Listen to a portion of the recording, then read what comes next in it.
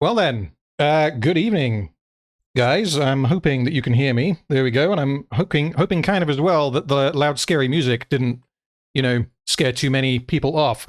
I've kind of rearranged how chat is for this evening because we're doing an AMA. So I'm just rearranging my windows. There we go. Yeah.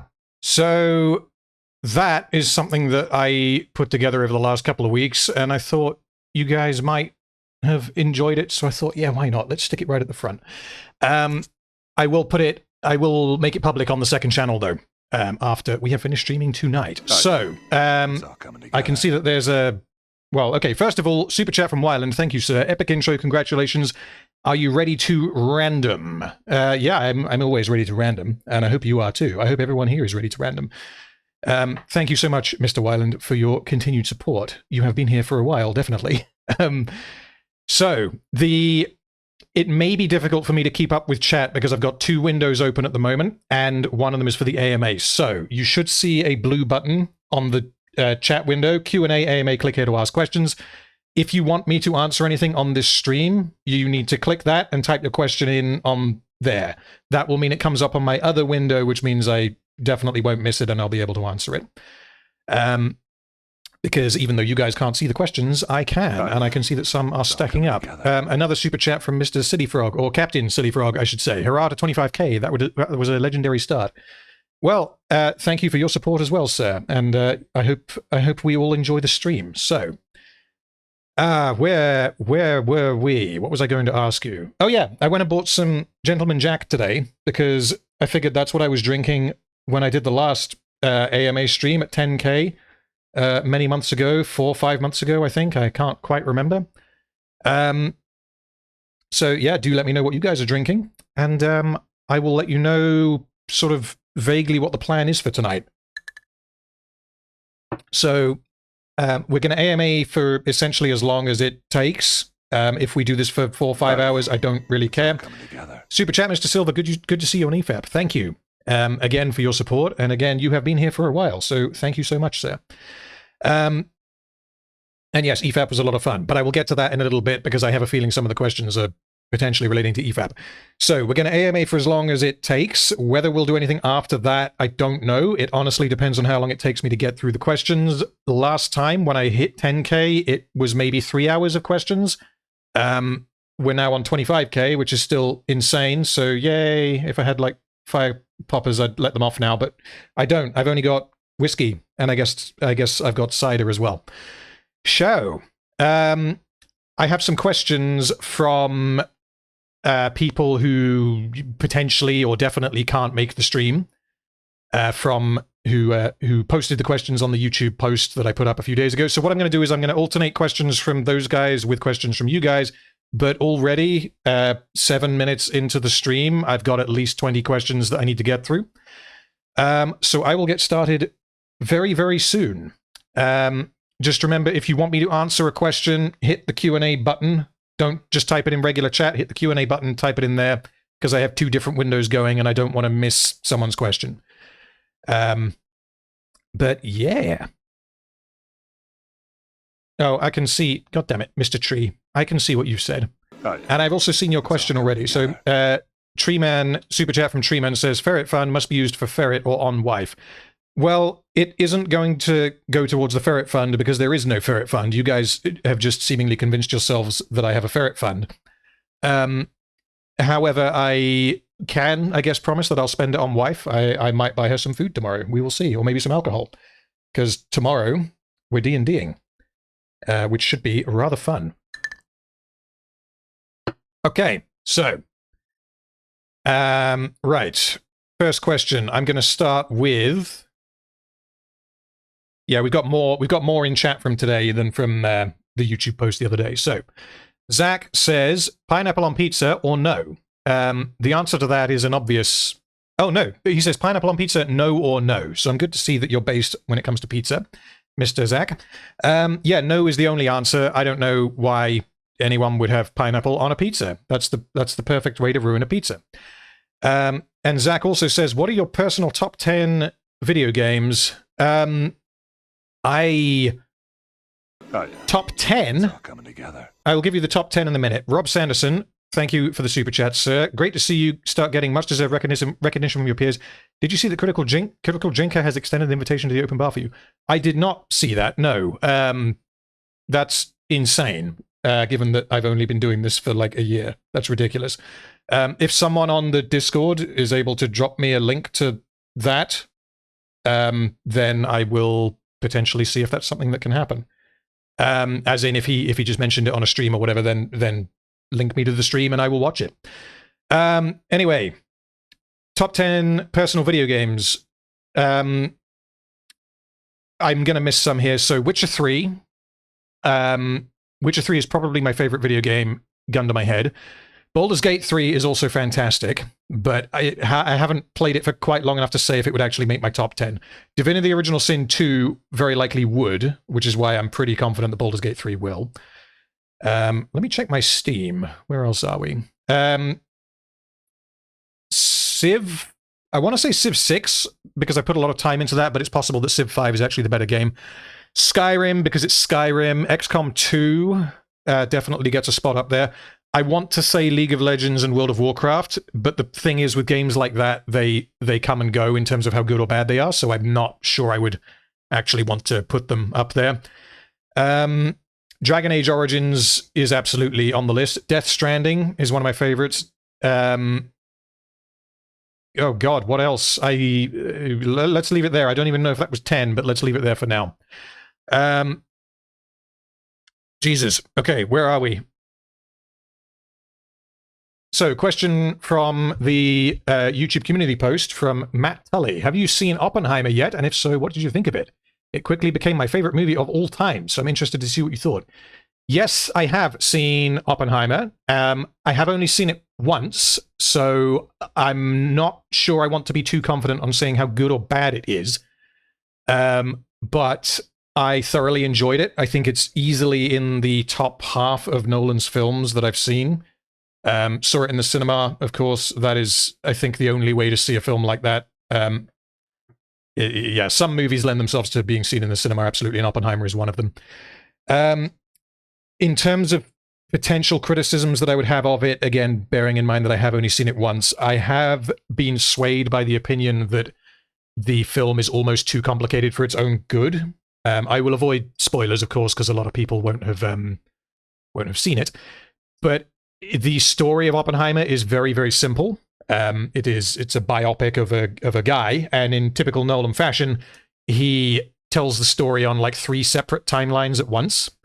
And it isn't clear until you are maybe half an hour from the end of the film what the actual context surrounding 2 of the 3 timelines is. And I absolutely love the ending of the film, where sort of everything comes together and you hit all 3 conclusions like at the same time, and it's like, oh shit, okay, so that's what this story was actually about. But it does mean that you spend a lot of time watching the film kind of confused as to what the context of it is, which is why I really want to see it again. But yeah, Oppenheimer I do really like.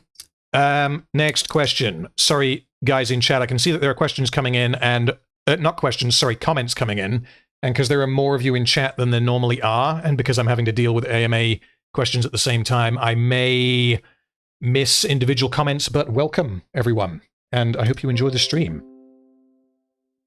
And hopefully it doesn't cut out. It's reconnected. There we go. We're good. Okay. If the stream does cut out, though, just tell me. So, next question. Oh shit, this isn't good. Okay, so the questions will remove themselves from the AMA if I take too long to answer them, so I'm going to have to get through a few. Mr. Silver says, will you collaborate with ER on your Blade Runner video? So I assume that's a reference to my Blade Runner 2049 video where I mentioned ER because he had a couple of criticisms of the film that I didn't agree with. It has been a while since I've seen his video, the film, or my video, so I can't remember exactly what they are. But yeah, potentially I would back down on them. Potentially I would not. I don't know. We would have to see. But yeah, I do enjoy some ER every now and then. HP Lefty says, or asks, so hypothetically, you are the owner of an excellent McDonald's restaurant and you need to hire a new manager. Your choices are Grima Wormtongue and Alfred, who gets the job done. Okay, so Going purely from what we see in the films, the only answer can be Grima Wormtongue, because they're like, both characters are evil and they have like ulterior motives, and they're probably going to screw me over, stab me in the back, and try and kill me. However, I have confidence that Grima Wormtongue would be able to run a McDonald's. I don't have confidence that Alfred would be able to run a McDonald's.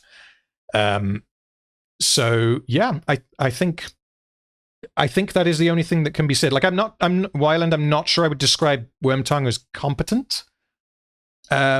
Again, purely based on what we see relative to the other characters, but him compared to Alfred is just, yeah. Okay, we'll do 2 more from the live chat, and then I will do 1 more from previously. So, Nikolic Sergek, I'm hoping I'm not mispronouncing your name. Apologies if I am. Lord of the Rings or Star Wars, what is better in your opinion? If we're talking... okay, so if we're talking about the OT, it's weird that I have to refer to the Lord of the Rings as the OT. That's so strange. But it would have to be the Lord of the Rings, because the Lord of the Rings is my favorite film, and Star Wars is not. If we're including all of the all Middle-earth properties and all Star Wars properties, so that means that you include the Lord of the Rings, the Hobbit, and Rings of Power, and you pit them against the OT, the prequels, the sequels, and all of the Disney spin-offs, I still think, as bad as Rings of Power is, I still think that I would say that the Lord of the Rings, or the Middle-earth is better, would be my guess. Because I don't even know if I want to say that Rings of Power is worse than something like Kenobi, from what I've seen. Super chat from James Moore. I definitely know that name. Where do I know that name from? Thank you either way. Congrats on 25k. Out of curiosity, have you seen the old animated Hobbit movie? While not perfect, I consider it way better. The songs are far better, and I love the VAs, particularly Smaug. I haven't. So it's on my list of versions of The Hobbit to watch for my final autopsy video. I have watched 2, and I'm halfway through a 3rd fan edit of The Hobbit. And they vary a little bit in quality, but one of them in particular is exceptionally good. James is from EFAP. Ah, right, that's where I know the name from. Well, yes, welcome to this chat. I hope you enjoy, and thank you for the super chat. No, I haven't seen the animated Hobbit, but I am going to watch it, because it would be... I think there are probably some interesting things that I can draw out of that for the final autopsy video on The Hobbit. But I can't give you an opinion on it, I'm afraid, because I haven't seen it. I've definitely seen some clips, though. Okay. Next question. Where were we? Oh, yeah, I was going to do one from previously. So this is a German name. I'm definitely going to butcher this, but Fire-Klinger, maybe? Sorry. Simple question, but what kind of music do you like or usually listen to? Well, those of you who were here for the opening, 3 minutes will have a pretty good idea, but that's the kind of thing that I usually listen to. I'll just load up my iTunes. So the stuff that the 2 bands that I'm currently listening to kind of more than others is Battle Beast, which is a power metal band, female-fronted power metal band. They're extremely catchy. And Slaughter to Prevail, which are a Russian deathcore band. And the vocalist from Slaughter to Prevail the noises he can make are just ridiculous. I don't even know how to describe it. To people, I guess, who don't listen to deathcore, it'll just sound like, toilet bowl noises. But yeah, I really like both of those right now. In terms of who my favorite bands are, again, if I just check my iTunes and sort by play count, you've got Racer X, Joe Satriani, Machine Head, Periphery, Protest the Hero, Children of Bodom, Killswitch Engage, Pantera, Dream Theater, Tesseract, Lamb of God, Devin Townsend, Sixth. I could go on. So we're talking primarily progressive metal, death metal, that kind of thing. If I'm not listening to that, I listen to quite a lot of film music, like epic soundtrack stuff. 2 Steps from Hell I really like, even though that's not, it's genre-wise it's the same thing, but it's not from any particular film. And every now and then electronic music, like Perturbator, Carpenter Brut, Ghost, that kind of thing. Really do quite like them. Okay. That's the kind of music I like. Where are we? Next question. Mega Hobbit. My question is, what editing software do you use, and if any, what do you recommend? So, in terms of, well, yeah, those of you who have been here for a while kind of will know this. I'm not a video guy. I'm an audio guy. That is what I do when I'm not doing YouTube, and that's what I did before I started doing YouTube. Video editing, I have only learned how to do enough so as to be able to make the videos that I want to make. So if you're looking for advice on video editing, I'm probably not the guy to give it to you. But to directly answer the question, I use iMovie, of course, for video editing. So again, extremely simple and extremely basic video editing software. It does what I need it to do, and I'm not going to change to something else until I want to do something that iMovie can't do. Because I don't see the point of, you know, learning how to use something else when I could just do it in 5 minutes in iMovie. Of course, it takes a lot longer to do it than 5 minutes if you're talking about a 4-hour-long video, but anyway. In terms of audio, I use Pro Tools, which is definitely overkill for the audio, for the YouTube side of things. But yeah, that's the software that I have. That's the software that I use. Right. Next question's from Sunny Day. What do you plan to do after this? Are you going to take a well-deserved break from making videos? So after I finish, I don't know, I'm kind of eager to get on to whatever comes next, because as a slight update, which will answer a few questions that I've already seen from looking ahead, I don't want to say finished, but I finished the first draft, I guess. First complete draft, let's go with that, of the Hobbit Final Autopsy. Yay! So it is 38,000 words, and there is a good chunk in there that is going to be unscripted, which I may explain later if someone reminds me, for those of you who don't know or have missed other streams. There are definitely bits in there that I'm going to have to change, reword, redraft, but a good chunk of it, maybe half of it, I want to say is finalized.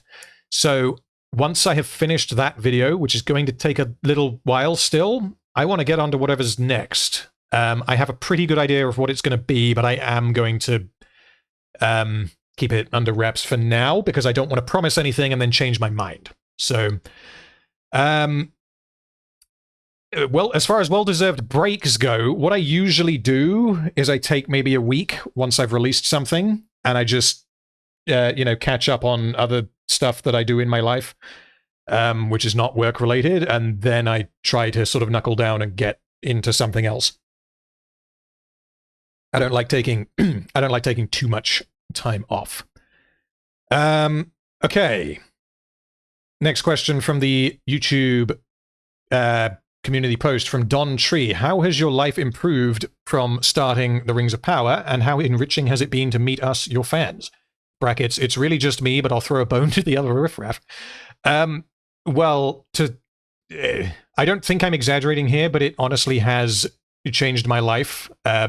Having any kind of community, any number of fans, it's still pretty alien to me, and imposter syndrome strikes frequently, because it's very, very strange to me having, I mean, right now there's 62 people just listening to me answer random questions on the internet, which is insane.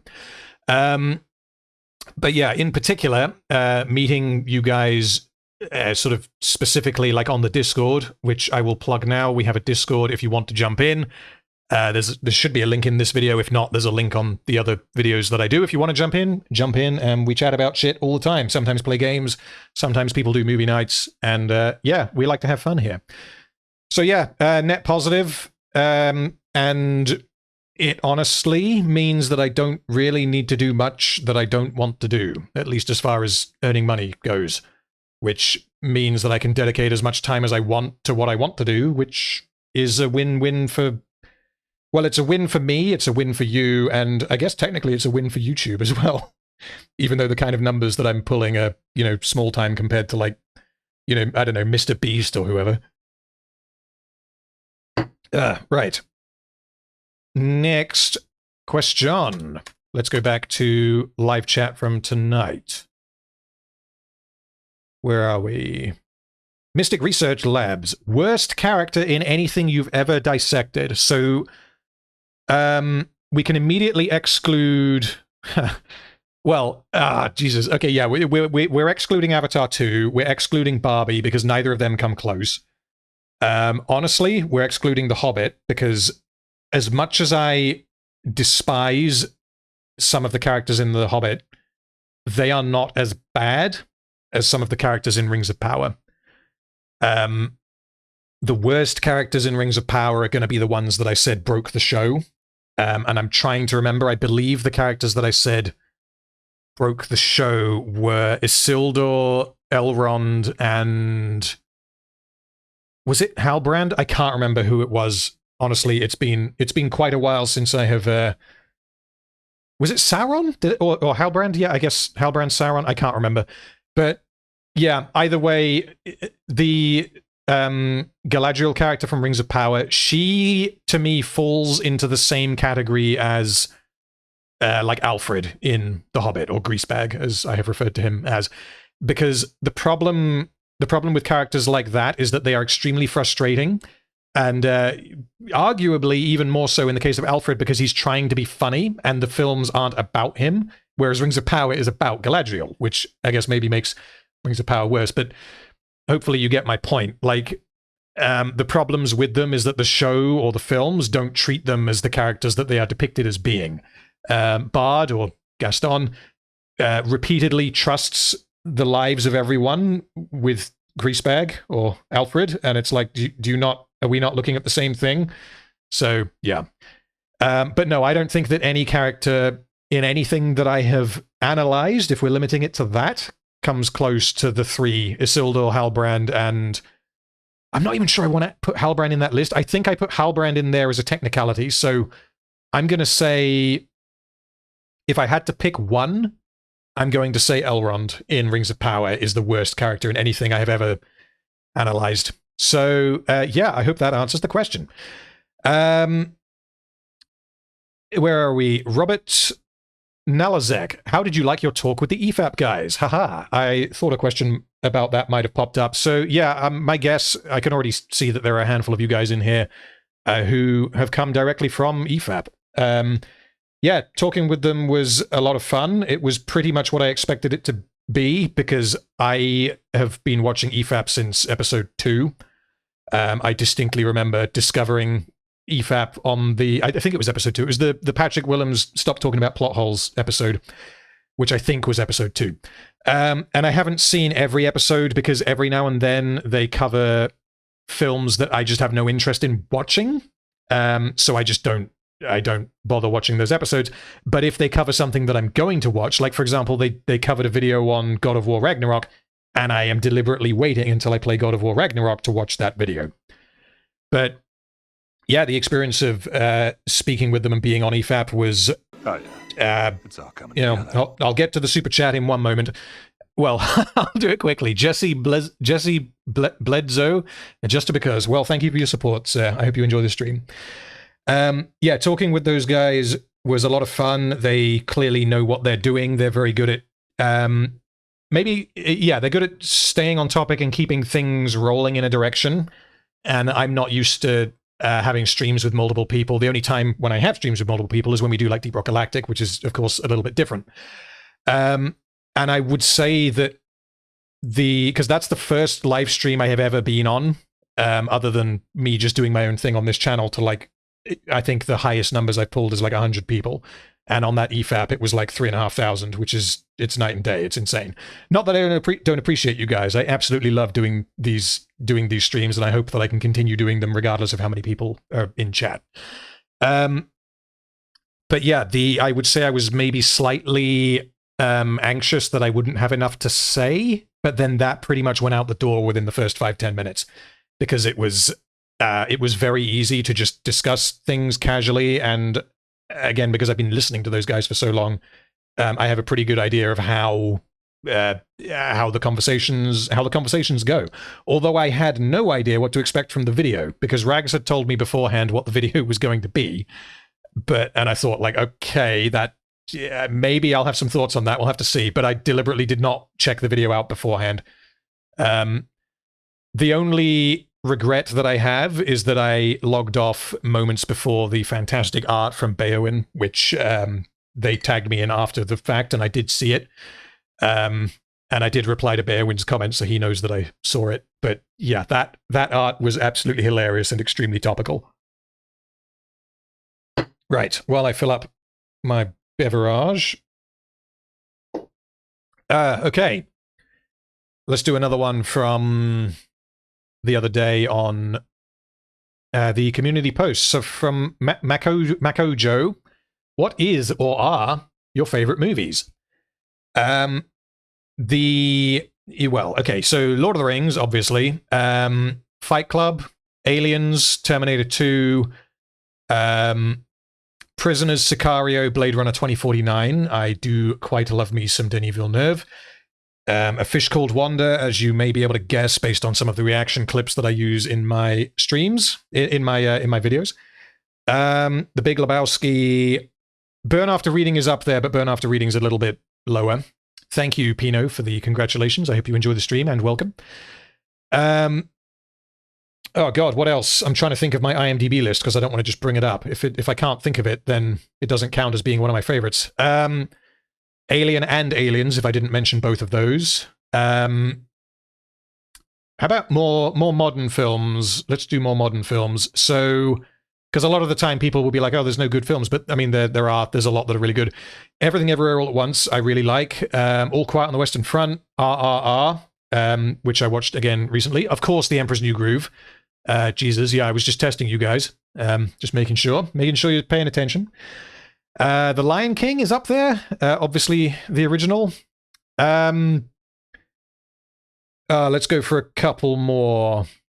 I do like really good horror films. So The Descent. There's a film called Raw, R-A-W, which is a French horror film about. Well, let's not say what it's about. It's up there. It's really good, though. Hot Fuzz, of course. Hot Fuzz is my favorite of the Cornetto trilogy, although all three of them I rank very highly. Hot Fuzz, I think, is like clearly the winner. Wife is in chat. Say hi to wife, guys. WALL-E is I want to say WALL-E is probably my favorite Pixar film, with the possible exception of The Incredibles. I don't know. Yeah, let's leave it there. I think that's enough favorite movies for now. But yeah, those are all up there. Okay, another question from. Let's do live chat. Where are we? What are you doing after this? Worst character? How did you like to talk with EFAP? So Ryan, hello Ryan. Ryan says aliens have landed on Earth. You must choose one film, one game, and one song to show them the best of humanity. So I'm going to translate that question as. What is my favorite one of each? Because I feel like if I showed my favorite X to an alien, they would maybe not understand what I'm showing them. Excuse me. But yeah, I will answer in the spirit of the question. So, one film is The Lord of the Rings. It is one film. I don't care that it was released in 3. It's one film. We're going with The Lord of the Rings. One game... Probably Witcher 3, but we are including the DLCs, the expansions. Calling them DLCs is so cheap. They're so fucking good. It's just hours of extra story-driven content. It's so good. It's fantastic. I fucking love that game. And one song, let's go with Octavarium by Dream Theater. That is my favorite song. It is 24 minutes of just pure progressive metal goodness, and I absolutely adore it. Okay. If you Lightning McStab, if you could insert yourself into one scene from the Hobbit trilogy, which one and what would you do? Okay, so I am going to answer this question in 2 ways. In the first way, I'm going to assume that I'm me. So I'm obviously I can die because I'm a person and my name is Anakin. No, I'm a person and I can die. And the other way that I'm going to answer the question is I'm going to assume that I'm a character in The Hobbit and that therefore I can't die until the film decides that I can. So I feel like the scene where Dane is headbutting orcs, he's obviously Dane and he's not wearing a helmet, and these orcs are just wearing, metal armored helmets, and he's headbutting them and knocking them out. if I could be there, I'd be right there with him headbutting the orcs in the face. That seems like quite a lot of fun. Tonally very jarring, because of course that is the scene right before Thorin is told all of our kin are dying and you're sat here. And what's the line from Dwalin? He says, like, you are lesser now than you have ever been. Yeah, so a little bit tonally jarring watching Dane headbutt a bunch of orcs and knock them out. But if I could not die, then I'd probably be doing that. If I could die, either Erebor at the beginning, pre-Smaug, obviously, or... See, I'm thinking of the scene where they're in Rivendell, but I'm not sure I'd want to be in Rivendell when the dwarves are there because they're just assholes. So I don't know. Let's go with Bjorn's house. Bjorn seems like a nice dude, and he seems to have some nice food. If we're not going with Rivendell, then we'll go with that. Okay. That's a good... I'll read this. So, Greyard, you're absolutely correct. If I could be standing on the sidelines watching the greasebag catapult, I'd be there. I'd be there, absolutely. Also, before I do another question, Lucius the Eternal, you didn't mention Smaug flipping shit at Bilbo's mention of Barrel Rider, but that shouldn't mean anything to Smaug. So, I'm trying to think now. His reasoning for being... He was aware that the Lakemen... Yeah, you're right. This doesn't make any sense, because I can maybe accept that he knew that the men in the area traded with the elves via barrels, and therefore his mention of barrels is like, oh shit, the men are working with the dwarves. That, I think I'm happy to say, lines up. Him knowing that he refers to them as tub trading Lakemen doesn't make any sense, because Lake Town didn't exist until after Smaug destroyed Dale. So they're not Lakemen at the time when he last knew them.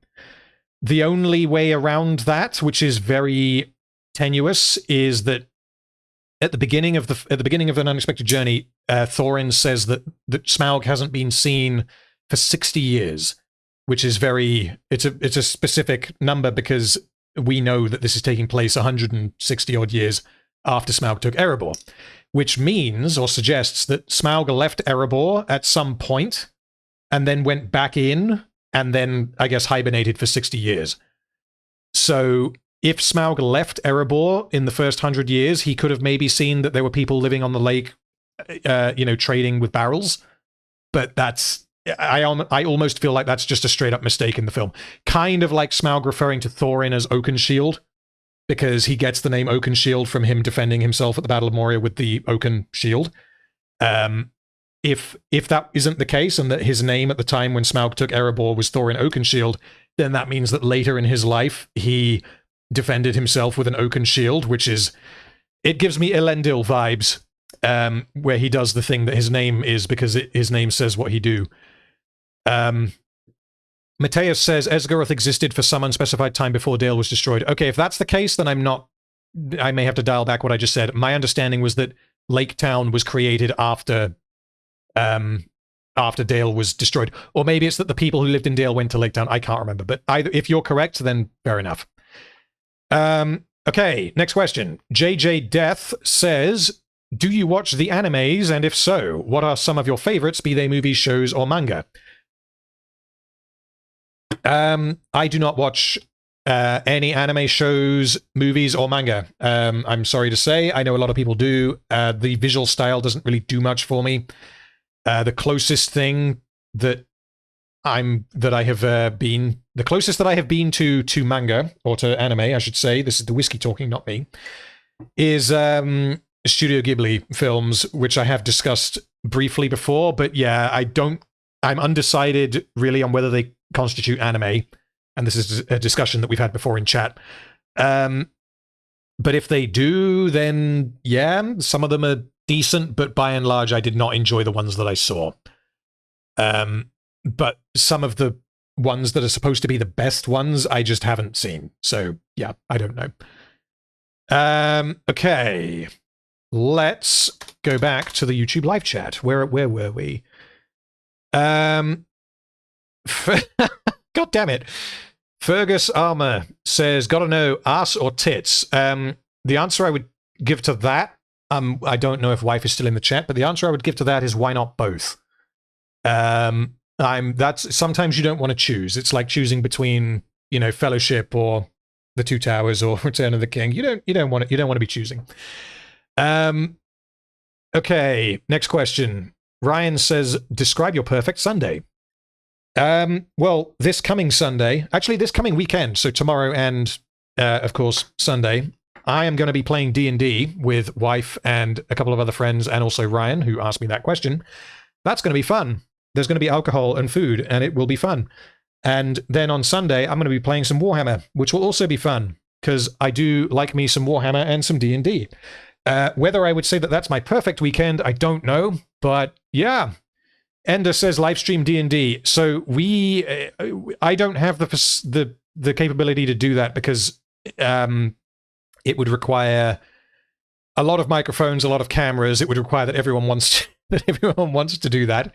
And also, when we do D&D, we play once every 4 weeks because of everyone's work schedules, and we go for maybe 10 hours. We go for sort of upwards of 12 hours, but we take breaks for food and drinking and whatever. So most people apparently play for maybe 3 to 4 hours every week. We don't do that. We cram it all in on one particular day.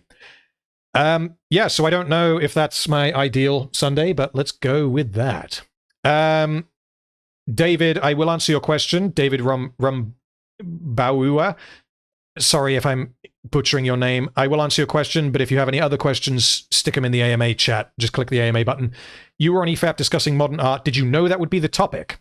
Are you some sort of art aficionado? Who is your favorite artist and painter? What is your favorite artwork? Okay, so not in the slightest. My understanding of and experience with art is almost entirely constrained to movies and music. I don't really have any interest in painting outside of, you know, myself painting Warhammer, which is that's totally different. And as many of you will know, I also don't enjoy books. I just don't read books. I don't like them. Give me an amazing book. Like to tell you how much I just get nothing out of reading books. The Lord of the Rings is my favorite film, and I have no interest in reading the book because I really enjoy the experience of watching a film. I just don't like the experience of reading a book. So maybe that's the autism talking. I don't know. But yes, I did know that that was going to be the topic because it was discussed beforehand, and I was when I was invited, I was told that that would be the topic, and I thought, yeah, that could present an interesting discussion because a lot of what we were talking about was, of course, not constrained to painting, like artwork. So, okay, next question. Thomas says, your long-form videos are so well put together. How many hours does it take you to produce an hour-long video? It varies hugely, which isn't... Yeah, it's not really supposed to be a cop-out of an answer, but I guess it kind of is. So the Barbie video did not take me anywhere near as long as a comparably lengthed video, like, say, one of the Rings of Power videos that was like an hour and a half long. Part of the reason for that is that Barbie, the footage I could use for Barbie was very limited because the film is not out yet, which means that I was limited to trailer footage, which is very, like, the amount of editing I have to do with that is limited, or like cam footage, which I don't want to use excessively because, one, acquiring it is not legal, and two, it doesn't look or sound good. I did go and see it at cinema, though, so I don't feel bad about using that footage or whatever. As for how long it takes, oh, Jesus, I don't even know how to measure it.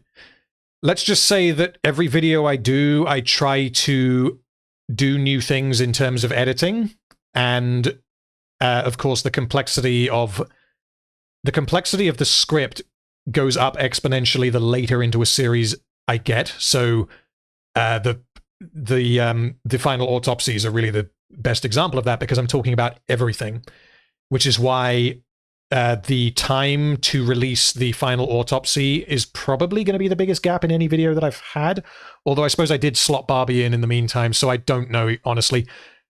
Number of hours, I wouldn't even want to guess. But we're talking hours and hours. We're talking weeks of work.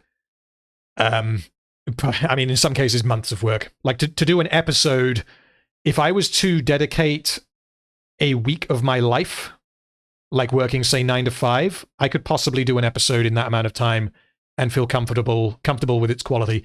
And when I first started doing the Rings of Power videos, that's exactly what I did. I released the first 3, maybe a week apart. Will that be the case for anything TV show related that I do in the future? I don't know, because obviously I've tried to up my standards, but yeah, hopefully that gives a rough idea. Any of you guys, by the way, I can see a couple of questions in the main chat, and I want to try to be strict. If you want to ask me a question, click the AMA button and ask it in there if you haven't already, because I don't want to skip people who have already asked questions, and I also don't want to be going between 3 different loads of questions, because it is hard to keep track. Okay, another question from the YouTube community post. So Daniel JX1FK, would you do a not very good series about anything Disney Star Wars related? Say the sequels. I know they are garbage, but so is Rings of Power, and I very much enjoyed your take on that. The short answer is no, unless I feel compelled to do so, because supposedly there's going to be more Disney Star Wars films, and if I feel like I have things to say about it, then I will, but I can't imagine that I will, because I just don't care about Star Wars at this point. Like, I've heard almost universally good things about Andor, and I still have not watched Andor because I just don't care about Star Wars.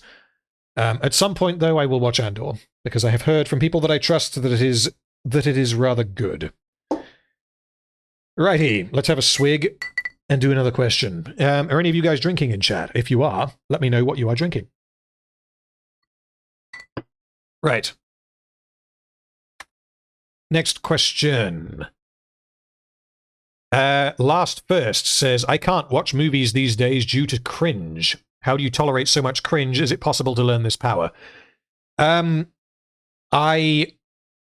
don't know if anything that I have covered is entirely cringe. Well, yeah, put it this way. If all it was cringe, I probably wouldn't have much to say on it, because it's cringe. Like that, you know, that's kind of it. And like, there are scenes in stuff that I have covered that are absolutely cringe, but usually there's a little bit more to it than that. And the little bit more to it is kind of the bit that I'm interested in. Lots of people drinking. Reed.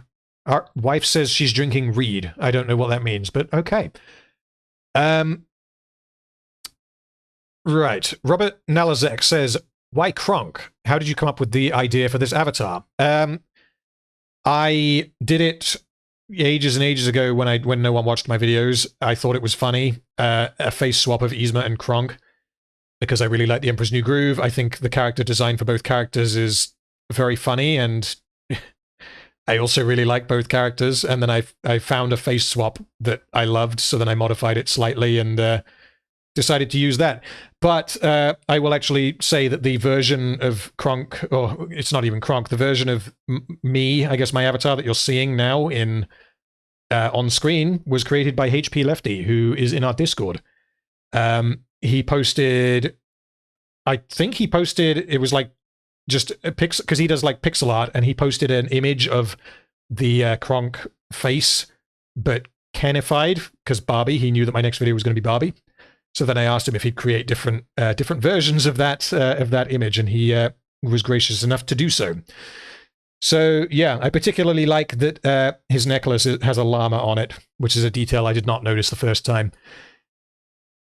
James Moore says, that's what the face is. I was so confused and it was bothering me last week. Yeah, I just find it funny, honestly. If I could go, I think I've said this before, if I could go back in time and pick something different, maybe I would. But I also like the fact that I just picked something when I had no audience that I liked. So we're sticking with it. I might kind of go the route of what I did with Barbie and just sort of get it changed for different videos, because I quite like that idea. But the face with the giant chin and the sort of disturbing grin, I really quite like. Okay. What are some of the movies you're looking forward to in the near future? That question was from True66. What am I looking forward to? Well, I was looking forward to Mission Impossible Dead Reckoning Part 1, which I haven't seen yet, so I guess you could say I'm looking forward to it, but I've also heard very mixed things, which is unfortunate because Well, the last 2, maybe 3 Mission Impossible movies were pretty good. As for things that are coming out, Dune Part 2, really looking forward to, really annoyed that it's been delayed. Killers of the Flower Moon, I think it's called, the Scorsese film with De Niro and DiCaprio. I don't really know much about it. I saw the trailer in the cinema when I saw either Barbie or Oppenheimer, I can't remember. And yeah, I really like Martin Scorsese, so that should be good. I don't know, give me some more ideas, chat. What else is coming out relatively soon that might be good? Because I'm drawing a blank. We've got 2. We've got Dune and Killers of the Flower Moon. I can't think of any others. Which do I like Dune 1? I do like Dune 1 quite a lot. I've seen it twice, and yeah, I like it quite a lot. It's definitely not perfect, and I haven't read the book, as if that goes without saying, but yeah, I do like it. Napoleon could be good, but I'm ambivalent on it because I haven't seen enough. Well, yeah, maybe that's a poor way to phrase it. I don't know enough about what the context of the film is to have an opinion, but the fact that it's Ridley Scott on its own is not enough to make me want to watch it. Let's put it that way. But it could be really, really good. Lots of people saying Napoleon. Yeah, I will probably see it in the cinema, honestly. If it comes out, then if it comes out and it's received well, then I will probably see it in the cinema. Five Nights at Freddy's, again, that could be, it could be a sleeper hit. I have no idea because I know nothing about Five Nights at Freddy's. But yeah, potentially. Saw 10 I will watch because I've seen all of the others. House of the Dragon Season 2, I haven't seen Season 1 yet, but if there's a Season 2, then yeah. Does the new season of Rings of Power come soon? That, I think, the last we heard was that it's going to be 2024, so I don't know if that counts as soon. The new Poirot movie, I don't know what that's called, but I wasn't a huge fan of Murder on the Orient Express, the Kenneth Branagh one. It was okay. Last Voyage of the Demeter, I've not heard of that, but if that's meant to be good, then I may have to have a look. Haunting in Venice, yeah, that's it. Yeah, it's okay. So honestly, the only, because I'm going to exclude Napoleon because I'm not excited for it. I'm cautiously optimistic. The only two films I'm excited for are Dune Part 2 and Killers of the Flower Moon. That's it. Okay, next question. Let's do one from the YouTube community post. So the Death Ray says, as a question, could we ever hope to see the original Lord of the Rings movies critiqued in your style? That they say to truly love something, you should be willing to point out that thing's flaws. I am definitely open to the idea. I'm undecided on whether I will do that next because I'm not sure that I want to. Here's the thing. So I've done Rings of Power, which is not good, and it's Middle Earth. I've done The Hobbit, which is not good, and it's Middle Earth. So the question is, next, do I do The Lord of the Rings, which is good, but it's Middle Earth, or do I do something completely different that's good, that's not Middle Earth? Or I guess the other option would be to continue with X is not very good, but not do something from Middle Earth. Those really are my three options, and I am unsure. I will say don't rule out me doing The Lord of the Rings. Because, yeah, they are my favorite films. They're definitely not perfect, but in particular to compare them with Rings of Power and The Hobbit might be an interesting exercise. Okay, Nikolic Serjek says, are you a Stormcloak or Imperial? Please do not be a Thalmor. Every time I've played Skyrim to any degree seriously, I have always gone Stormcloaks. The furthest I ever got, I've never completed it. I've put hundreds of hours into the game, never completed it. And every time I have got far enough, I guess, in the plot of each respective faction, it has always been Stormcloaks. Imperials I have joined, but I never went very far with it. Honestly, I feel like Stormcloaks is the right answer.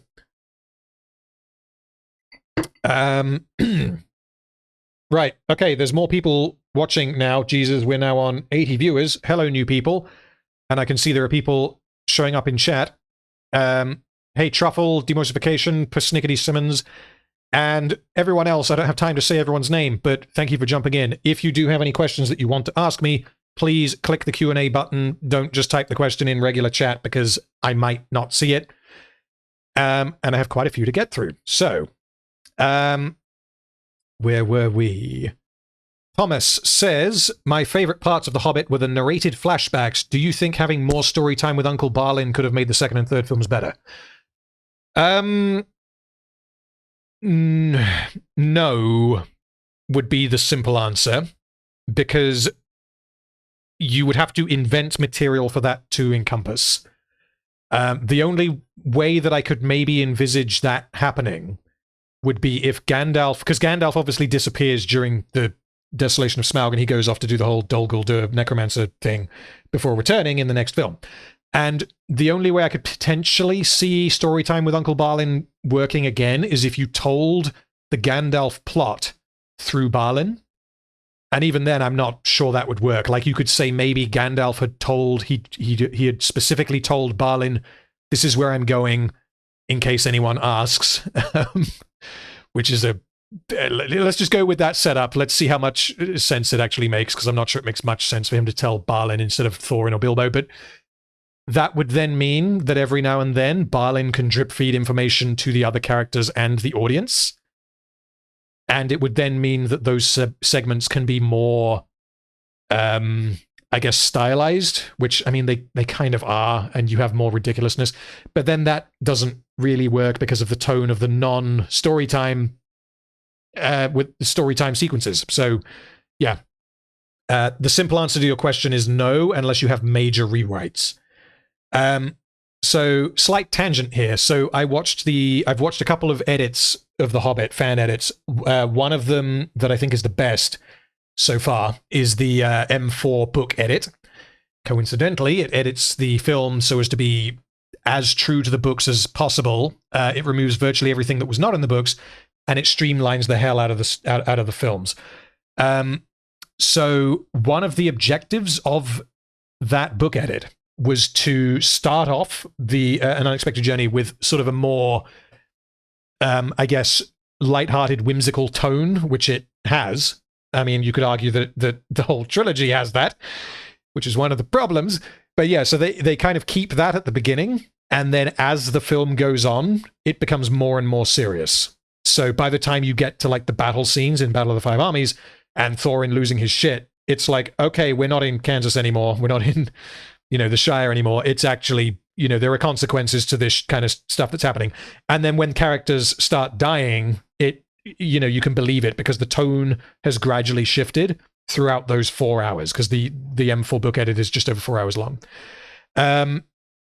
That I learned, I want to say a few days ago, was the original goal of Guillermo del Toro when he was attached to the Hobbit movies, because when he was attached, it was always going to be 2 movies, which I guess would have been maybe 4 or 5 hours long total. And his objective, or one of his objectives, was to start with sort of the more whimsical tone of the book and to gradually transition into something that would then be more befitting of, a prequel to The Lord of the Rings, because those two things are obviously not the same. So the Guillermo del Toro vision and the M4 book edit's final result are not at all present in the theatrical or extended cuts of the Hobbit trilogy, because the silly bullshit just persists all the way through, which means that there is no gradual change in tone. So yeah, that is something that we could have had. Okay, right, next question. Where were we? I've lost questions. No, I haven't. I found them again. Movies you're looking forward to: Stormcloaker, Imperial, favorite parts of The Hobbit. Here we go. Rob Sanderson just posted the link. Okay, thank you. I will check that out in a bit in the Discord. Probably next week it'll be. Tag me in the post if you haven't, please. Okay, Hugh Gedney says, greetings, Random. How are you? I am very well, thank you. I hope you are doing okay. What do you think about the Warhammer Versus? Is it interesting and awesome? You're going to have to clarify what you mean by the Warhammer Versus. I don't I don't know what you mean by that. Unless this is... Let me Google it and just make sure I'm not being a dum-dum. Warhammer versus... Yeah, I've got nothing. At me in regular chat, and when I see your response, I'll see if I can answer the question properly, because I'm not sure what you mean. If you're referring to the books, just in general, I haven't read them. I listen to a lot of like Warhammer lore stuff on YouTube, which isn't technically the books, but it's like an exploration of the lore. And there's a handful of channels that I could mention that do that. Luton, Voldemort, and The Remembrancer, I think, are the three that I usually listen to. They're all really, really good. Okay, next question. Mystic Research Labs, what percentage of the Hobbit trilogy was not in the books? So the only concrete answer I can give is that the M4 book edit that I've mentioned a couple of times, the amount of footage, I don't remember if I mentioned this on EFAP or not, otherwise I would have you guys in chat guess, but the amount of footage that they cut was 51%, which means that the M4 book edit is 49% of the original Hobbit trilogy, less than half of it, and the film is still entirely coherent. Everything makes arguably more sense than it did with the additional, 51%. Characters are not damaged. The plot is not distracted by random bullshit. So I don't remember the book particularly well because I read it when I was a wee lad, but going by what the M4 book edit did to the Hobbit trilogy, more than half of what we get in the Hobbit trilogy is not in the books, or at least is not in the Hobbit. It might be from the external material, but that wasn't the question. Okay. Thomas says, I play Orcs and Necrons. Good man. I play... What do I play? Primarily at the moment, Tyranids. I also have a Tau army that I played in 9th, and I'm going to be playing this weekend for the first time in 10th properly. I have some Space Marine Salamanders that I'm currently working up to 2,000 points. I've got about 1,000 points, and I'm going to give them a go. But yeah, I've never actually played them. I just really like Salamanders. I think they're awesome.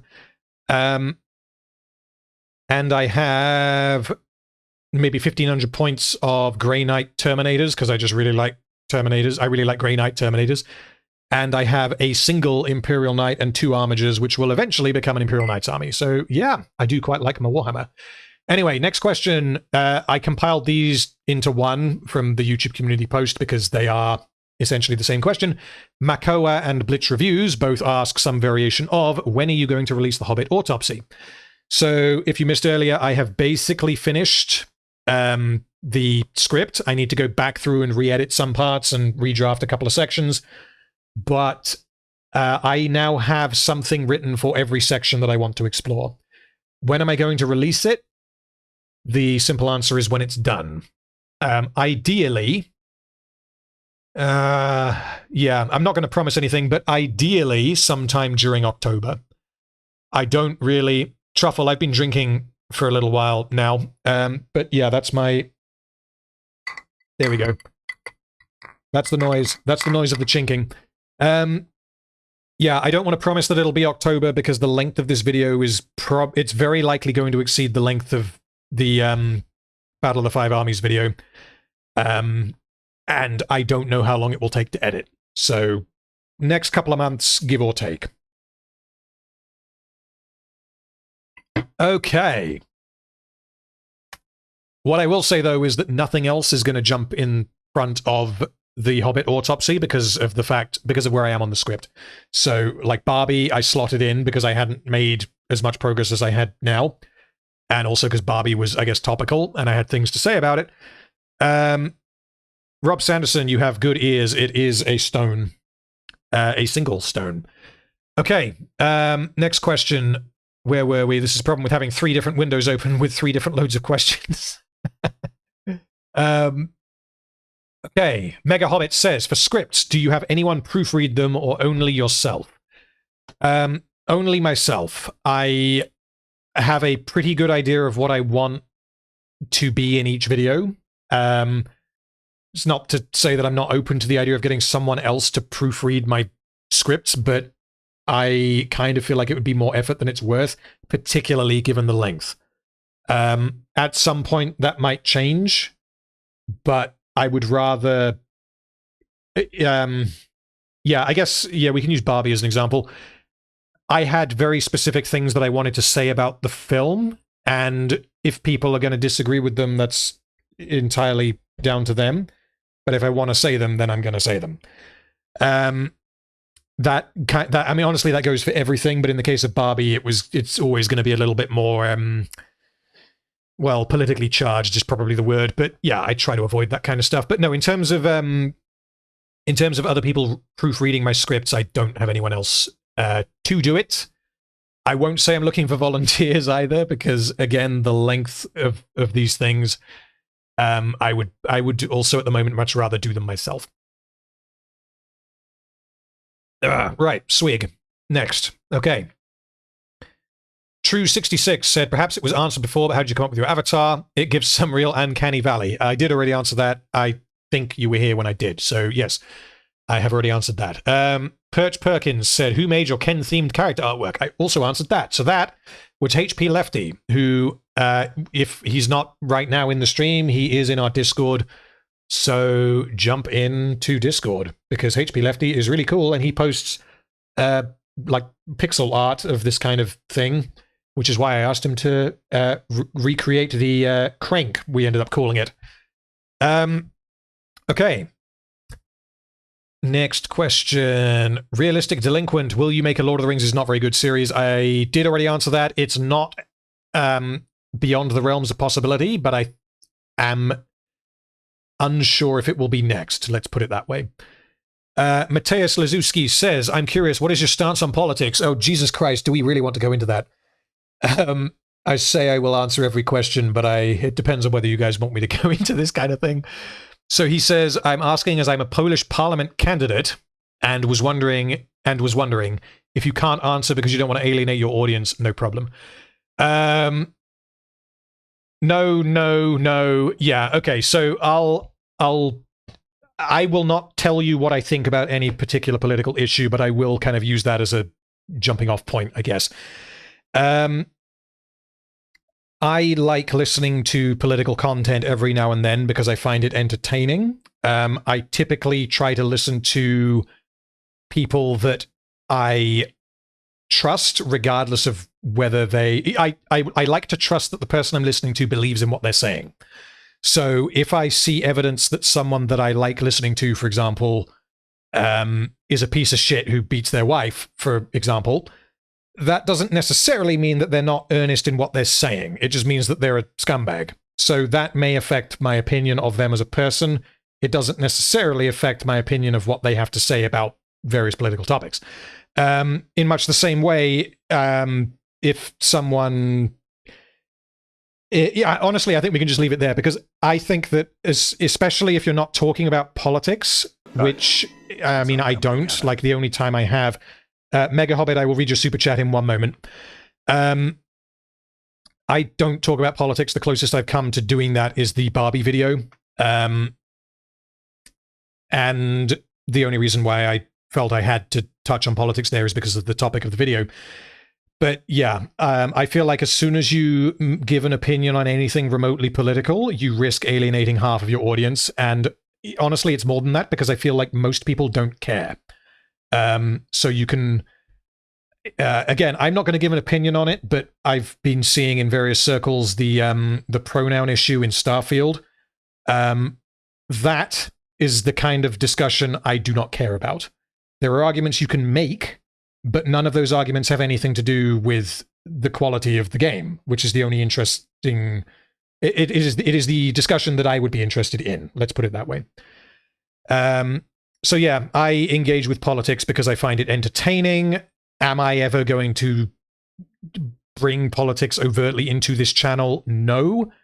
And I feel like most of you guys, the fact that you guys are currently in this chat would suggest that you already know this, but anytime I make politically charged jokes in my videos, it's because I find it funny.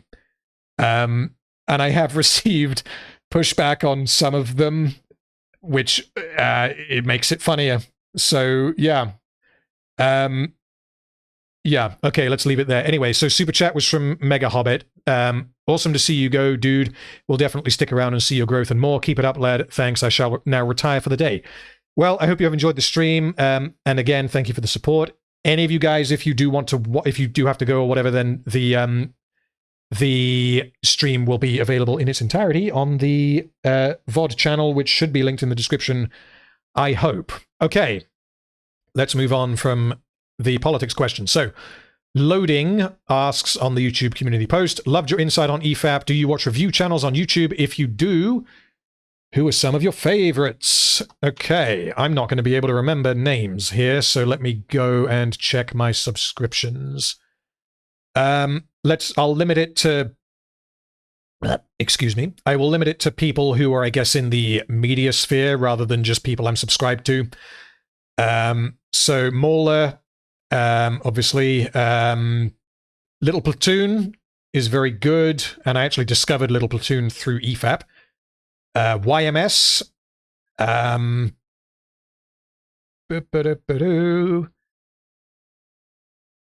scrolling down, I'm subbed to quite a lot of channels that have nothing to do with films.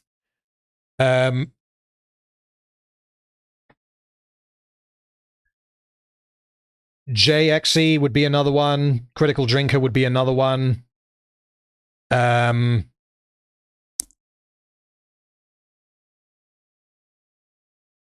Wife just reminded me of something which I will clarify in a minute. Oh god, what other channels are there?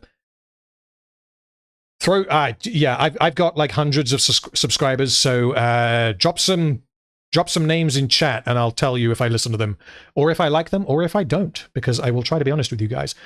Little Platoon is awesome. Yes, that he is. Rags, yes, obviously Rags, he didn't appear on my list, but yes, Rags, I do watch his videos. Both the, obviously EFAP, the Dog Bites, and the Rags channels. Cinema Wins, I have watched, but I'm not subscribed to them. Pointless Hub, I've not heard of. Sheev Talks and Madvocate, I've definitely heard of them. Nerdrotic, I don't watch. I've watched some of his streams. I haven't watched any of his, I guess, videos. So, yeah, honestly, I don't know a huge amount about Nerdrotic. I don't know if it would be incorrect of me to say that he is far more concerned with the politics of current media than I am. That's the vibe I get. Whether that is unfounded, let me know, but that's the vibe I get. Thomas Flight, I'm unfamiliar with. Altiori, I'm also unfamiliar with. I'm going to have to go through and check some of these out.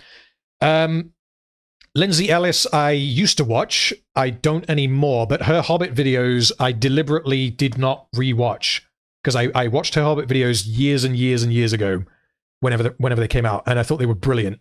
But I did not rewatch them deliberately when making mine, because I didn't want to. I wanted, if I reached the same conclusions as her, I wanted to reach them, you know, on my own grounds rather than be influenced by what she had said. But yeah, Lindsay Ellis as well. What was the other one? Bright. Her video on Bright was also very good, I remember. Reaper? I'm unfamiliar with Reaper, but that's a name that I may have seen and not remembered.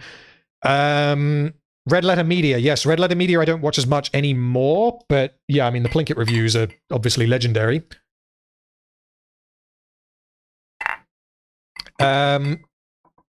Okay, yeah, I mean, if any of you guys are in Discord, mention these channels to me at some point, because no doubt I will forget some of them. But yeah, I have discovered channels through you guys who are in Discord, just, you know, adding me, and I've just clicked them.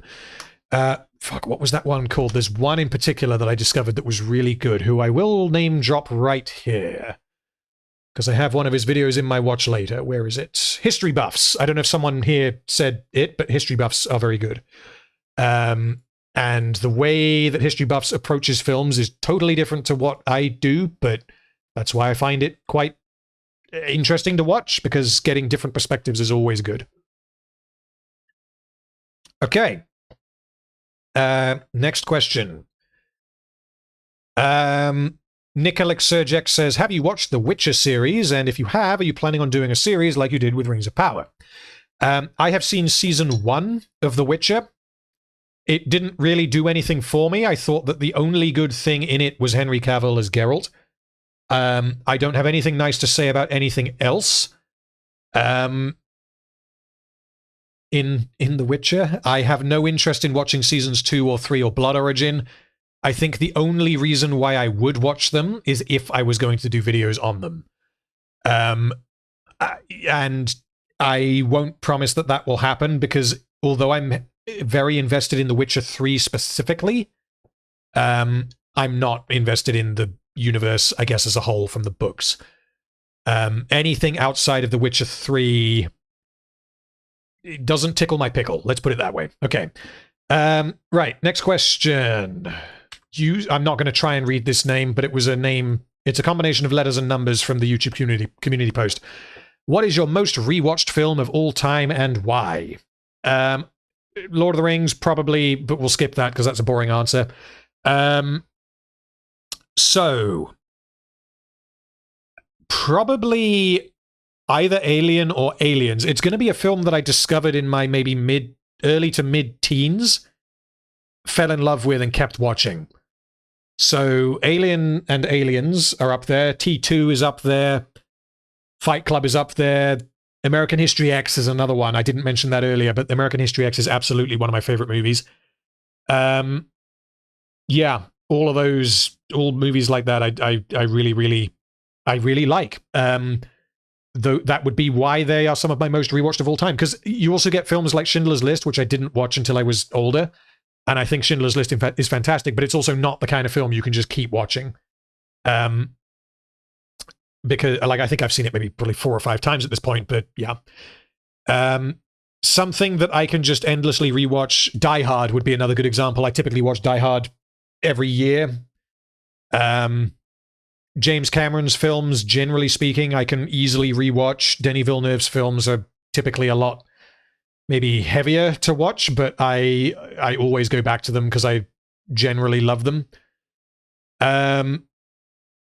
Yeah, hopefully that answers the question. Again, I've seen a couple of questions in the regular chat that are questions for me to answer. Please stick them in the Q&A section. Click the Q&A button and ask them in there, because I don't want to jump ahead of anyone else, and we've already got quite a few questions to get through. Okay. Right, I've got 2 more questions from the YouTube community post, which I will do now quickly, and then it's all on you guys, and I've got at least 25 questions to get through from you guys.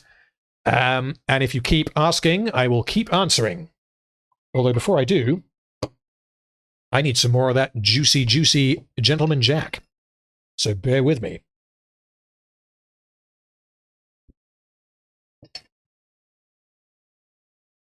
Gentleman Jack from Tesco at the moment, £24 with Club Card, which is extremely cheap given how nice the whiskey is.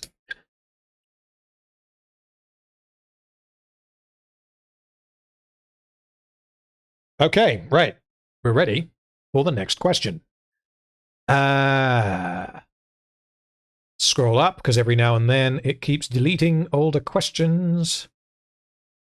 Do you proofread scripts? Who made the Ken artwork? Politics, which, here we go. Cyrus Cohen says, hey, Random, you and Mauler have inspired me to make my own long-form video essays. Well, that is good to hear. How do you capture scene footage from movies, etc., to put in videos? How do you avoid copyright? So, rather than... I will give you a short answer now, but the long answer, I would suggest you go to my second channel, the VOD channel, which there should be a link for in the description.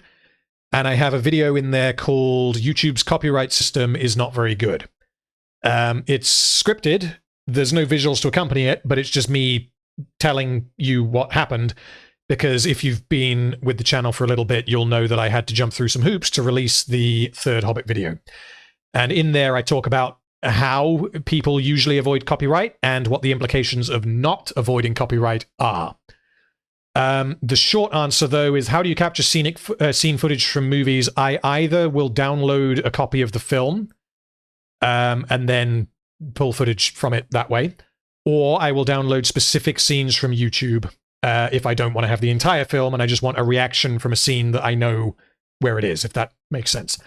How to avoid copyright? There is no simple answer, but generally speaking, provided you don't use clips that are longer than about 6 seconds long, you're good. There are asterisks to that, however, which, yeah, I'm pretty sure I go into in the video that I mentioned. If you want more information, just at me on the Discord, and I can potentially go into it in a little bit more detail. But it varies largely depending on what the copyrighted footage is. So I, for example, had no trouble with the Barbie video, but I had massive trouble with the third Hobbit video. Okay, anyway, sorry, I said I was going to do the last 2 questions from YouTube. So, from the YouTube community post. So, Sebastian Melton says, when are you getting wife her ferret? That, I'm not getting wife a ferret. So, yeah, again, for any of you guys who are relatively new, and I'm guessing a fair few of you are, given the number of people watching. Hello, new people. Welcome. My chat, my randos, decided a while ago, and I can't remember exactly why, that I am going to buy my wife a ferret. I don't like ferrets, and she wants one, but we already have a dog, and I'm open to the idea of having another dog. I don't like ferrets. So for some reason, the hashtag #BuyWifeFerret has become a thing on Discord and also in my chats. Yeah, that's a thing that's happened. So when am I getting her a ferret? I don't plan on getting her a ferret. Sorry to say. Don Tree, final question from the YouTube community post, and then I will just be doing the live questions coming in from you guys. So Don Tree says, if the ferret fund is not used for a ferret, then what is the wife going to get with the ferret fund funds? I must know my life will be diminished without this knowledge. Yeah, so some people have given me super chats with the intent of it being in a ferret fund, when I've made clear that there is no ferret fund. But I mean, if you want to donate to the ferret fund, then go for it if you really want me to do that. What will the funds be used for? I mean, eventually, I guess theoretically, they will be used for a dog, because if or when we get another pet, it is 99% likely to be a dog. Because I like dogs. We both like dogs. That's not to say there aren't some dogs that I don't like, but yeah, the right dog, I like. And I think I will always be a dog person. I can't fucking stand cats, but I would even take a cat over a ferret, I think. Oh, and what wife came in earlier to say, to correct me on something that I had said earlier, regarding proofreading of scripts. I did actually have her check my Barbie script to make sure that nothing that I said was either wrong or too incendiary. And I like making spicy jokes, but if I say something wrong that is incendiary, then it is I'm gonna lose people at that point. And I essentially, if you can't take a joke, you're not gonna make it through any of my videos. But at the same time, I like to think that my videos are able to convince people who disagree with them. So, you know, some people are never going to be convinced, but yeah, I try not to be too spicy in the wrong direction. Okay, right, that's it for questions from the YouTube community post. So now we are back to live chat. So, where are we? Captain Silly Frog says, do you find yourself ordering more items off Amazon now that they've launched your YouTube career? Okay, so no, I guess honestly, I used to buy a lot from Amazon. I will tell an amusing story. I find it amusing. Hopefully you guys find it amusing. Before the YouTube channel started taking off, what I used to do part-time is deliver packages for Amazon. And I found it highly amusing that I essentially replaced, I mean, that wasn't a career, that was a stopgap to pay the bills. But while I was giving packages to Amazon customers, at the same time I was sat in my room writing scripts about how bad their TV shows are. And at one point in the depot where the warehouse is, there were like just a line of trucks with the Rings of Power plastered on the side of it, because obviously they want to advertise it to people who see the truck. And I was just in there and I started laughing to myself like, oh, if only they knew. But yeah, of course. So yeah, I don't do that anymore, which is good. And honestly, I don't think I will ever do that again unless something goes catastrophically wrong. Because the tax system in this country is retarded, but let's not get political. Anyway, next question. So, David Ward said, I knew I liked you, then you mentioned your heavy metal poisoning, and I can't relate anymore. Thank you for being so damn cool. Congrats on the channel growth. Excited to hear about EFAP. I missed it. Well, yeah, the EFAP is, of course, on the second channel, Mauler's second channel, if you do want to listen to it. It was a lot of fun to do. And yes, heavy metal. Yay. I do like heavy metal. And if you want to share some heavy metal with me, then jump in the Discord and post it in the music channel. Wow. Okay, next question. Nikolak Sergek says, in an alternate scenario, you got a job to make original Lord of the Rings even worse than Rings of Power. How would you ruin it?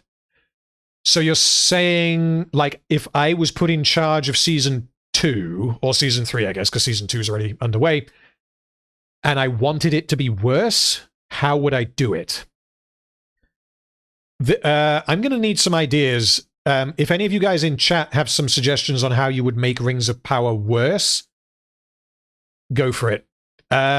So, just off the top of my head, I don't even know how you would, just off the top of my head, how the hell do you make it worse? You would have to make it less coherent, which is a stretch, because if you go less coherent, yeah, no, we're going to approach this a different way. Rather than making the bad bits worse, we're going to make the good bits bad. So what was good in Rings of Power? And it's a vanishingly small list. The music and the Vagabondify, the All Kazoo soundtrack, that would make it worse. I don't hate the music from Rings of Power, but adding an All Kazoo soundtrack would definitely make it worse. Yeah. A greasebag catapult with Waldreg. Make Galadriel commit a genocide. Oh, did she? Did she commit a genocide? No, that was right. She wanted to, but she never actually did. Okay, yeah. Apart from the music, what is... I guess some of the performances are good. So I would recast the dude that plays Halbrand, the guy that plays Elendil, the guy that plays Durin. Both Durins are good. The lady who plays Disa, I would recast all of them and replace them with people who are as bad as the rest of them. I would replace the soundtrack with a kazoo. What else? What else? All pigeon cast. Yeah, I mean, yeah, obviously that would make it worse, but the thing is... I think I'd almost want to see that more.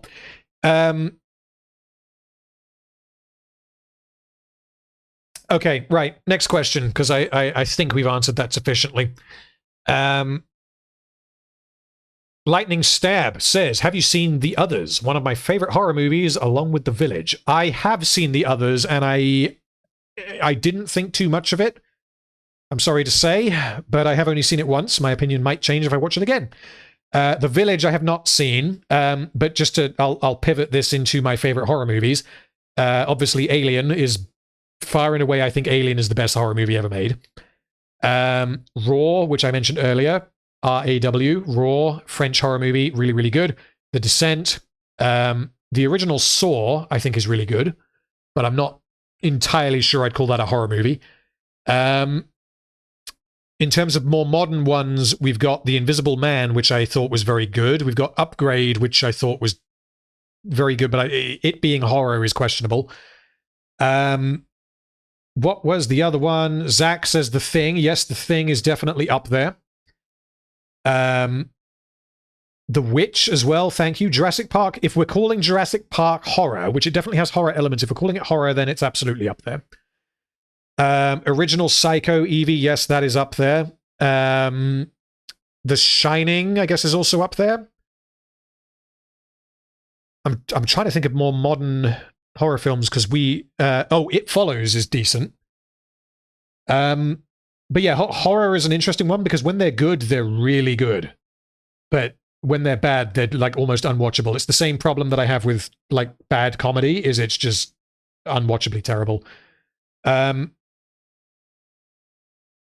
Suspiria, I have only seen the remake and I didn't think much of it. The Exorcist, this is a controversial opinion. I've seen The Exorcist once, because that, like, if you look at a list of like best horror movies of all time, you've got, usually it will be like The Exorcist is number 1, and then like Alien is number 2 or 3. I did not I did not care for The Exorcist. No, I won't put it like that, but it did not do anywhere near as much for me as I thought it was going to. The Menu I haven't yet seen, James Moore, but it is on the list, and that is a film from this year that I need to watch. Event Horizon I rewatched fairly recently, and it's not good, but there are moments that are. Yeah, I feel like I don't know if I want to say that Event Horizon is overrated, because Event Horizon is, honestly, if anything, it's underrated, because people seem to shit on it, but then there's also a small sect of people who adore it, and I think it's somewhere in the middle. Tucker and Dale versus Evil is really good. That's a good movie. Okay, right. Next question. Rob Sanderson says, hottest cartoon character. God damn it. I don't even, you're gonna have to help me with that, chat. Give me some hot cartoon characters and I'll pick one, because I'm not even gonna start to try to answer that on my own. Ugh. Shigo? Shell from... Okay, yeah, I reckon... Okay, hold on. So I'll try and do my best with this. So Shigo is from Kim Possible. Shell is from Road to El Dorado, as you say. Jessica Rabbit... Kronk. Yes, Kronk. Shaggy. I mean, if you mean Shaggy as in Scooby-Doo, I guess. Alita Battle Angel. I'm only familiar with Alita Battle Angel from the live action, so I'm not sure that counts. Well, the thing is, if we're saying cartoon character, this excludes like live action CGI, because I feel like that's cheating. Betty Rubble from the Flintstones. Yzma. Aladdin. Kronk again. Jessica Rabbit. Peg from the Goofs Troop. I have no idea what that is. Daffy Duck, Elastigirl, Kida from Atlantis, the Hulk. These are... The guy from Anastasia. Oh, that's true. Yeah, it didn't say the hottest... okay. Well, I mean, I'm not gay, but I feel like Kronk is still a cop-out. What else we got? The girl from El Dorado, the Bill from Schoolhouse Rock. Chell Happy? I get... Oh, sorry. Yeah, you were replying to Happy Nihilist. Johnny Bravo, Hank Hill, Aunt Cass, Obelix? Yeah, I feel... Okay, so I feel like Kronk is the correct answer. Of the ones you guys have said,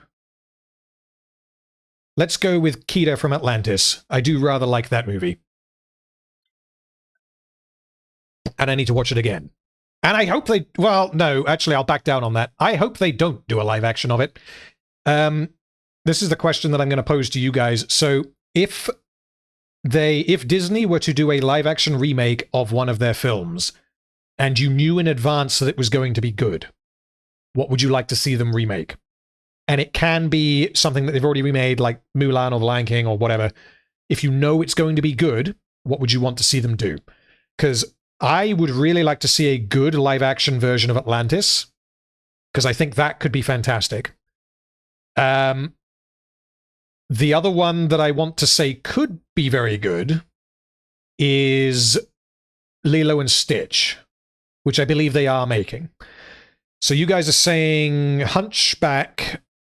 Yeah, Hunchback, potentially. Anastasia I watched fairly recently, and Anastasia is very good, but I'm not sure that will ever happen. Disney's Robin Hood is a weird one because you already have the story of Robin Hood, and I feel like live actioning that, it could be as good as the others. I don't know. Though Treasure Planet is a good one.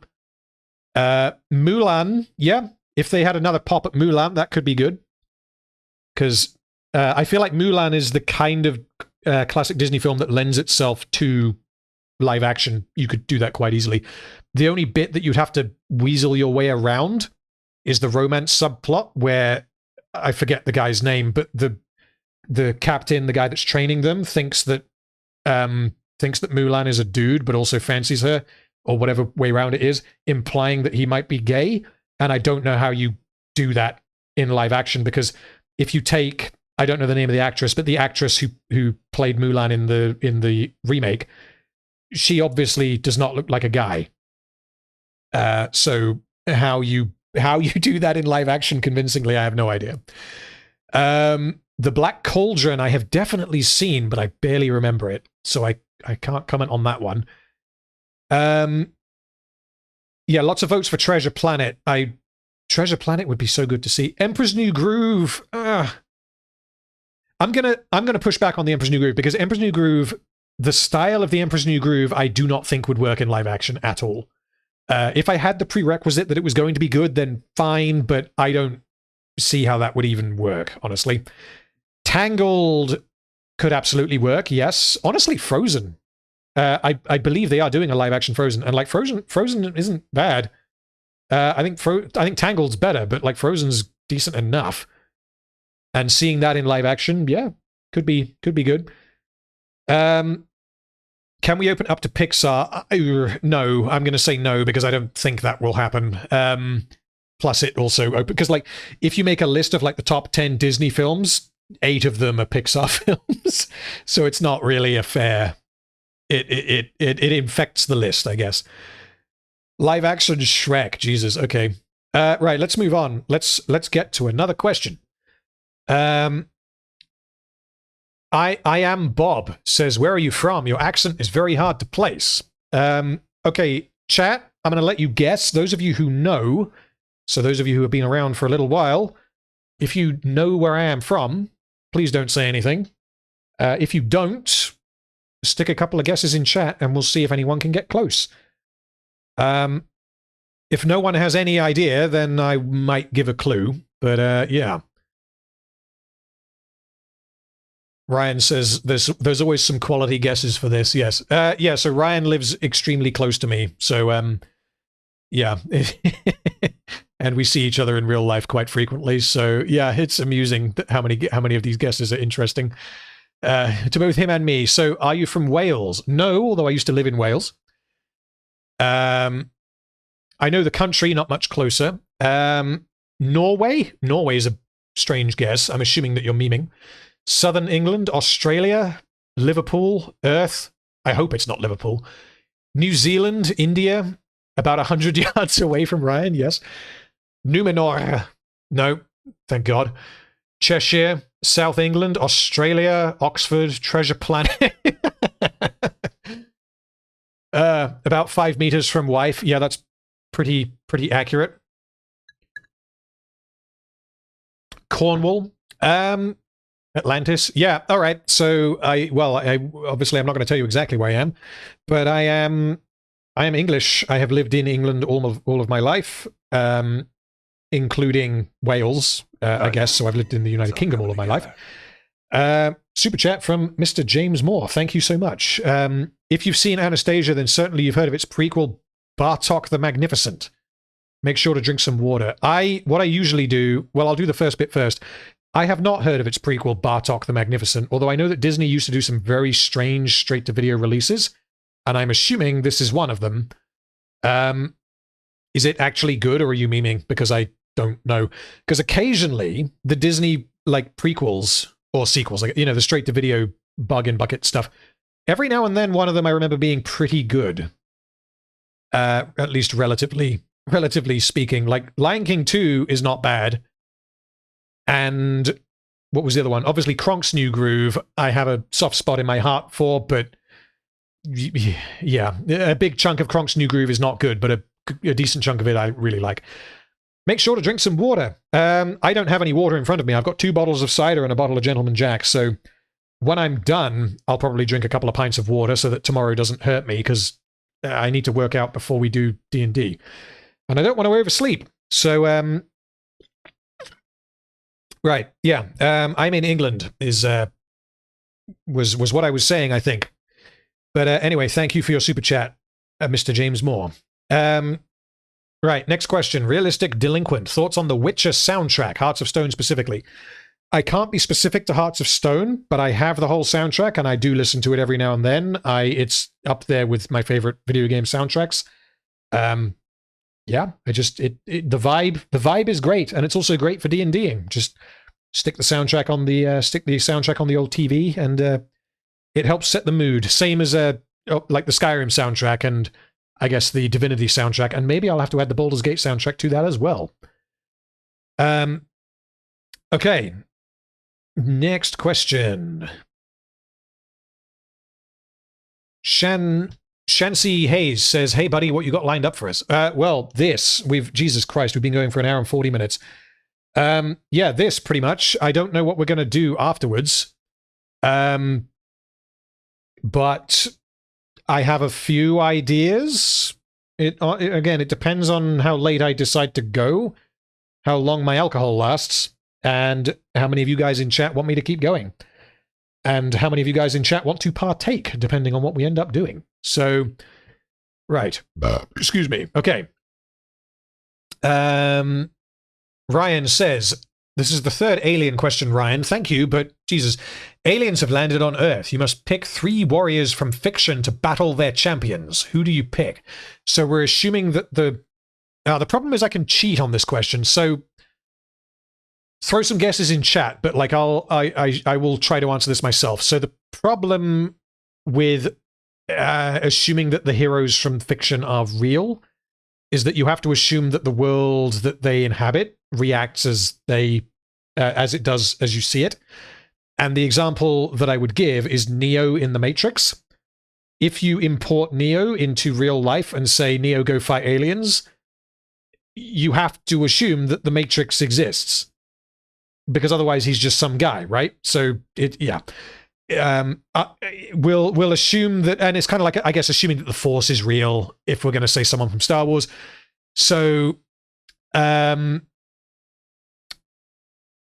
I will read through chat's answers in a minute, but off the top of my head, if we're going for the strongest in terms of power level characters, which is a totally different question to whether they're good characters. I mean, it would have to be something that's like a god. 3. How many am I allowed? Am I allowed 3? You must pick 3 warriors from fiction. Okay, so that implies no gods, because otherwise I'm thinking the Chaos Gods from Warhammer, because they're like, I mean, they're just infinitely powerful. Okay, if we're saying specific warriors that I would want, like, to fight the aliens. Jesus Christ, why is this a difficult question? Let's go with Kratos. Let's go with Geralt from The Witcher. Even though, like, obviously both are very flawed in that you could just delete them if you were sufficiently powerful. And then, who's someone that's like a really powerful, like, magic user? I guess maybe Gandalf, but the problem with someone like Gandalf is that he's veering into the god territory. Let's go with that. I'm not going to think about it too hard. We'll go Kratos, Geralt, and Gandalf. Okay, so chat said Sauron. I don't think Sauron counts because he's essentially a god, but then at the same time, if Gandalf counts, I guess he does. Rey, Captain Marvel, and Galadriel. Those are decent answers. Rey and Captain Marvel are definitely more powerful than Kratos and Geralt. Whether they're more powerful than Gandalf, I don't know. One Punch Man I haven't seen, so I can't comment on, but if his whole gimmick is that he can kill anything in one punch, then that's the only answer, so yeah. Master Chief, Doomslayer, and Doomslayer again. Yeah, those are all solid guesses, and they have the advantage of having guns, which I hadn't considered in all 3 of my answers were from fantasy, so obviously Master Chief and 2 Doomslayers would just kill them immediately. Gollum? Well, okay, so if it's Gollum from Lord of Ring Gollum, then yes. If it's Gollum from the Lord of the Rings, then no. George Washington, I'm not sure. The Terminator, I could see being up there, because obviously the Terminator with a gun would kill anyone that I said. This is the problem. My answers were fantasy. I should have gone sci-fi. Huh. I'm going to answer again. I'm still reading through your answers, but I'm going to go purely sci-fi. We're going to go Tychus Findlay from StarCraft. We're going to go... fuck it. Darth Vader from Star Wars. And... oh, come on. What's another sci-fi that me likey? Jesus, I can't even think. My brain's on pause. If you're fighting aliens, you've got to have Ripley in there. Yeah, I mean, that's as good a guess as any, honestly. She can be the moral compass, yeah. Okay, Superman. Superman's a boring answer, but if we're being serious, then yes, Superman is obviously in the list, I think. Goku, I don't know anything about Dragon Ball Z other than that Goku is all... He's got, like, he can do a 9,000 and he, like, splats people. Alfred, no, go away. Master Philbo says, I use the Misty Mountains elevator music for a thing in my campaign. Well, I'm glad you enjoyed that, and I'm also going to make the heavy metal version available if anyone wants to use that for battle music or something. Raiden from MGR. Raiden, I believe, is... Well, he's Mortal Kombat, but I don't... MGR, I'm not sure what that is. Mortal something, I don't know. Unless we're talking different Raidens. One Punch Man wins all the fights in one punch. Saitama from One Punch Man, Rey Skywalker, Goku, Papa Nurgle. I'm having to exclude Nurgle because again he's a god. I think at that point you can just include gods. And also I'm not even sure that I'd say Papa Nurgle is the strongest of the Chaos gods. My gut instinct would be that Korn is, or possibly Tzeentch, but let's not go down that path because we'll bore anyone who doesn't give a shit about Warhammer. John Cena, good guess, or good answer. Beowulf, Goku, Captain Shepard, yes, yeah. Doctor Who is an interesting answer. Lionel Johnson, Lehman Russ, and Sanguinius. That is a fantastic answer. Star-Lord is a maybe, yeah. John Wick. Well, again, this is why you have to get into like the context in which they're seen, is because the context in which John Wick is seen, he's invincible. At which point you could also include any number of characters from The Hobbit. So yeah. Anyway, that was an interesting interesting question. Thank you. Where were we, and what is next? Oh, Ryan, it was your question. What would be your... Oh, another question from Ryan. What would be your specialist subject on Mastermind? I don't know exactly how Mastermind works, like how specialist it has to be. If we're talking specialist, as in I have to have a higher likelihood of being able to get it right than, say, anyone else on the planet, it would have to be something like Rings of Power, because I want to say that I know more about Rings of Power than most people. I don't think that's unfair to say, purely because of the amount of time that I've spent watching it and analyzing it. If Rings of Power is not a valid answer, then I guess maybe movies in general, like in a pub quiz, the questions I would want to be answering are going to be the movie ones, because like I know I know a lot about music, provided it's within the ballpark of music that I enjoy, which is a relatively narrow ballpark of music. Like, if you're asking me questions about pop music, I'm not going to be any better than a layman. So, yeah. Yeah, you're correct, Wyland. You know more about Rings of Power than you ever wanted to. Well, that's partly true, but at the same time, if it wasn't for Rings of Power, I wouldn't be right here drinking whiskey, chatting with you guys, so I can only thank them for their delinquent degeneracy, let's put it that way. Okay. Next question. Gary says, which Studio Ghibli films have you seen? Studio Ghibli films. I will give you a proper answer here, rather than trying to guess. What I did, which I have mentioned before, but I'll mention again because there's a lot of people in chat who haven't been in my streams before. I watched Grave of the Fireflies first because I heard that that movie was fantastic, and like I don't like the visual style of like anime, but I heard that it was that good. And so I watched it and I was like, wow, Grave of the Fireflies was really fucking good. So I then decided to watch every Studio Ghibli film in chronological order, starting with the first one, which I believe was Castle in the Sky. Although according to this list on Wikipedia, it was Nausicaa Valley of the Wind, which I've never heard of that, but yeah. Castle in the Sky is the first one that I watched chronologically. And I really liked Castle in the Sky, but I did not like it as much as Grave of the Fireflies.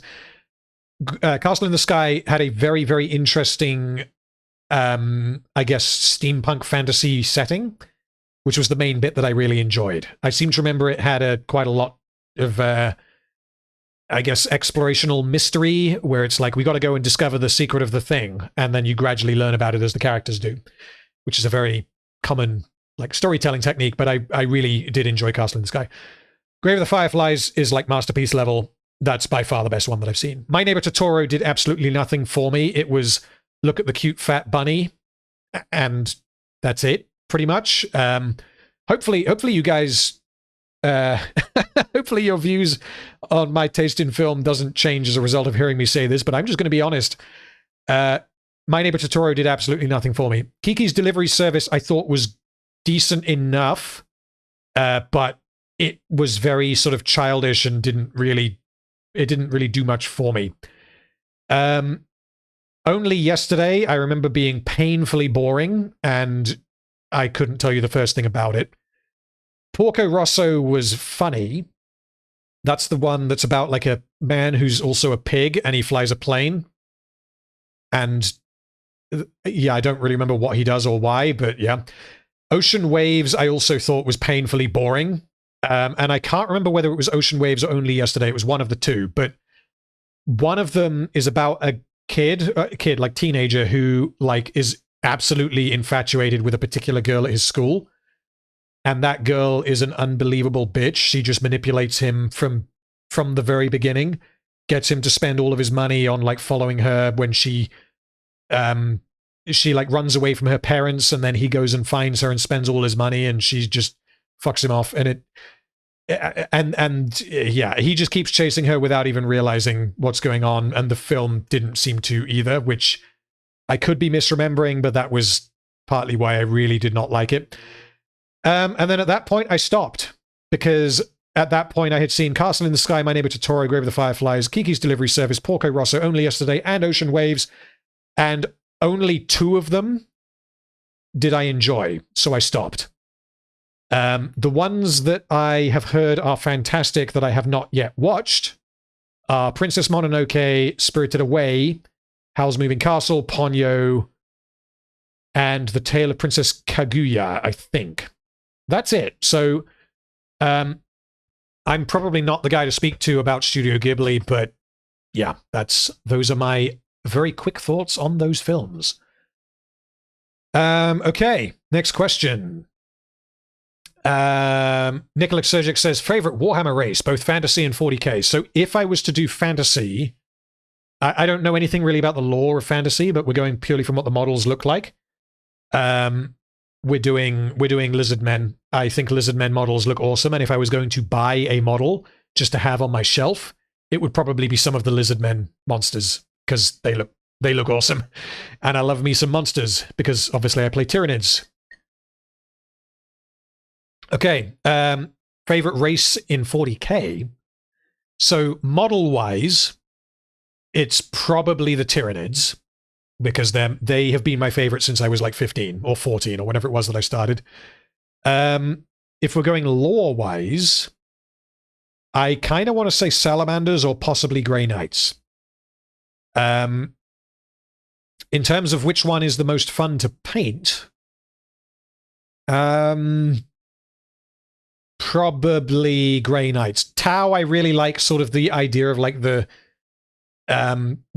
greater good, goody-goody, brainwashy battlesuit mech warrior types with really, really big guns, but they're absolutely terrible in melee combat. I really like that archetype because it leads to some interesting moments in game. But in terms of painting them, I can't say I really enjoy painting them, having now painted about 2,500 points of them. That said, my Storm Surge is probably my favorite model that I have ever painted.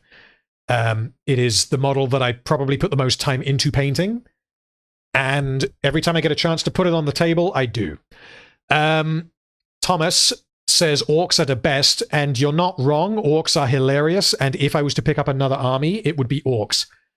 The models are hit and miss for me. Some of them I really like the really silly ones I really like because they play into the orcs archetype.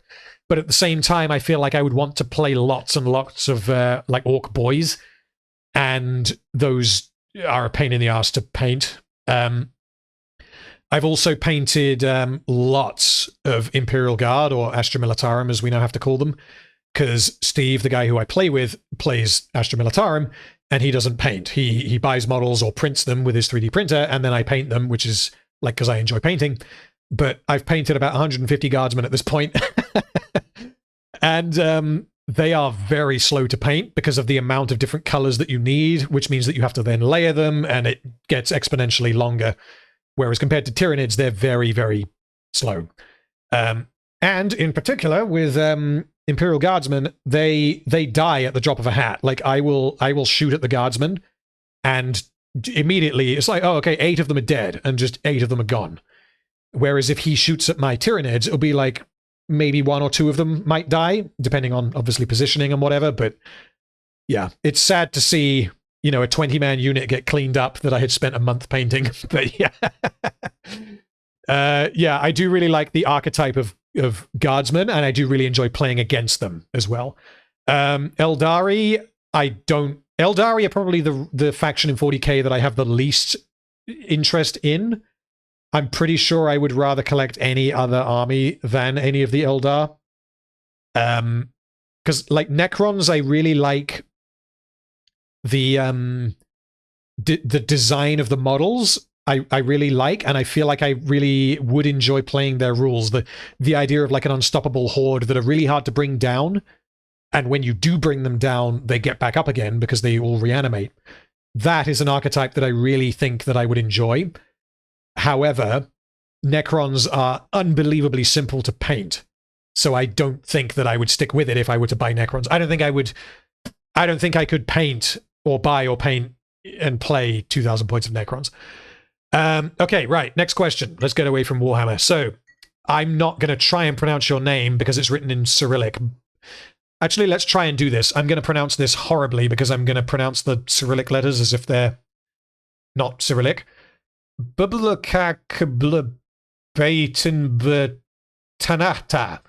Yeah, I'm very sorry for butchering your name, but I very much appreciate your question. Did you play Dark Souls games? I have only ever played Dark Souls 3. Dark Souls 3 I've got about 40 hours in. I didn't actually finish it because I kind of burned out on it. But yeah, Dark Souls, I'm including like Elden Ring, Bloodborne, all the rest of it. They're not really my kinds of games. I don't really like games that are extremely trial and error based, which is why I think something like Cuphead would just make me want to kill myself within like the first 5 minutes of playing it. I like playing maybe more strategy games where I am able to actually think about what I'm doing and then execute it sort of in my own time. Or I like mechanically focused games that maybe aren't quite as punishing. So The Witcher would be one. God of War, arguably, but then God of War is maybe more story-driven. League of Legends, I put a lot of time into, and like League of Legends, whenever I play it, it's kind of an exercise in frustration, but when it's going well, it is so fucking fun. And I would throw World of Warcraft into the same ballpark as that, is that like World of Warcraft is maybe like playing Dark Souls with 9 other people. And when it goes right, the high from it going right, and excuse me, and finally downing that, heroic raid boss or whatever. It's the highest of highs. I think probably the highest highs that I've ever had in video gaming have been when playing World of Warcraft. Although I do not currently play it because I kind of burned out on Dragonflight, but it was quite fun. The Honored One might have missed my question, had to dip for a moment. Did I answer your question? Scrolly scroll. I don't see your name on the list, so I'm going to guess that you're towards the bottom. If not, possibly rewind, I will have to tell you. Okay, so I've been drinking for about 2 hours now. I need to go and empty my bladder, so do bear with me for a minute or so, and I will be right back.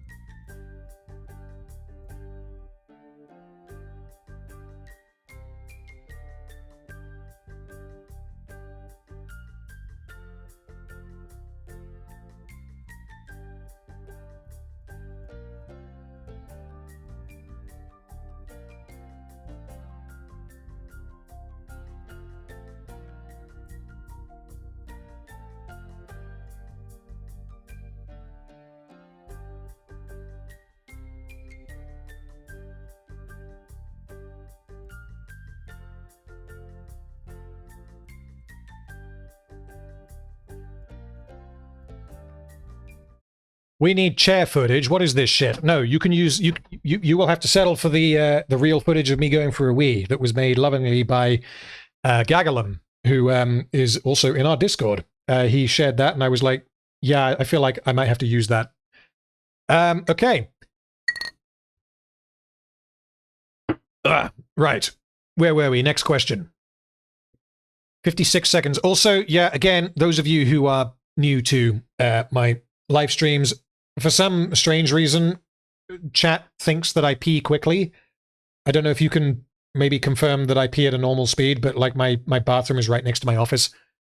So, oh my god, that was far too fast. God damn it, I don't pee that quickly. I'm not weird. I don't just like squeeze it and just go and then I'm done. Like I do actually pee, and I do wash my hands. It's not that fast. It's not like I went for a poo in like 30 seconds. Okay, right, next question. You do pee quite fast. Okay, well then I will embrace that. Being able to pee quickly means that I can drink more. Never going to beat 33 seconds. Holy shit, did I beat 33? Did I actually pee in 33 seconds at one point? Because if I did, I might have to actively try and beat it. But again, this, like, literally my toilet is about 10 steps. Probably less than that. I'll count it next time I go for a wee. We'll have to see. Okay, next question. Where are we? Okay, so wife says, tell us about your D&D character. So there's a reason why she wants me to do this. Some of you will know of the tale of Shovel Hands. Many of you will not. So, yeah, sit back, relax, and enjoy the absurdity. So Shovel Hands is the character that I currently play in D&D. He is a dwarven barbarian, and he was inspired by the fact that my wife nicknames me Shovel Hands whenever I break something. I have broken... this is going to sound like I just smash things for no reason, like the Incredible Hulk, but I really don't. I just have broken multiple things by being, let's say, indelicate. I have broken car doors, like as in the handle where you pull it and it opens. They just broke. This happened twice. So twice is a pattern. Or is it 3 times is a pattern? Maybe it's not a pattern. I don't know. I maintain that they're shit, the doors on that particular car. But yeah, I break things every now and then. I'm sorry, wife. I'm very sorry. So she nicknamed me Shovel Hands, and then I thought, you know what? If my character ever dies in D&D, because I was playing another character in D&D. If my character ever dies, we're going to have to develop Shovel Hands into a character. And then, wouldn't you know it, my character in D&D, he died. So then in walks Shovel Hands. And we went or I discussed this with the DM beforehand because I didn't want to kind of break anything given the world he had created, because everything he does is homebrew. And I didn't want to forcibly insert a character that wouldn't have fitted. So essentially, Shovelhands has amnesia. The DM knows his history. However, I do not. Shovelhands does not have hands because his hands at some point were surgically removed and replaced with shovels. And the kind of the headcanon that I came up with, which he may not have been aware of, Shovelhands may not have actually been aware of this, is that he was captured by some like body modification nutbags, mutilated, and his hands replaced with shovels, and he was then forced to dig, basically to like mine for treasure or gold or whatever it may be. And maybe there were multiple Shovelhands, who knows? He doesn't know, put it that way. So then at some point in his history, the people who were, I guess, running the mine or enslaving him, or again, he doesn't know, so I'm hazy on what actually happened. They shut down or were killed or they just left, and no one told Shovelhands. So Shovelhands just kept on digging. And he kept on digging for quite a long time. Sort of in my head, I have it at maybe 20 years or so. Like, he just kept going because that's all he knew. And then he sort of stopped and realized I could like go the other way. I could like turn around and go back through the tunnel that I've been digging. And then he ended up on the surface, got captured by like bandits who then sold him to someone. And the someone who he was sold to is where the other characters in the D&D campaign met him. So since then, Shovelhands has become maybe more intelligent than he was at the time, because I kind of wanted to play him. This is like the first proper D&D campaign that I have done, as with like basically everyone who's playing the game apart from the DM.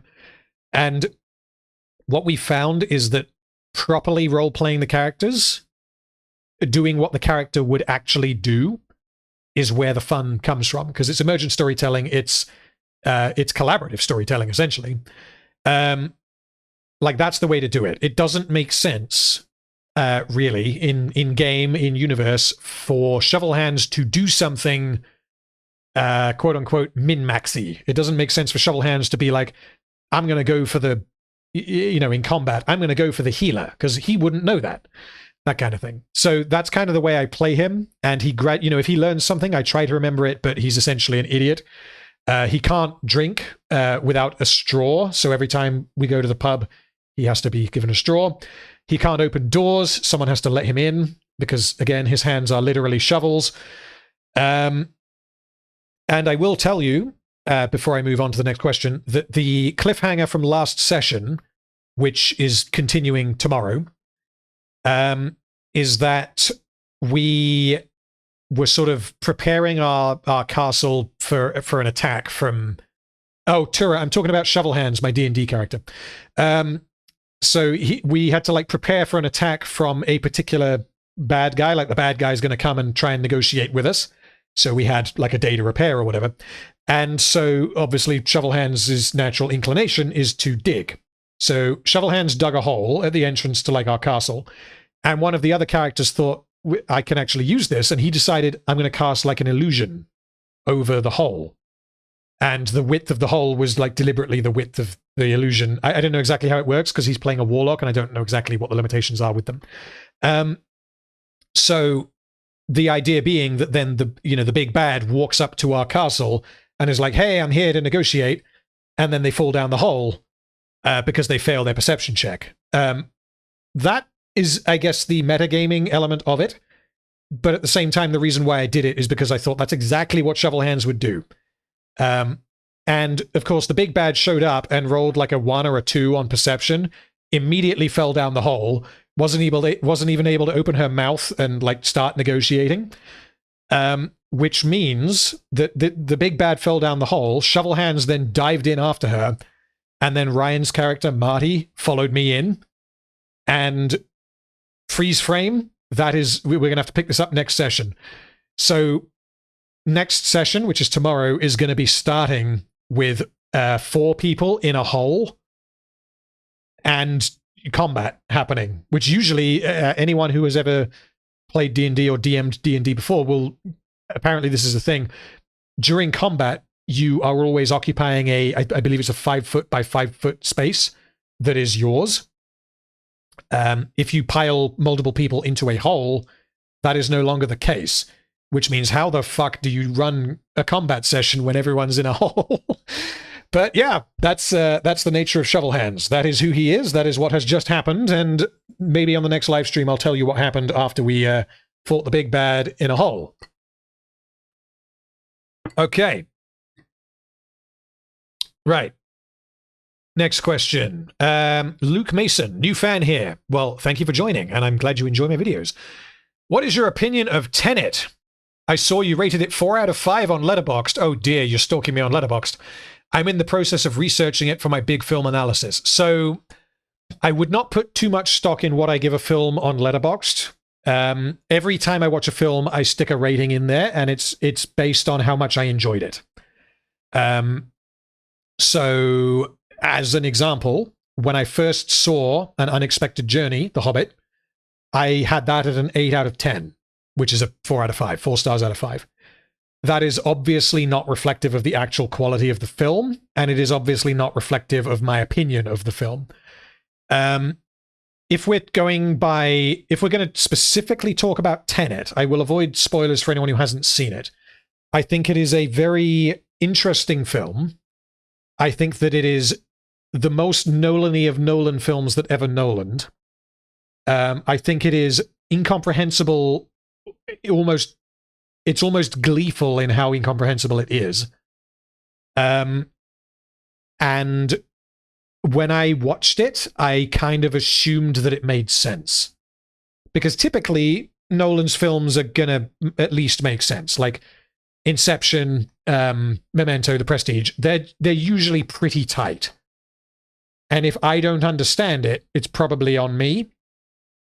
And like the first time you see Inception, you're probably not going to understand all of it.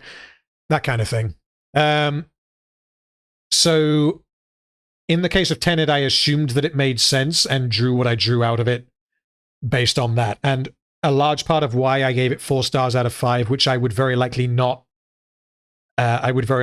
stick to if I was to properly analyze the film, was based on my presumption that it does actually make sense. There are huge parts of the film that, again, it is extremely complicated, because part of the concept of the film is that people are able to reverse time and then travel backwards while time is moving forwards, which means that from the perception of someone who isn't doing that, it looks like you have someone moving backwards, like they're literally walking backwards next to you, which doesn't really seem to make any sense. And when you start trying to draw character arcs through that, and how that is like extremely distinct from time travel, because it's not the same thing, it becomes very, very difficult to actually draw anything conclusive. So I don't know how many times I would have to watch Tenet to actually tell you what I think about it and be able to give a definitive answer on it. But I think Tenet is too complex for its own good, regardless of whether it's good or bad. There could be a really good film hiding under there, but Tenet is too complicated, I think. Okay, right. Next question. Happy Nihilist, will you keep the new avatar or will you change it? We will have to wait and see. Until I release a new video, this one is staying as it is. Whether I will change the avatar when I move on to different videos, we will have to see. In principle, I think I like the idea of doing that. I think it gives the original character a bit more spice, and it allows for maybe a bit more creativity and a few more amusing reactions. Okay, Tura says, hey, random, how is life? How is life? How is anything? Do you have kids yet? Blah, blah, blah. Anyway, do you think making more community activity and such, like Gartic, or you said garlic, but I assume you mean Gartic phone. Okay, so how is life? Life is good. I like my life. Do you have kids yet? No. I have a dog at the moment. I don't have a kid or any kids at the moment, but never say never. Do you plan on making more community activity and such like Gartic Phone? Yes, I do enjoy playing Gartic Phone and playing, Jackbox and that kind of thing. And that is a maybe for later, although whether I will stream it, I don't know, because the problem with sort of opening the floor to everyone is that I open the floor to everyone. And as much as I appreciate everyone being in chat, the moment I stream everyone, I am responsible for what everyone draws. Which, yeah. That may have worked at 10,000 subs.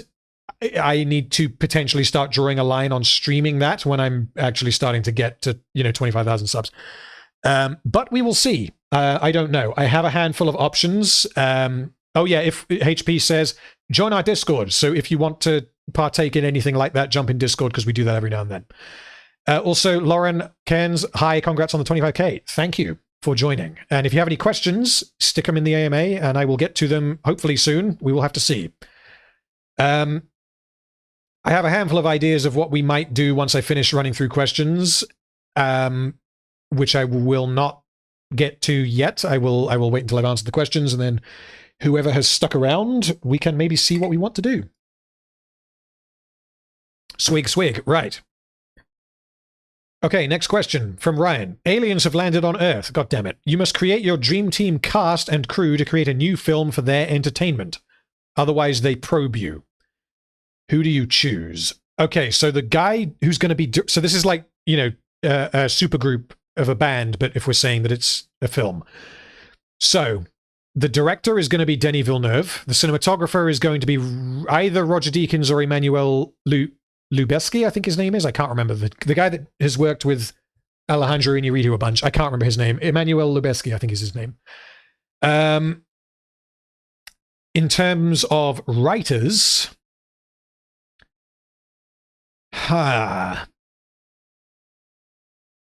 In terms of writers, this is the thing, is it would have to be... Let's go with...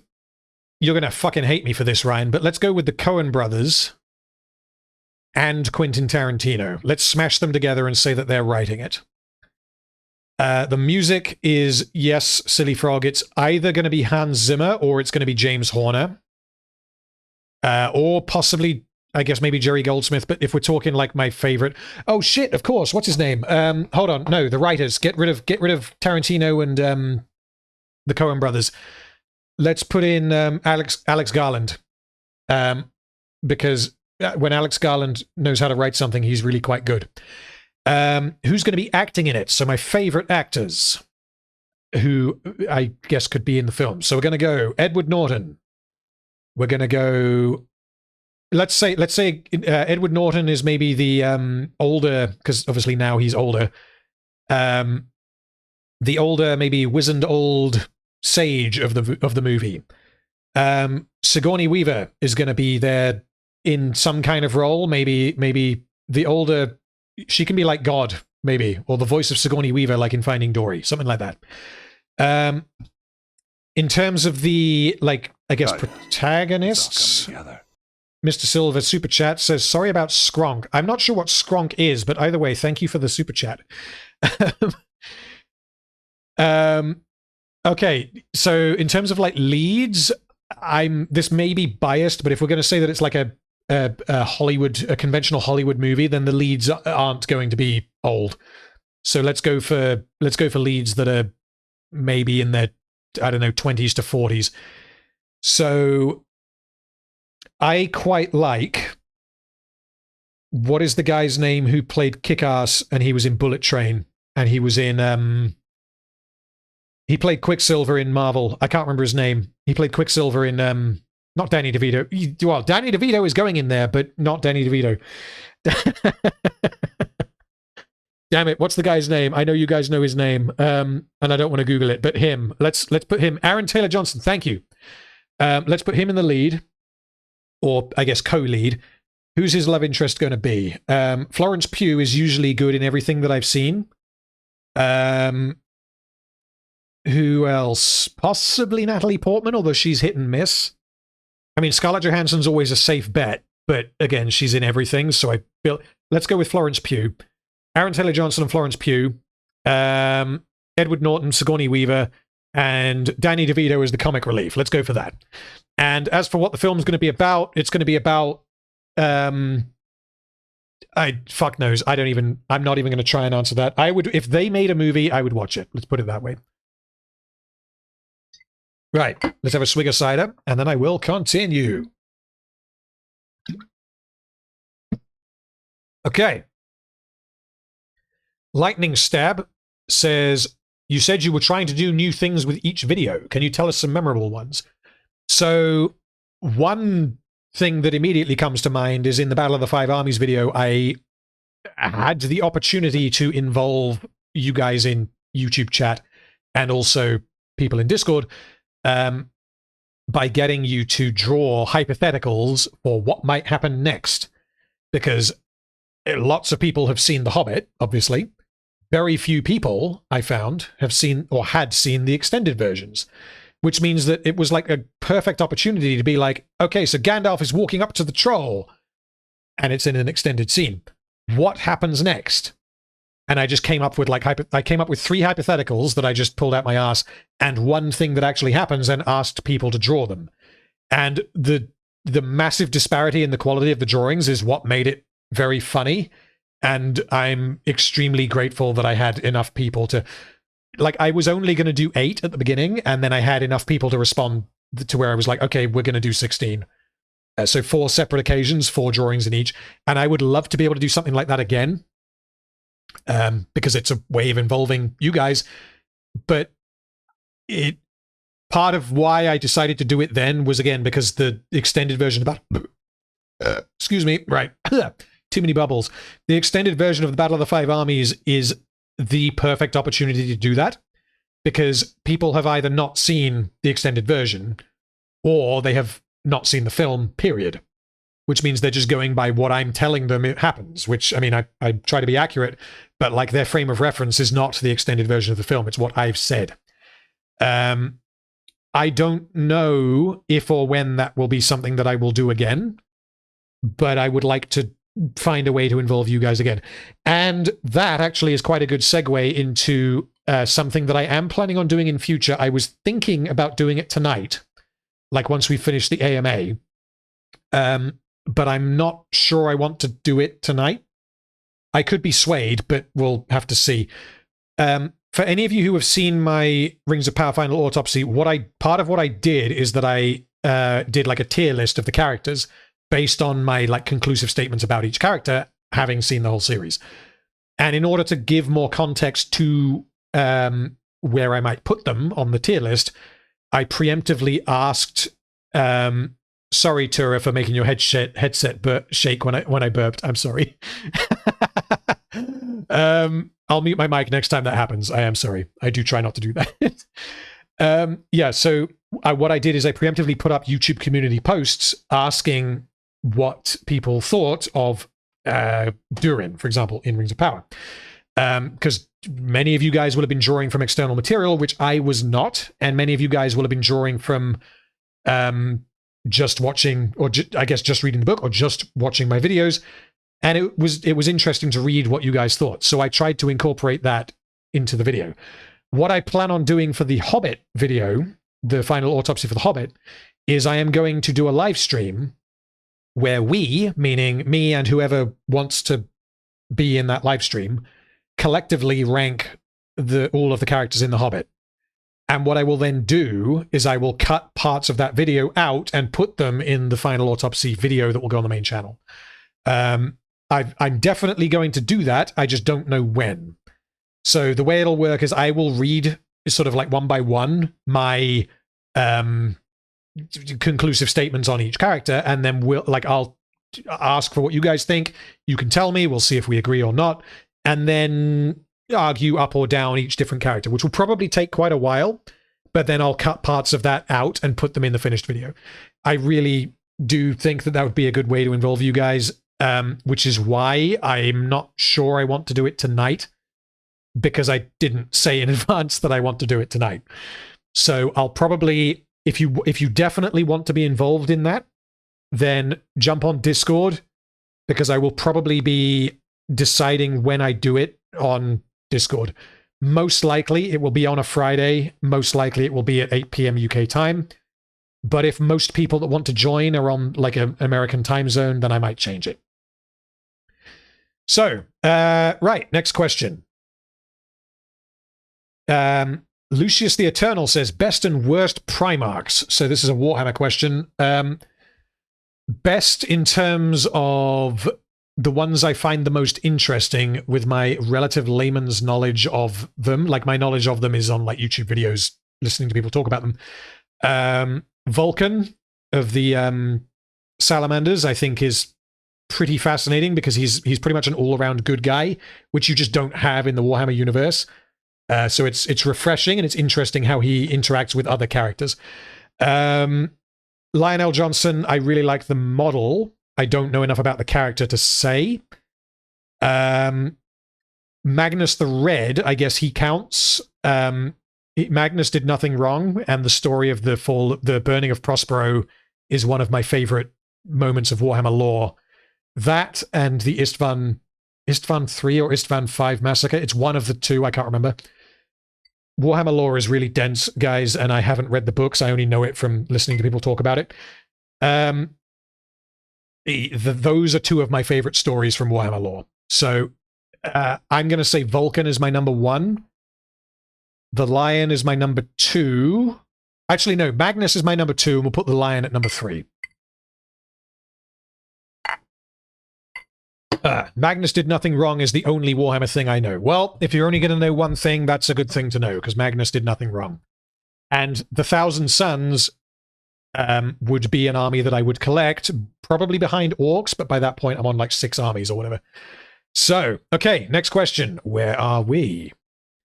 Happy Nihilist says, I am drinking water. Nihilist, that isn't a question, although I appreciate your comment. I am currently drinking Scully cider, and also Gentleman Jack every now and then. Clinky clink, cheers.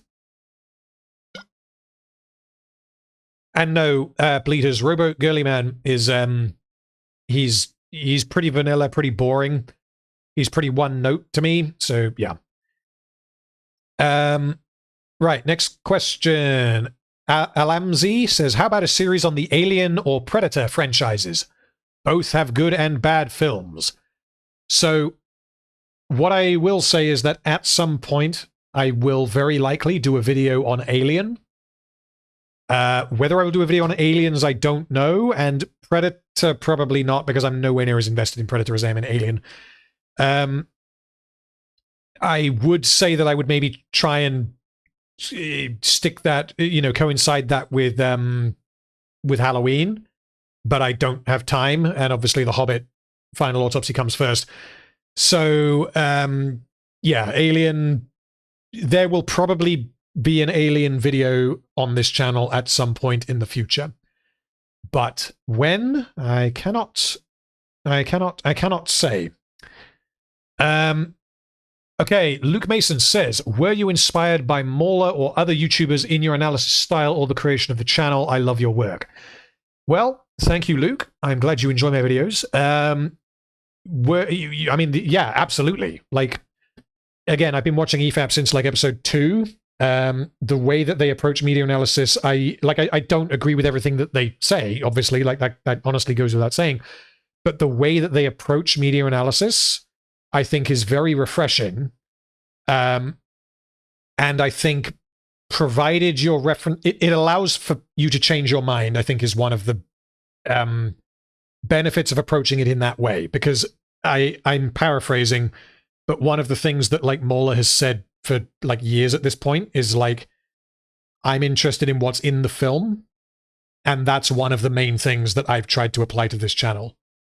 So if you're gonna draw conclusions about how you feel about a film, the references have to be in the film, not on like what went on behind the scenes, or who. I don't even know how to give an example on that, but yeah. What is in the film, what the piece of art is the most important thing. which any of you who listened to the discussion that we had on EFAP last week when I was a guest, thank you very much, EFAP, for having me on. That is something that the video we were covering did not agree with in the slightest, because the video we were covering seemed to rely on external knowledge of every piece of art in order to draw any kind of conclusion, which is the polar opposite of the way I think all four of us on the episode approach media analysis. Outside of Mauler and EFAP, like other YouTubers that have influenced my style, YMS absolutely has, because I've watched YMS for years as well. Drinker, possibly less so, but I do really like Drinker's videos. But I didn't watch Drinker until relatively recently, relative to EFAP and YMS. So if I had to, I guess, say the three channels without which Random Film Talk would not exist, it would be Mauler, it would be Your Movie Sucks, YMS, and it would be Red Letter Media. There are others that are outside of the scope of media analysis, but those are the ones, like at the start, that made me interested in looking at media in the way that I do. As for what inspired me to make the Rings of Power videos, because let's be honest, that is the first thing that anyone has seen from me, because like I did videos before then, but like I had like 50 subs or whatever. That is all down to my having things to say about Rings of Power. The way in which I presented it, I have said this before, if not on stream, then definitely on Discord, is I lent a bit hard on reactions, in particular like Kronk reactions, because I had the Kronk character already from previous videos that I had done. And the first 2 or 3, maybe 4, I can't remember, episodes of Rings of Power, retrospectively, I would have used those reactions more sparingly. That was very likely, the reason why I used them so frequently was very likely due to a lack of confidence and a lack of audience, honestly, because I simply did not have the feedback to say, maybe don't do that. So now that I do have that, I made changes and I'm more selective and more varied with the reactions that I give. And again, I'm kind of learning everything as I go. So there is no guidebook for how to do this. It's a case of try it, and if it doesn't work, don't do it. Okay. Right. Scrolling down just to check. So, okay. I will say, because again, there's people in chat who weren't here earlier. So if you want to ask me a question, click the AMA button and type in the question. Anyone should be able to type a question. Lauren, you are saying that if you want to block people or something. I'm just going to scroll down and tell you if I can see your question, because if I can, then everything is working as intended.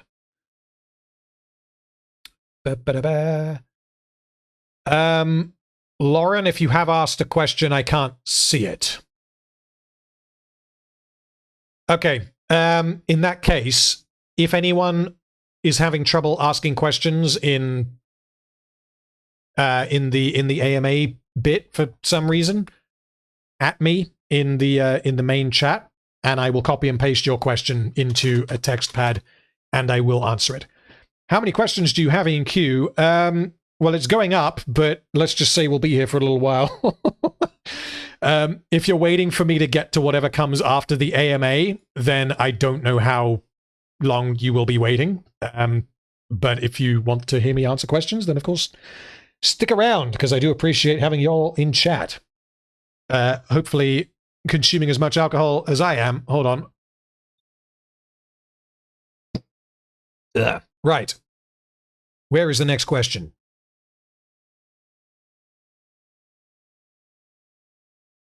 Were you inspired? There we go. Okay, David Rumbauer. Are there any plans for videos about positive film criticism? Something well written that you can deep dive. Thank you for asking. So, whatever I do next after The Hobbit is going to be positive. I don't know exactly what it will be. I have ideas. But beyond that, I'm not going to say. So, because I don't want to like promise something and then change my mind. So I will only reveal what it is probably when I have finished episode 1 of whatever it is. Because I don't want to promise, promise. I don't want to say that it's going to be something Alien, for example, because I mentioned Alien earlier. I don't want to say that it's going to be Alien, get halfway doing Alien and thinking like, I'm not really feeling this. I'm not sure I'm comfortable with the quality of what I'm doing at the moment. I might try and find something else. And then feeling compelled to finish the Alien video despite my lack of confidence because I told you that I would. So I won't be telling you until episode 1 is finished, probably. But whatever is coming next is going to be positive. I will say that, quote me on it, blah, blah, blah. It will be positive. Because I like doing positive stuff. I like the good shit. The whiskey, the glass is empty. Hold on.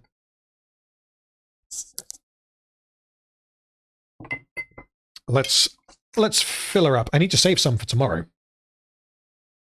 He says. Right, okay. Next question is from Ryan. Aliens have landed on Earth. To avoid a probing, you must quote a film from beginning to end. What film do you choose? Well, okay, so the honest answer is that I don't think I could do that, but am I allowed to see the footage of the film, but it's on mute? Because if I am, there are some films that I think I could potentially do. So, like, I can see who's speaking and then tell you what the line is and how the conversation's going. Because, I mean, The Lord of the Rings I know very well, but it's fucking long, and I don't think I could do that with The Lord of the Rings. Alien is a maybe, but then Alien has a lot of, if not ad-lib, it has a lot of, I guess, minor dialogue, where it's just sort of almost inconsequential, like, vibe. It builds a particular vibe within the film. It's not plot-driven. So, Aliens is going to be towards the top of that list because it's not that dialogue heavy. Yeah. Okay, so I'm assuming that that we're excluding a silent movie because otherwise I'd go for like The Artist or something where there's like one line of dialogue. Yeah, I'm gonna say probably Aliens. But if I fail, then I would just bend over and let them have their way with me. Okay, next question. Zach says, who would you say is the character you enjoy the most in the Hobbit trilogy? So, the ones that I am tempted, and this might change, but the ones that I am tempted to put at the top of the tier list are Elrond, Dane, Thranduil, and Gollum. I think those are the 4 that are like the standouts.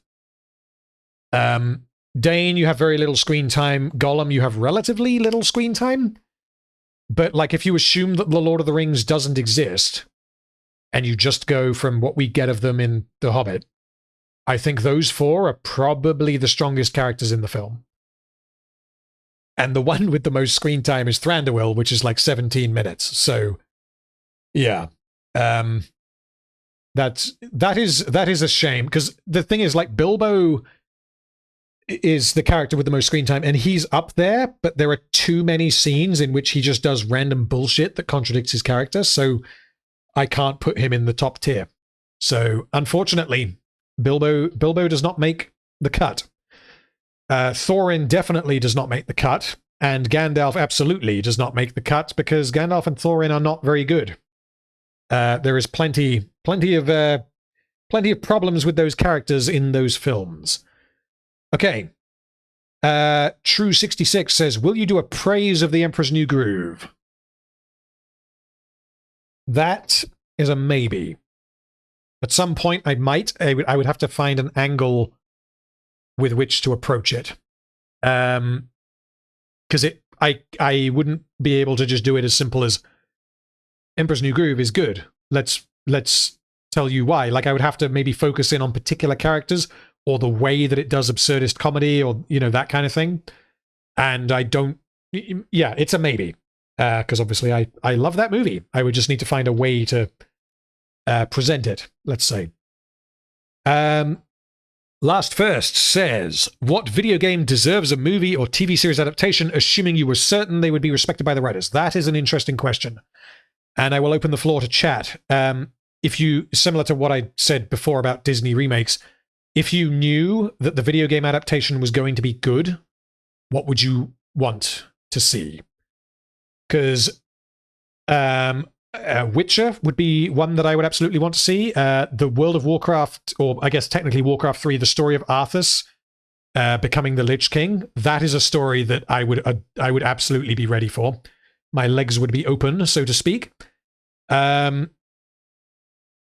God of War is happening, but yeah, whether it will be good, who honestly knows. Okay, what do we got in chat? So BioShock could work, although I want to say that they would need to flesh that out quite a bit, because the setting in BioShock is excellent. The characters are maybe few and far between, but yeah, I mean, it's sufficient for what the game is. It's just, I don't think, probably sufficient for a TV show. Mass Effect is an interesting one. I think Mass Effect would probably only work as a TV show rather than a film, because there is just so much world building you would have to establish.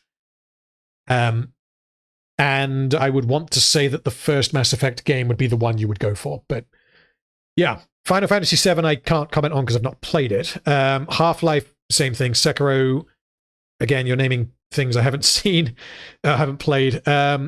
Legend of Zelda, I've seen bits of it played, and I could see that maybe as an anime, as you say, a traditional animation. Alien Isolation, that is one I would be down for, because the characters in Alien Isolation are strong enough, and if they nail the setting and the vibe, it could easily be the third best Alien film that we've ever got.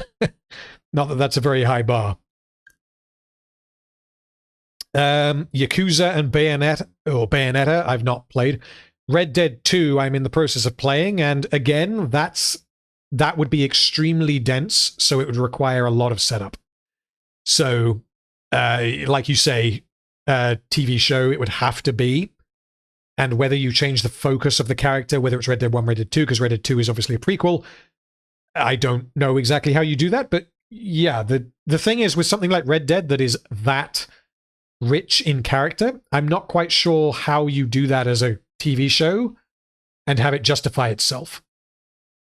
Metal Gear Solid, Cyberpunk 2077, I've not played them, but the settings, from what I have seen, could be a good starting point for a story. So, yeah. How old are you, if you allow me to ask? The question is from Molud Mokhtari. So, all right, go. Those of you in chat who don't know how old I am, how old is Random Film Talk? Tell me, and I will tell you if you are right or wrong. If you know the answer, please do not answer. While I sip my drink and prepare to cackle. 31, 69. 16, 700. 36. 5,000, 34, 1.2 billion, mid-30s. Yeah, that's probably enough. I am late 20s, early to mid-30s. I'm not allowed to say, but younger than me. Yeah, I'm 31. So I'm not that old, but I'm also not a whippersnapper. I'm old enough, I guess. I can't run as fast as I used to. Not that I used to run, but yeah. Yeah, I'm 31. Okay, next question. Captain Pugwash, you mentioned All Quiet on the Western Front. Have you seen both the original and the recent German remake? If you have, which do you consider more powerful? The only version of All Quiet that I've seen is the German version that came out last year, and I thought that was fantastic. Obviously, there's the book, and there are, I want to say, 2, maybe 3 previous adaptations that I have not seen. Although, how good the German version from like last year was makes me very curious to see the others, because as far as I'm aware, all of the other versions of All Quiet are based on the same book. They're not remakes of the previous versions of the film. They're all different adaptations of the same book. So I am curious to watch them, but I have never seen them. Okay. Rob Sanderson, what's your favorite Saturday morning cartoon? God damn it, this goes back. So I know I used to watch Ed, Edd and Eddy, Johnny Bravo, Kim Possible. You're gonna have to name some more from that era because I can't remember, but those ones I know I watched. My brain is drawing a blank. Other than those. I mean, Tom and Jerry, but that doesn't, I'm not really sure. SpongeBob was a little bit after me because I was a bit old for SpongeBob, I guess. Rugrats, not really. Wacky Races was good. Danny Phantom, I'm not even sure what that is. Dexter's Lab, I watched. Mega XLR, I'm not sure what that is. But yeah, I guess Cartoon Network, that kind of, I guess, era of animation, that was what I watched. Okay. He-Man and Teenage Mutant Ninja Turtles. So Teenage Mutant Ninja Turtles, no. He-Man, my knowledge of He-Man is from memes, largely from Robot Chicken. Skeletor, I think, is hilarious, but I have not seen much of actual He-Man. I think Skeletor is fantastic. Okay, James Moore says, what is your favorite Fallout New Vegas main faction and your favorite minor faction if you've played it? I have never played Fallout New Vegas. Fallout New Vegas I own. Fallout New Vegas I will probably stream at some point because I know absolutely nothing about it. I just know that it's supposedly like the best Bethesda game. I played Fallout 3, just Fallout 3. I played a tiny bit of Fallout 4, and I played Skyrim to death. And I've not played Starfield, and yeah, that's kind of it. So yeah, at some point I will probably do a Fallout New Vegas stream, but I can't answer the question, I'm afraid. I'll probably do a stream of it at some point because I know loads of you guys will have played it, and I never have. So yeah. Maybe that will be another multi-parter like God of War. Okay, next question. Persnickety Simmons says, I have a couple of questions. One, what point in Rings of Power made you go, I need to make a video on this? I'll answer that one first. The first moment in Rings of Power of just catatonic stupidity is at the end of episode 1, when Galadriel launches herself into the ocean, thousands of miles from anything. And like that on its own, it's like, oh, maybe she wants to die. Maybe that's a possibility, right? Like, who knows? Until we see episode 2, we don't know. But at the same time, I knew that she was the protagonist. I knew she wasn't going to die. And I knew that however she got out of the situation she put herself in was going to be utter bullshit. So I had a feeling that the various narrative threads that they were setting up were going to be unbelievably bad. And it just so happened that I was right.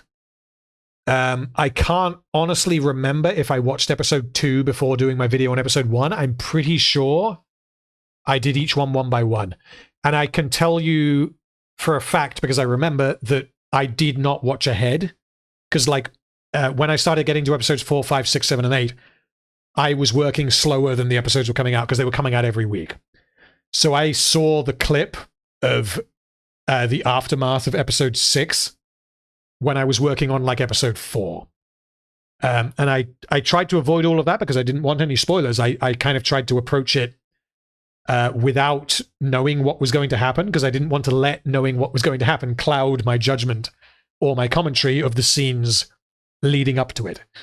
I wanted it to almost be for you as the viewer to be as sudden and from out of fucking nowhere as it was for me when I watched it.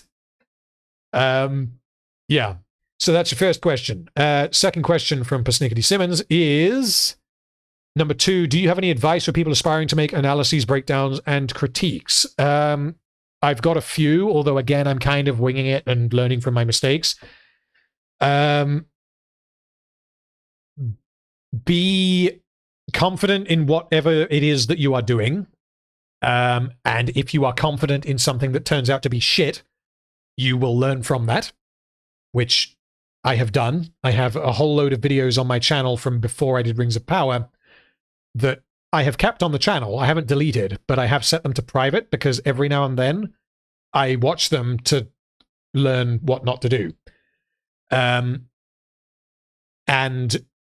the other thing that I would say potentially is don't make a video. Well, no, not potentially. This is like an absolute for me. Is don't cover something because you feel like you should. Cover something because you actually have something to say about it. Everything that I've covered: Rings of Power, Avatar 2, The Hobbit, and Barbie. That's it. Since Rings of Power. Like prior to that, I had other things, but since the channel actually had people watching it, those are the 4 things that I've covered. Each of them, I had things to say about them. Whatever I do next is not going to be the latest thing that everyone wants me to hate. It's not going to be the Marvels, because I don't care. Like maybe I'll watch the Marvels and I will care and I'll eat my hat, but I think it's highly unlikely that whatever I do next is going to be a Marvel property because I just don't give a shit. I'm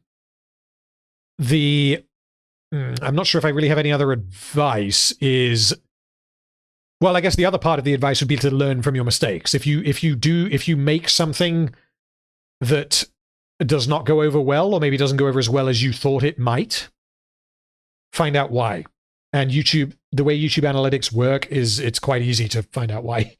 If I make a spicy joke, this hasn't happened yet, believe it or not, but if I make a particularly spicy joke that most people watch and they just go, oh, God, Jesus, I can't believe he said that, and then they click off the video, I will be able to see that I'm losing viewers at a particular timestamp.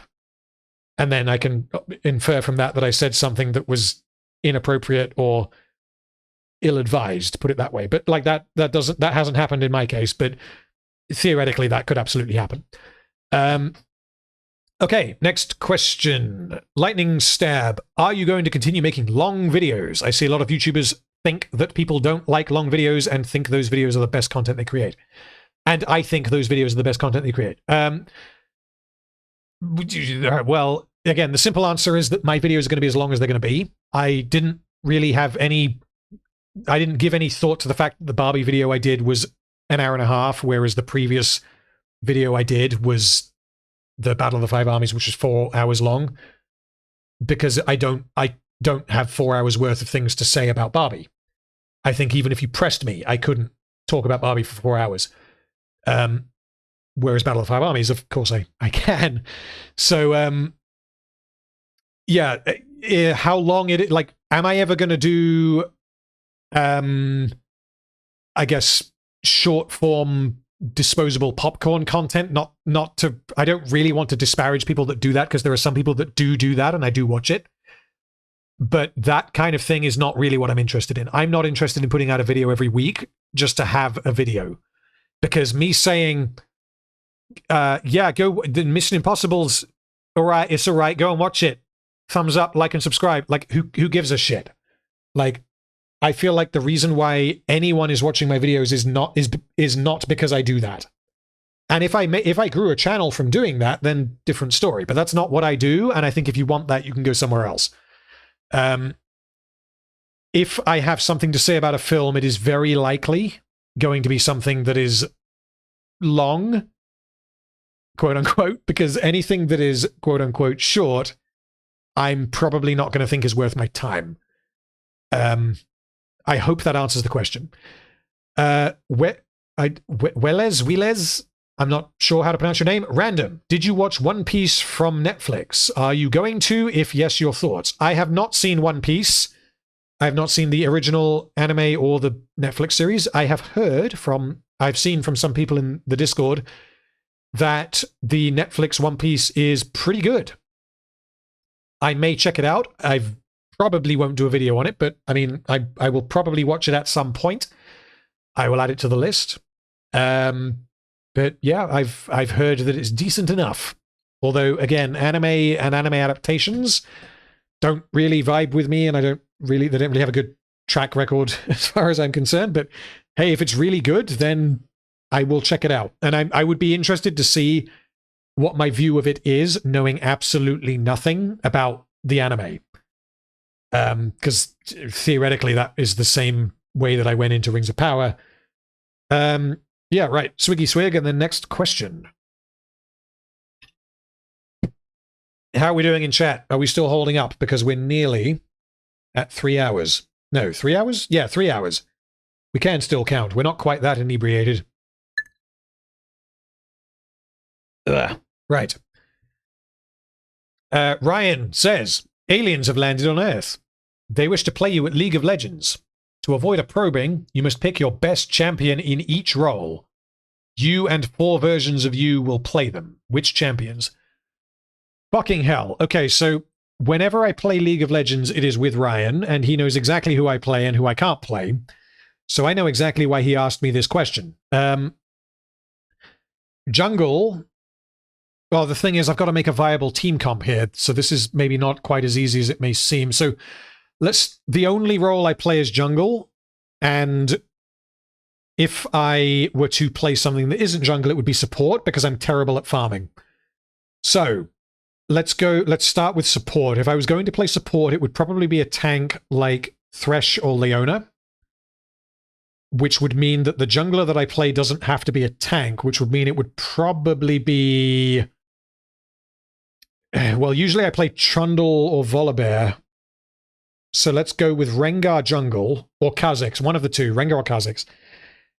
Which means the top laner needs to be some kind of... someone that I can play, but I can't really play top laners. Let's go with, I don't fucking know, Cho'Gath. Because, you know, a fed Cho'Gath is a tank who's a nightmare that you can't kill. And then mid laner, it would have to be Morgana, because Morgana has a shield, which means that theoretically I don't die quite as much. Even though, again, I have to be able to, like, farm using Morgana, which I can't do. And then my AD carry would be Kog'Maw, because it's fucking funny, and I don't care if I die. Yeah, that would be my team comp. So we got Rengar, Leona, Kog'Maw, Cho'Gath, and Morgana. I don't think that's too bad of a team comp, but I haven't played League in a few months, because I kind of get burned out on the game every now and then. But yeah, who knows? Maybe later. Maybe I might play a game later on stream. Who knows? Right. Next question, and then I think I need to go and drain my Winky. So, True66 says, for someone who's been for the longest time interested in Warhammer lore but never knew where to start, is there some piece of media that you would recommend as a starting point? Okay, so yeah, the lore of Warhammer it's ridiculously deep, and it's a rabbit hole that I can absolutely understand it being daunting.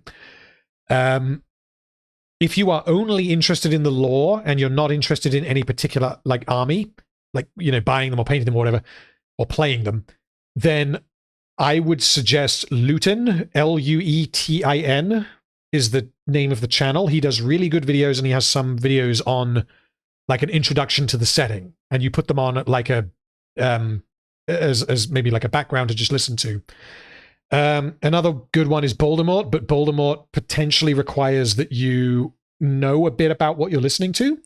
Whereas if I was to just say you want to know about Warhammer, listen to Lutin, because he does good shit. A lot of them do. If you're interested in a particular faction, just pick one and find some videos on it. And if they're from anyone with any number of views, they're probably pretty decent. But I would say Lutin is probably the best entry point. Okay, I said I was going to do a wee, but I'm going to answer one more question first. So, Eevee Squad says, are there any upcoming game releases for Steam that you are looking forward to? Off the top of my head, no. But again, chat, you tell me if there are that I should be interested in. Starfield, I will play. I'm just not going to. I'm not going to spend 60 quid on a game when I'm currently playing Baldur's Gate.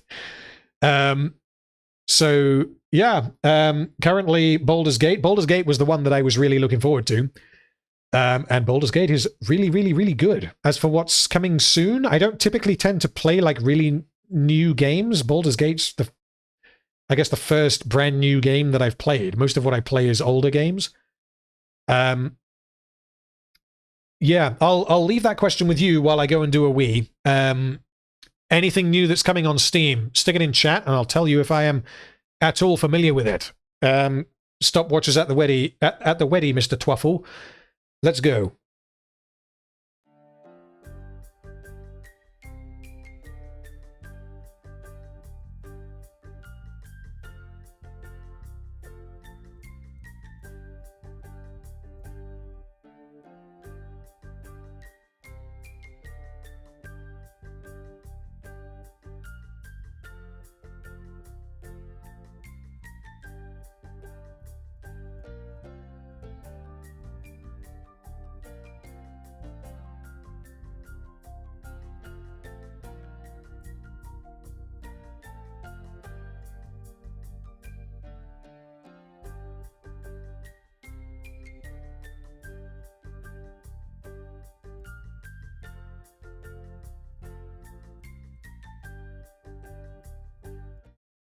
All right, we're back.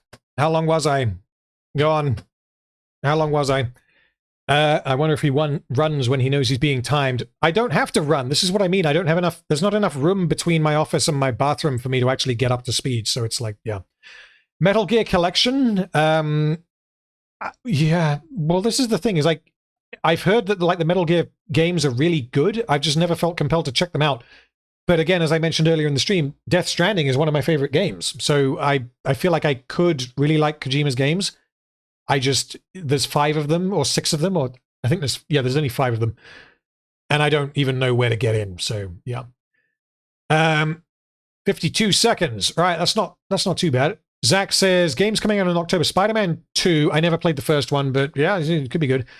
Lord of the Rings Return to Moria. Shit, someone mentioned this. This was like Deep Rock, but where you play dwarves exploring like underground and mining and shit.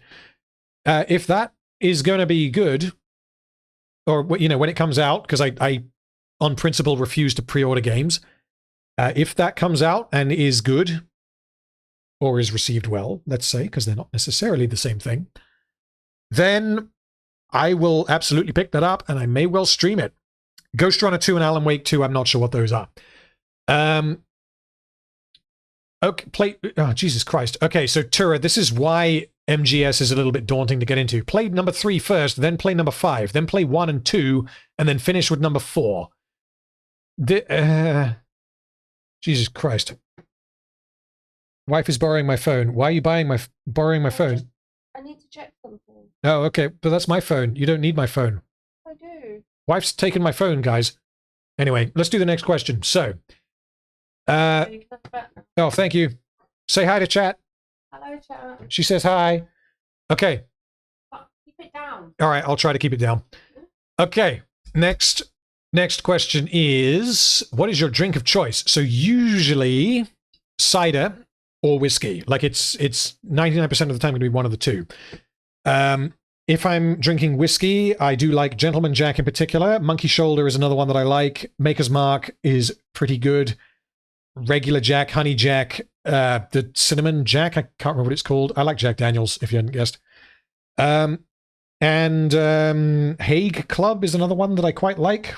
Yeah, so I'll just kind of buy whatever's there, try it, and if I like it, I'll buy it again. Hello there, Gagalum. I'm glad you could join it.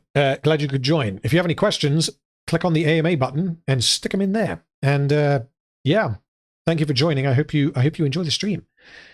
In terms of cider, Scully cider is one of my favorites, as is Pulped, both of which you can buy at Tesco here in the UK.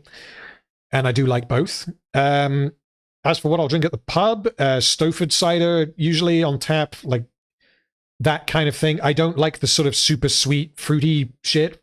Like, yeah. But chilled cider as opposed to the sort of room temperature bile. Yeah. That's what I will go for. Okay, the honored one. Just curious, what's your favorite race in Lord of the Rings? That is an interesting question. The one I find probably the most interesting would be the elves, maybe? But again, I'm purely going from the films. Because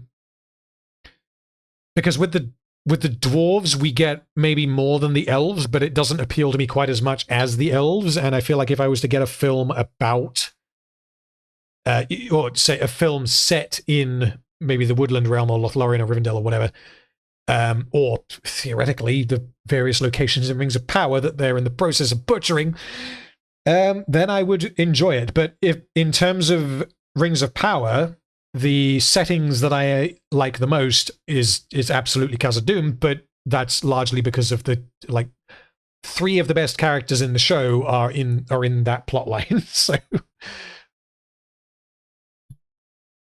okay. Right. Next question. Big King 321. Any preferences on types of media you want to review? For example, focusing on really bad shows or movies because you enjoy pointing out flaws, or good ones because you are passionate about them? Both would be the answer. I mean, films, I'm pretty set on films and TV shows. I think reviewing games takes an entirely different skill set, which, well, no, there is some overlap, so it's not entirely different, but it's not something I would be comfortable in doing.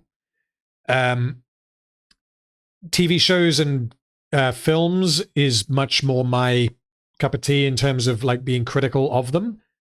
But as I've said previously on the stream, I don't intend to just do X is bad, X is bad, X is bad, because there's a lot of channels that do that, and like that's not to take away from the quality of what they do.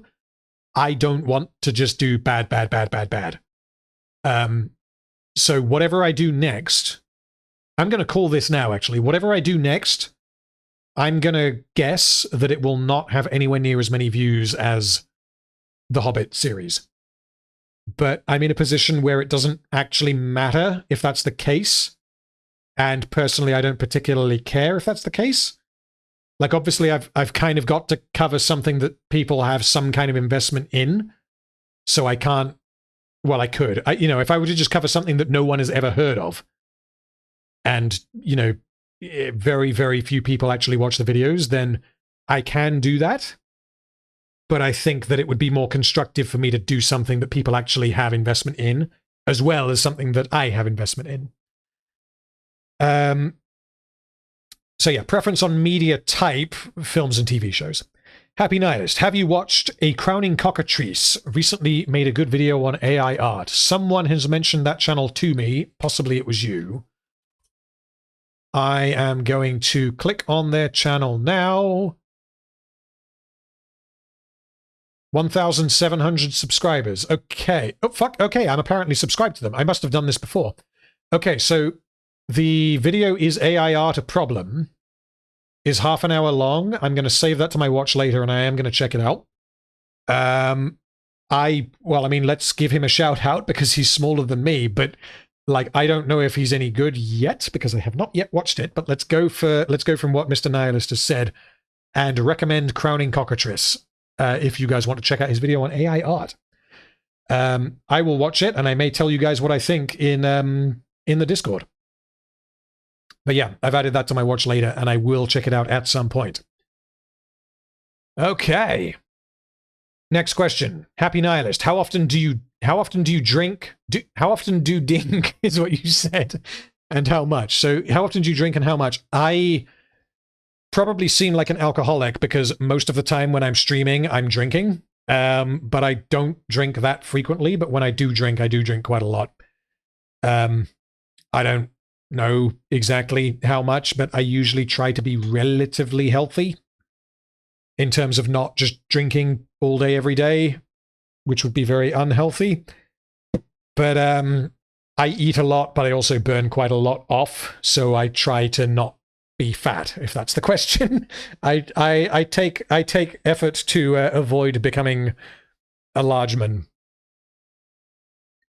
But yeah, how often do you drink? Maybe every couple of weeks. How much do you drink? It depends on how much I want to drink, is the honest answer. Ender says, have you heard about SCP?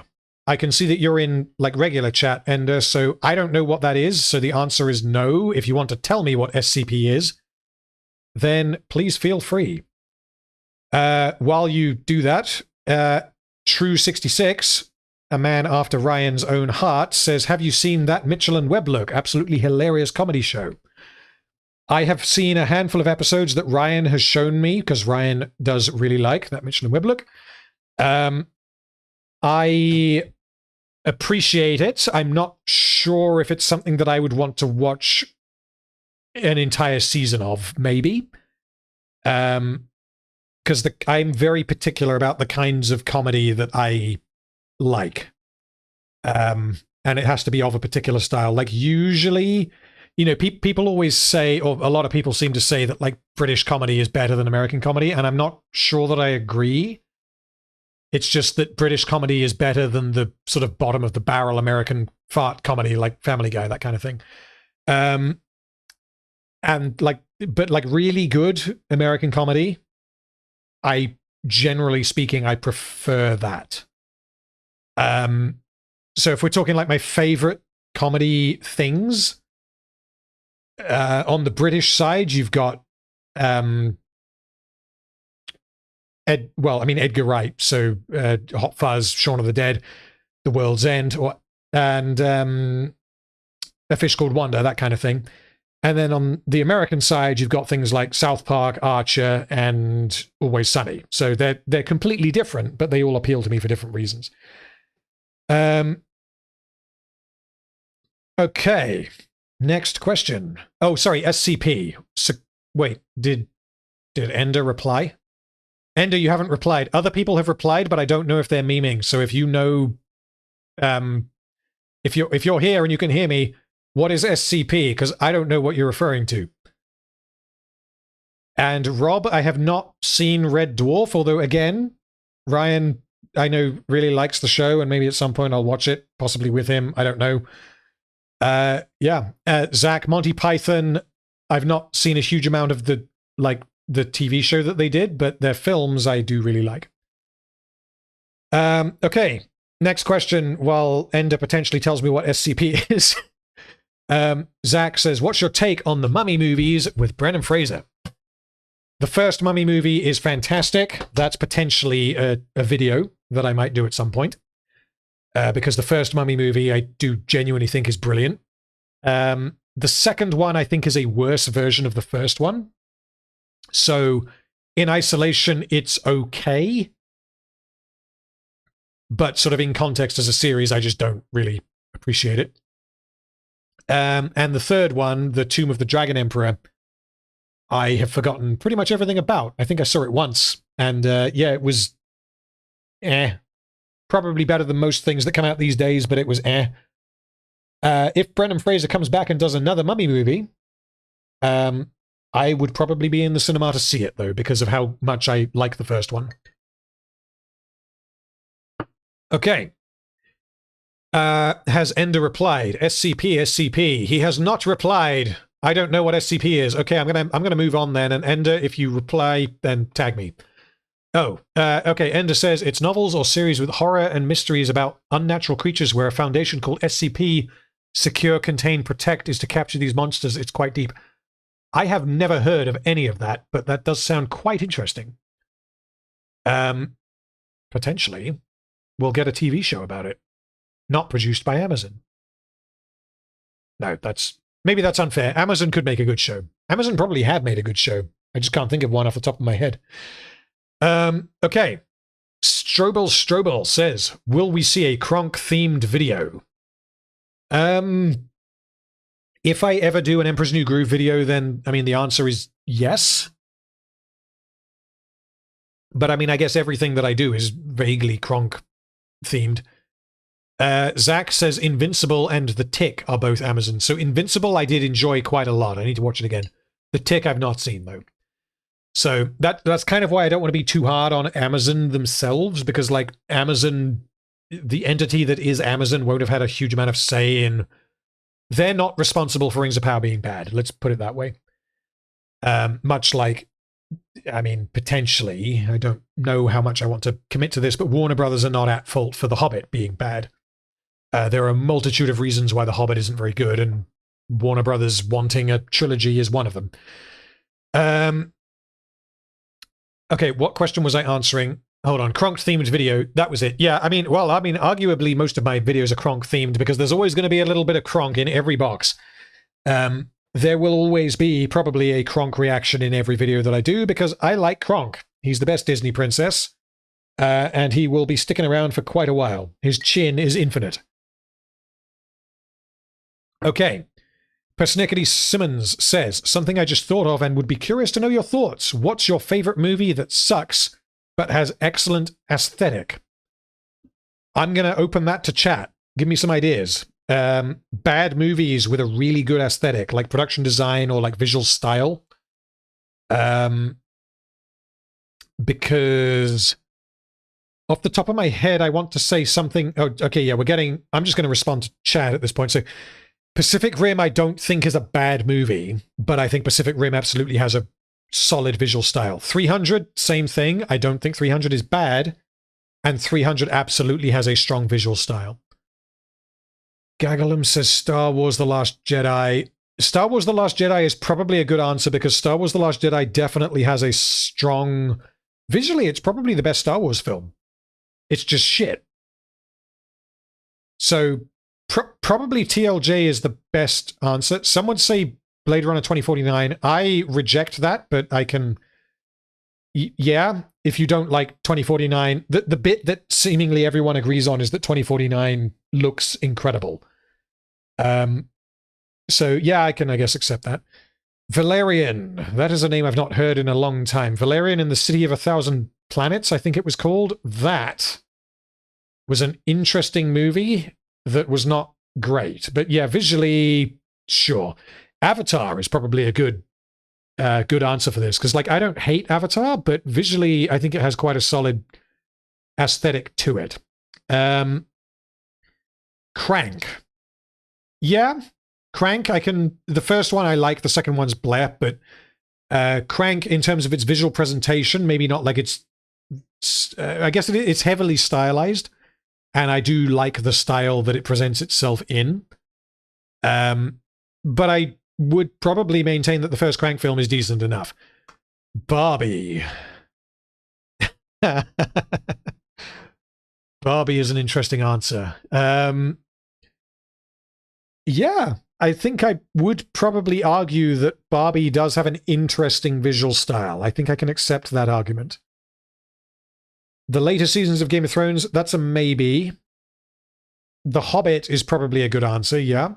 Now You See Me, I haven't seen. Gestures broadly at the bad MCU movies. I'm not sure I agree with that, because a lot of the times the MCU films are almost interchangeable with their visual style. I feel like the only Marvel films that you can watch and be like, there was a singular vision behind this, is the James Gunn films, so Guardians of the Galaxy 1 to 3. And even though, for example, Infinity War might be a better movie than Guardians of the Galaxy 3, Guardians of the Galaxy 3 absolutely has more going for it in terms of, I guess, visual style, which is, it's a bit of a nebulous definition, but yeah. Angela Davis, Hobbit Final Autopsy, I assume you're asking when it's going to be out. Ideally within the next couple of months, but I'm not making any promises. I have made a lot of progress on it, but if you want more frequent updates, jump in the Discord, because I post in there every now and then. Rather frequently, some would say. Right, let's do the next question.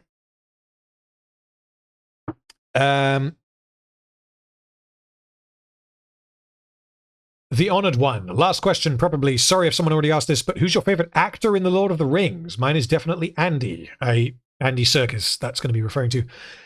Well, yeah, Andy Serkis is up there. Sean Bean is Boromir, but the thing is with that, I'm kind of clouded because probably Boromir is my favorite character. If we're talking purely going by the performance, it's hard to beat Christopher Lee, but then he didn't have a huge amount to do in terms of, he didn't have to display a wide amount of range. He just had to have a lot of presence and like authority, and he was compelling. But he didn't have to do as much as, for example, Elijah Wood. So I'm not sure who had to. David Wenham as Faramir. Viggo Mortensen is another good Another good suggestion. Yeah.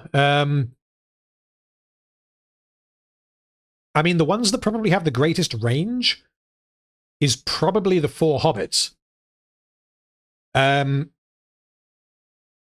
So yeah, Sean Astin as Sam has got to be up there. But in terms of, yeah, okay, fuck it. Okay, top 5 off the top of my head in no particular order. We're going Andy Serkis, Sean Bean, David Wenham, Sean Astin, and who is number 5? Ian McKellen. Because I fucking love him as Gandalf. Okay. And Ryan, I will probably watch... Maybe we'll do that as a live stream. Now you see me, because that could be funny. Having not seen it and knowing sort of vaguely what it is, maybe we'll do that. Okay. Nikolic Serjek says Tamriel versus Middle Earth. Yeah, I mean, it's got to be Middle Earth. Sorry, I can't elaborate a huge amount because my knowledge of Tamriel is very limited to Skyrim, so I can't elaborate a huge amount. It's got to be Middle Earth. Lexian, since you like horror films, who is your favorite slasher movie villain? The alien from Alien, because if we're being completely technical, then Alien is a slasher film because of the structure of the film. But I get that it's not a conventional slasher film.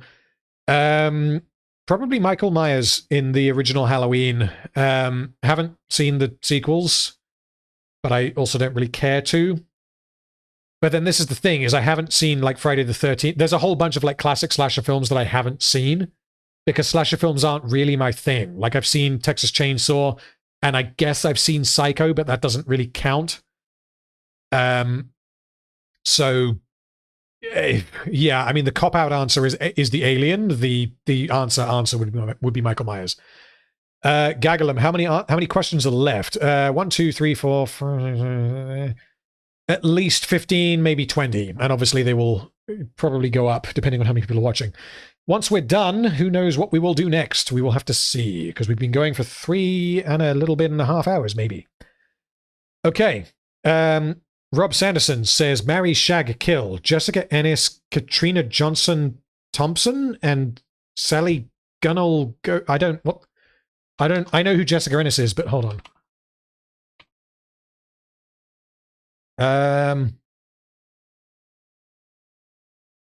I feel like I'm Googling names just to answer a question that maybe I shouldn't be answering.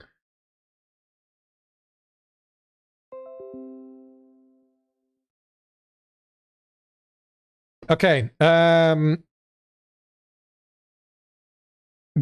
Fuck's sake. Why did I commit to answering every question? Okay. What was it? Marry, shag, kill. Okay, well, marry Jessica Ennis, shag Katrina Johnson, kill Sally Gunnell, I guess.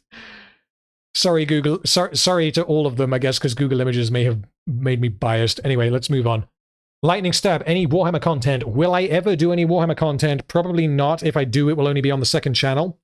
The only Warhammer content that I would ever do would probably be painting, because I find that a lot of fun and I find it very relaxing to do, but again, I don't really have the setup to do it. Streaming a game, I don't think I could do that in a way that would be entertaining. But yeah, never say never. Who knows? Zach says, as a metal fan, any opinions on Brutal Legend? I think that game is awesome and was criminally underrated when it came out. So I haven't played that for years, but I have played it. And Brutal Legend was, I mean, the soundtrack to Brutal Legend is fucking unbelievably good. As is the voice cast. It had like Lemmy and Ozzy Osbourne and obviously Jack Black. Gameplay wise, it was a bit of a weird game because it started like the first maybe, I don't know, third of the game was hack and slash third person action game, which was, you know, a lot of fun. And then it transitions into almost like a tower defense base building game, which is really weird. I can't think of another game that did it quite like that. And narratively, because I do remember quite liking the story in Brutal Legend, but like narratively, it made sense for it to do that. It was just a little bit weird from a gameplay perspective, because it's like, oh, I'm really enjoying just, God of Waring my way through these fuckers. And then it's like, okay, it's Age of Empires time. We got to actually think strategically. Little bit strange. But yes, I did really enjoy Brutal Legend. And if it's on PC, I'm searching this on Steam. I'm pretty sure it's not on PC. Brutal Legend. Brutal Legend is on Steam. Well, there we go. How to eat your words. I'm going to add it to my wish list and possibly stream that at some point, because I do quite like it, although the copyright might be a problem. The copyright on all the songs. Jesus. Okay. Okay, next question. Lexian says, if Legolas didn't have plot armor in the Hobbit films, do you think he would survive the trilogy? And if not, at which point would he die? So the first action scene that he's involved in is the barrel chase. Then you've got the fight at Lake Town, and then you've got the fight at Ravenhill with Bolg. So he's involved in 3 action scenes.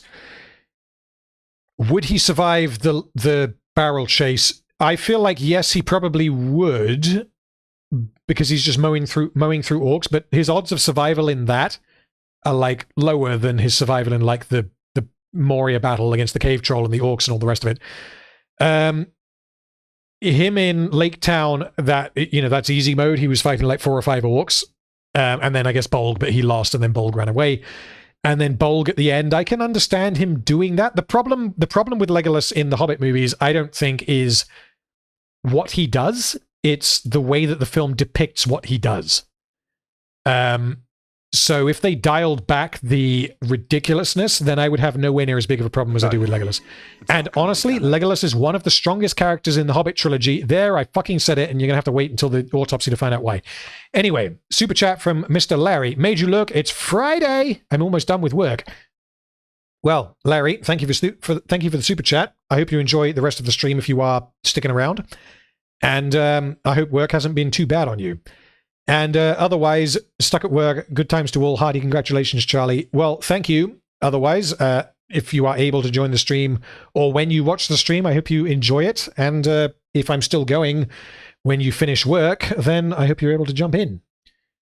Right, swiggity swooty, we need more whiskey. Hold on. Okay. Cough, cough. Achoo. Right, question from Zach. In addition to Brutal Legend, have you ever played Psychonauts? I have never played Psychonauts, although I have heard of it. So I'm sorry, I can't. I can't remember the name of it. Something Schaefer was the guy's name, or am I thinking of someone else? I can't remember. But yeah. Right, next question. Miss for 35 number. I'm sorry if I mispronounced your name, but your name is numbers. Will you do a Lord of the Rings analysis, this time positive? I'm not ruling that out. I answered this earlier, but I'm not ruling it out. Whether I will do it next, it is unlikely. Vagabondify, have you ever seen any Godzilla movies? And if so, what is your favorite one? So, I have seen Godzilla 1997, the Roland Emmerich one, which I actually rewatched fairly recently with Ryan, which is one of the most hilarious viewing experiences I have ever had. It's not good, but that's why it's so fun. Godzilla with Aaron Taylor Johnson, who we mentioned earlier, and Bryan Cranston. That is the best one that I've seen. Although I'm still not entirely sure I'd call it good. Godzilla King of the Monsters was bad. And Godzilla versus Kong was extremely bad. So yeah, the best one by far is the one that has Bryan Cranston in it, which is the, I believe, first of the recent Godzilla films. The classic Godzilla films I have not seen. Okay, Ryan. Again, aliens have landed on Earth. To avoid a probing, you must beat their fastest vehicle in a race. Which fictional vehicle would you choose to drive? Fucking hell. Which, I mean, well, like, if we're opening it up to all of fiction, it would be something like the Millennium Falcon that can travel at light speed.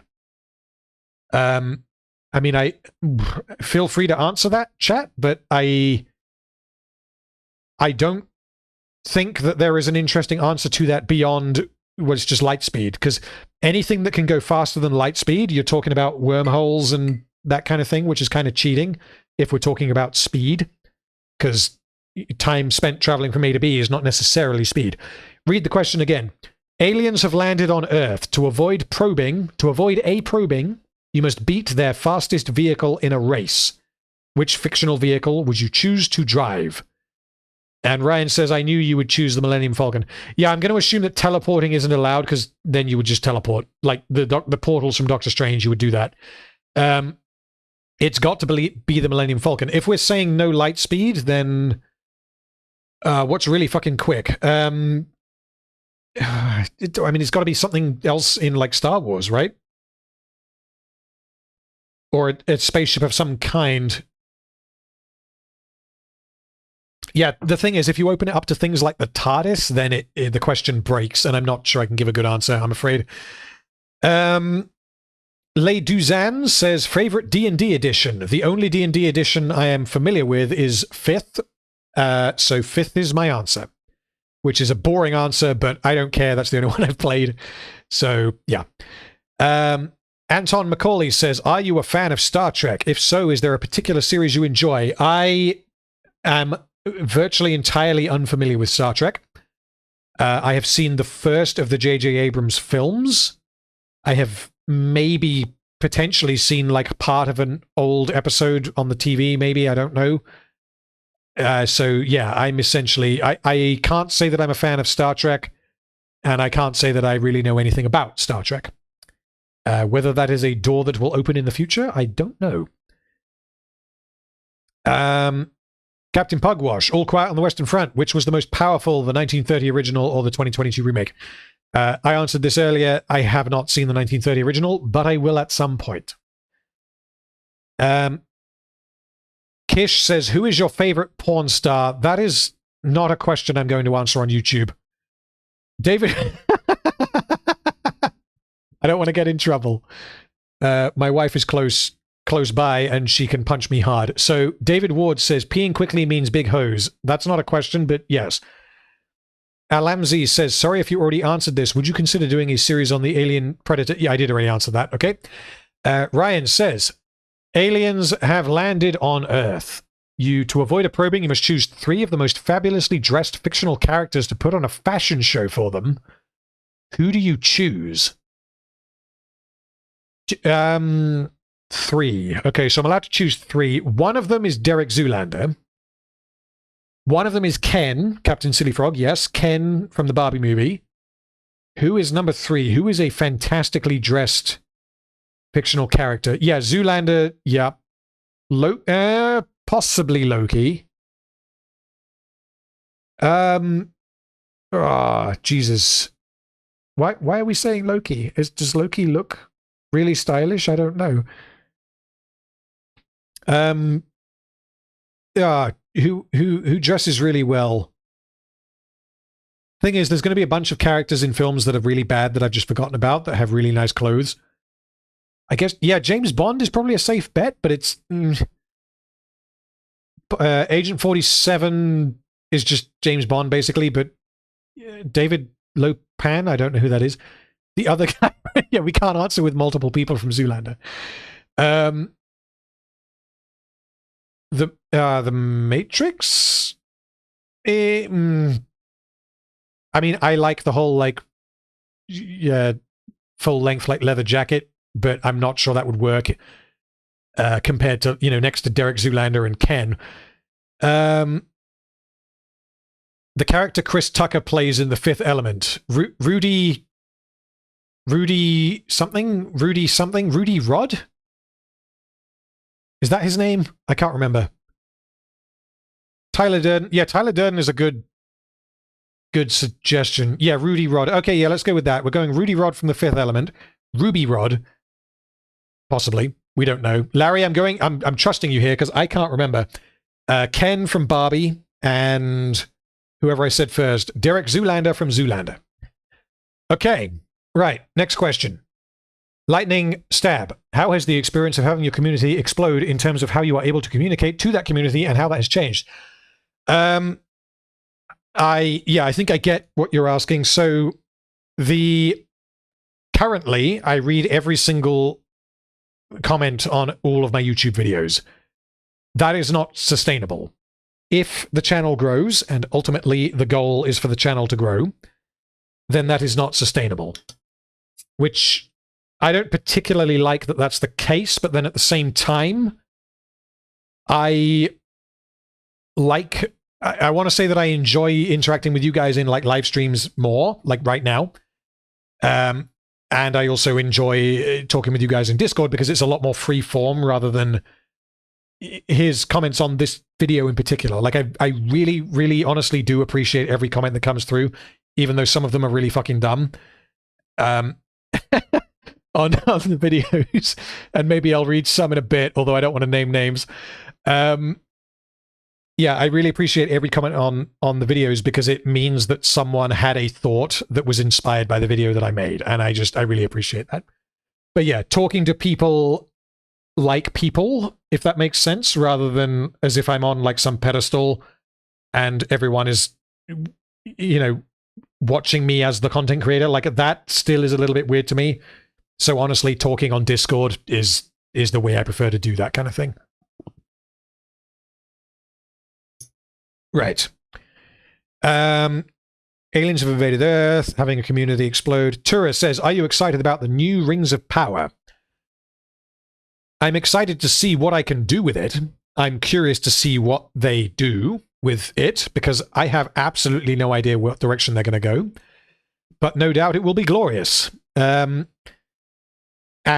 the only thing that I will, I guess, promise that I will be covering in future is Season 2 of Rings of Power. Apart from that, I don't really ever want to promise that I'll be covering something in particular because I don't want to back out, but I will be doing Season 2 of Rings of Power when that comes out. There was another half to that question. Where's it gone? And will you ever do an anime? Because if you would watch one, I think Goblin Slayer would suit your taste. Some D&D playstyle and RPG and goblins. I have never heard of Goblin Slayer, but if it's good, I may watch it at some point. And honestly, if I have things to say about it, then I may say things about it. Okay, HP Lefty, here's a trolley problem for you. You can choose to either do nothing, and the trolley will roll over and kill all of humanity, or it will take out Ryan and all of the invading aliens. What choose you? Well, essentially what you're asking me is if I value Ryan's life over the lives of everyone else on Earth. And it's interesting that you put Ryan in that question instead of my wife. So, sorry, Ryan, but you're going to get run over by a trolley along with the aliens that are proposing strange questions to me. So, Ryan says, I value my life over everyone's on Earth. Yeah, that's fair. But unfortunately, I'm pulling that lever, and hopefully I don't pull the wrong one. Okay. Ryan, speaking of, says, Harry, Ron, Hermione, shag, marry, kill. Well, just because you marry someone doesn't mean you have to shag them, which means if I'm shagging someone, it has to be Hermione because I'm not gay. So shag is Hermione. Who do I marry or kill? I don't know. Oh, shit. Which face do I want to be waking up to every day out of Harry or Ron? Probably Ron. Let's kill Harry and we'll marry Ron. Harry. Oh, that's a good point, chat. Thank you. Harry is rich. We can get digging some gold on Harry. All right. Sorry, Ron. You're not rich enough because Ron's poor. I'm going from the films, not the books. So yeah, we're gonna shag Hermione, we're gonna marry Harry, and we're gonna kill Ron.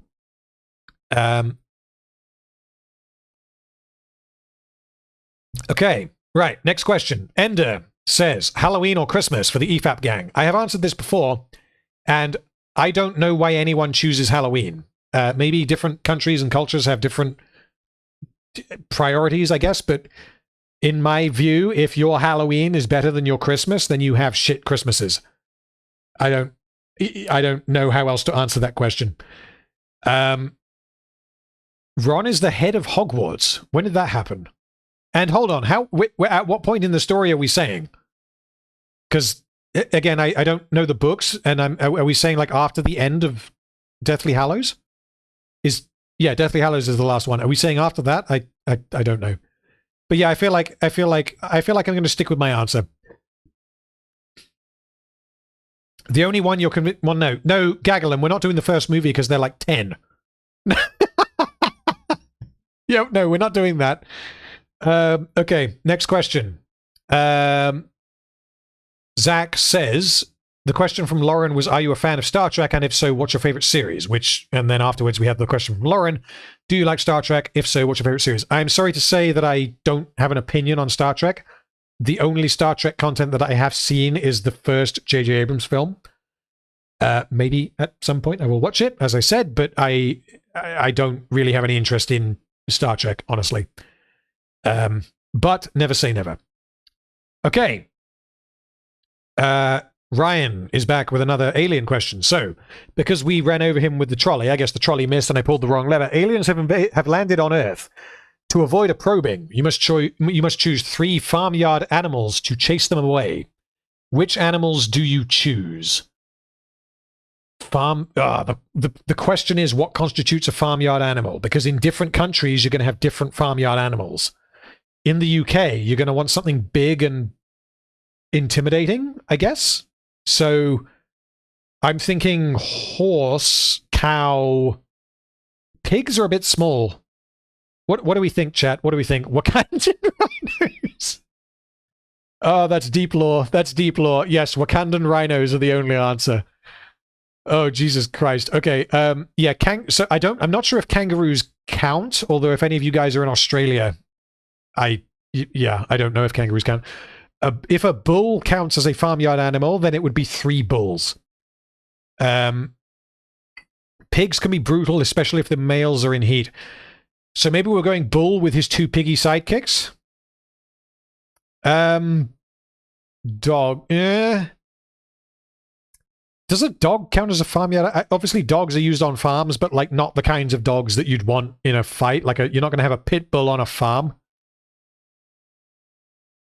Geese can be terrifying. I'm unconvinced, in particular, compared to like a pit bull and a bull.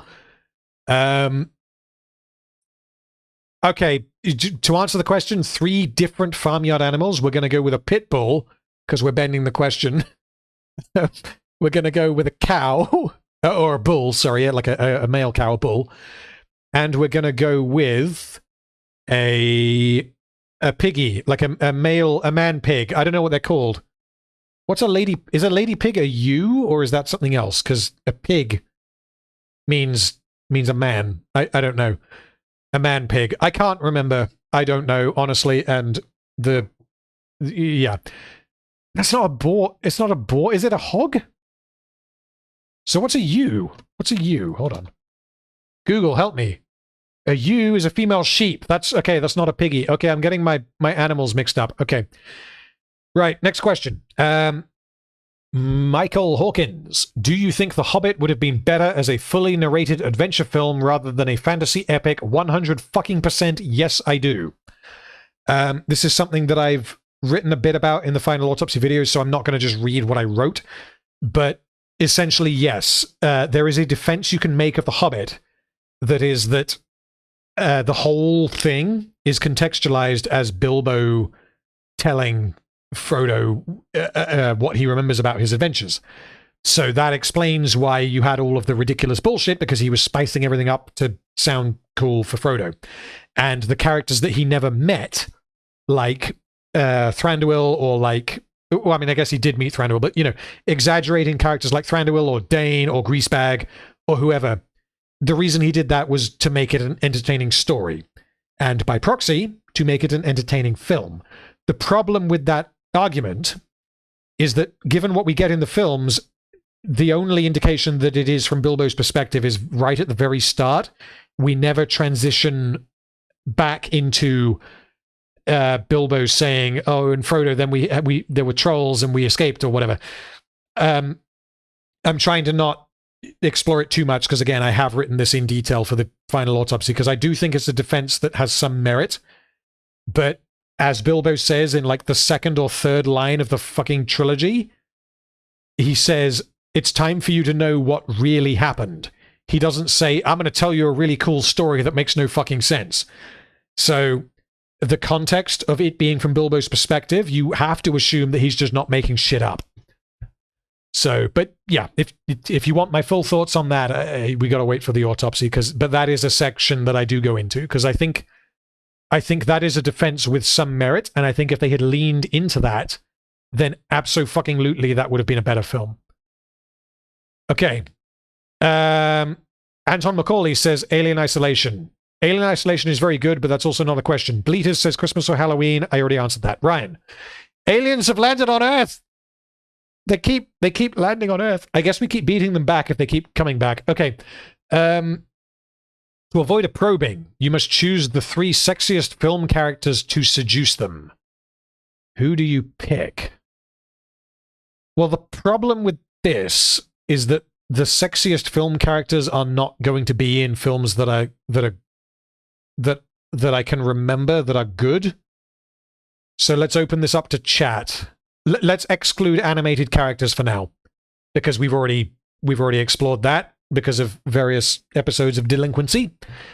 We're talking the characters as they are in the film, and the characters need to seduce the aliens, otherwise we just lose. Male or female, either way, I guess it doesn't really matter. Fox Scoots is the little goblin at the bottom left of the screen. So his name is Wheelie Boy, but yes, he's up there, absolutely. Luke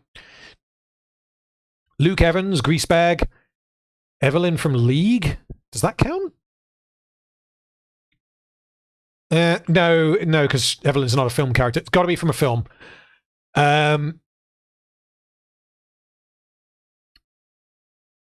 Natalie Mars, Gene Hollywood, and Larkin Love. I'm not sure who those are, but I'll take your word for it. Lara Croft is a maybe, but again, if we're talking films, you only have 3 films to draw from, and it's either Alicia Vikander or Angelina Jolie, and I have only seen the Alicia Vikander version. But yeah, Alicia Vikander is probably a good bet. Aquaman, that's probably true. One of those spots has to be reserved for Jason Momoa, or Jason Mimosa, as Red Letter Media referred to him as, which still fucking kills me. It seems those aliens really want to probe you. Mr. Bean, Ad Edmondson, and Rick Mail. I know who 2 of those are. Salma Hayek in From Dusk Till Dawn. Yeah, that's a good shout. Yeah, I'm waiting for anything to... Okay, right. So we're going to go with Salma Hayek in Dusk Till Dawn, Aquaman in Aquaman, and whatever the one was that I scrolled up on and said before. Who did I say before? I can't remember. Whoever that one was, that's the answer. I get... Yeah, Lara Croft. Yeah, let's go with that. Okay. I think those answers are good enough for such an excellent question. Okay. Where are we? Fine Toxicity says, "Hey, random, just joined the stream, so not sure what I've missed." Well, I hope you are enjoying the stream. Congratulations on the EFAP stream. Big leagues now. Indeed, indeed. It was a lot of fun. My question is, what childhood video game would you like to see a remaster of? So, do any of you guys remember the video game Croc, Legend of the Gobbos? Because that is the game of my childhood. It's not even close.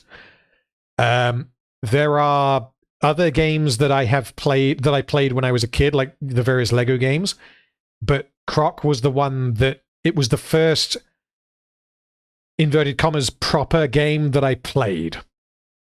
And yeah, if they did a Croc remake, I would play the shit out of that, and if it was on Steam, I would probably stream it, because I really, really liked that game. It was kind of similar to like the Super Mario game, the 3D one, but I was never really into Mario, so Croc was my Mario. Larry, what EFAP did you do? Whatever the most recent one was, 251. Last Saturday is when I did it. And it was quite fun. So if you want to watch it, the VOD is available on Mauler's second channel. Okay. Right. Mystic Research Labs. I know why Rings of Power was bad, but why was the studio so hopeless?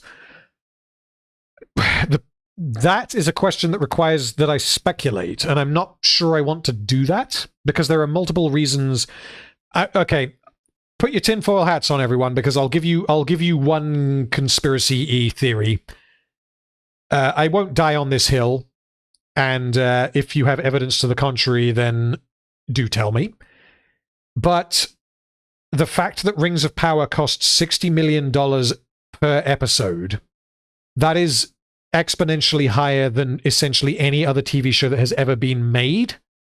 And the fact that it was financed by Amazon, who are obviously the, I want to say, largest company in the world.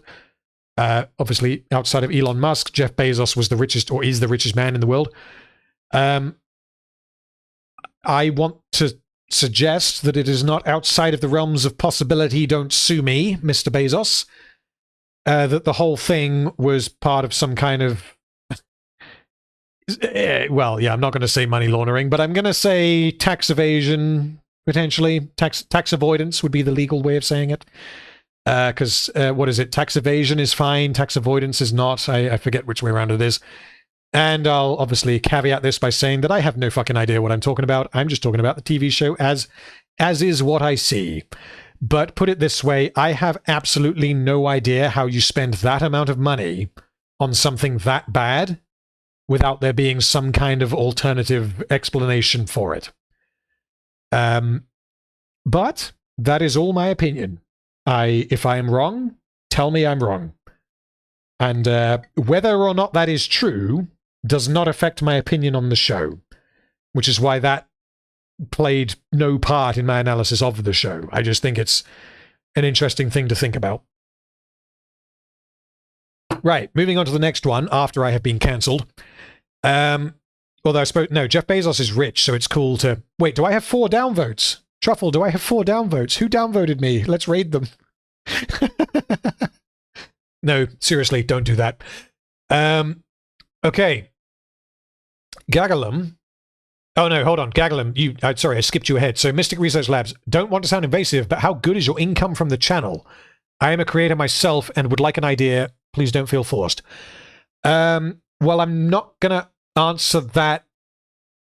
I will answer that in a vague sense. Let's put it this way. I have an alternative stream of income, and that combined with what I do with YouTube is more than sufficient for me to live on. Let's put it that way.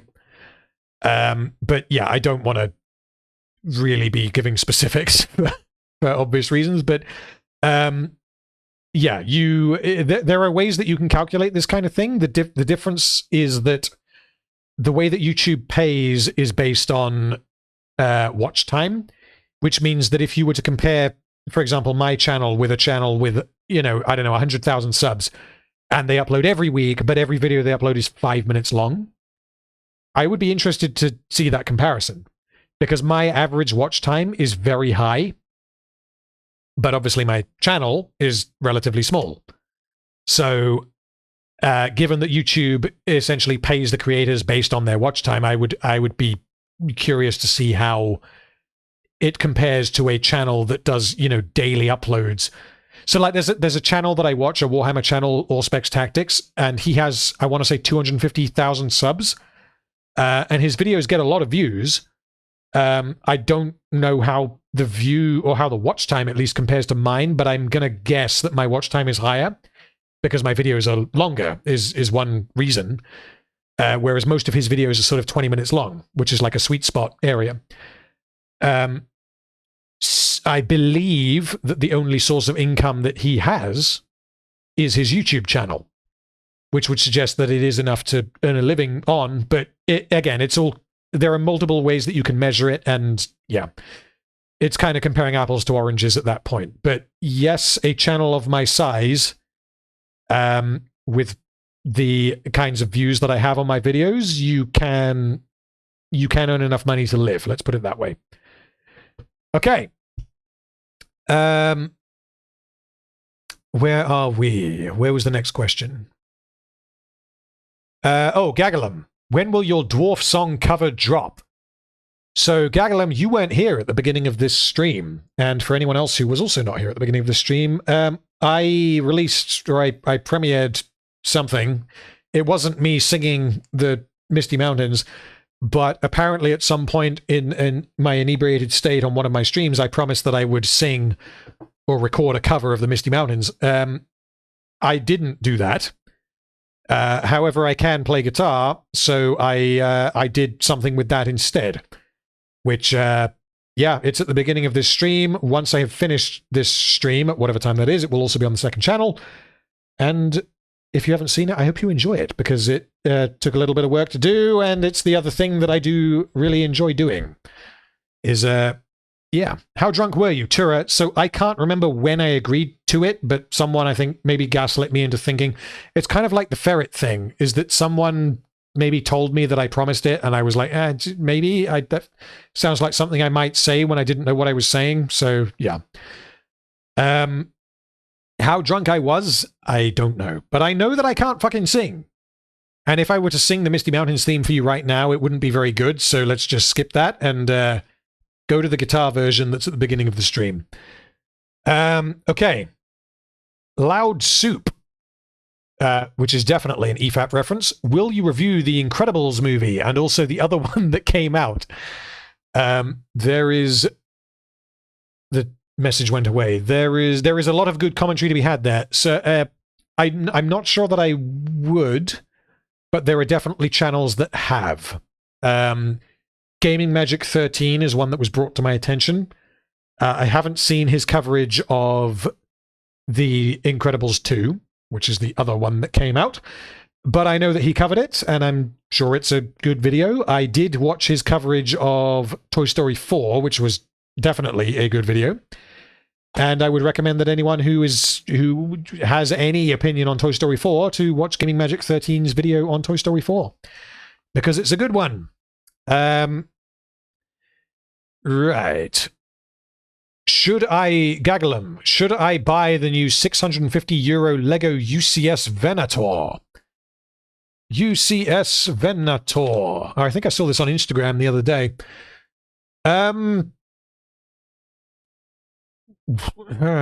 So that looks like a really cool model if you have the space to put it. And to be honest, because I'm much more on the side of the prequel, much more on the side of the original, the OT versus the prequels. If I was going to spend £600 on Lego, I would buy probably one of the classic Star Destroyers from the original trilogy.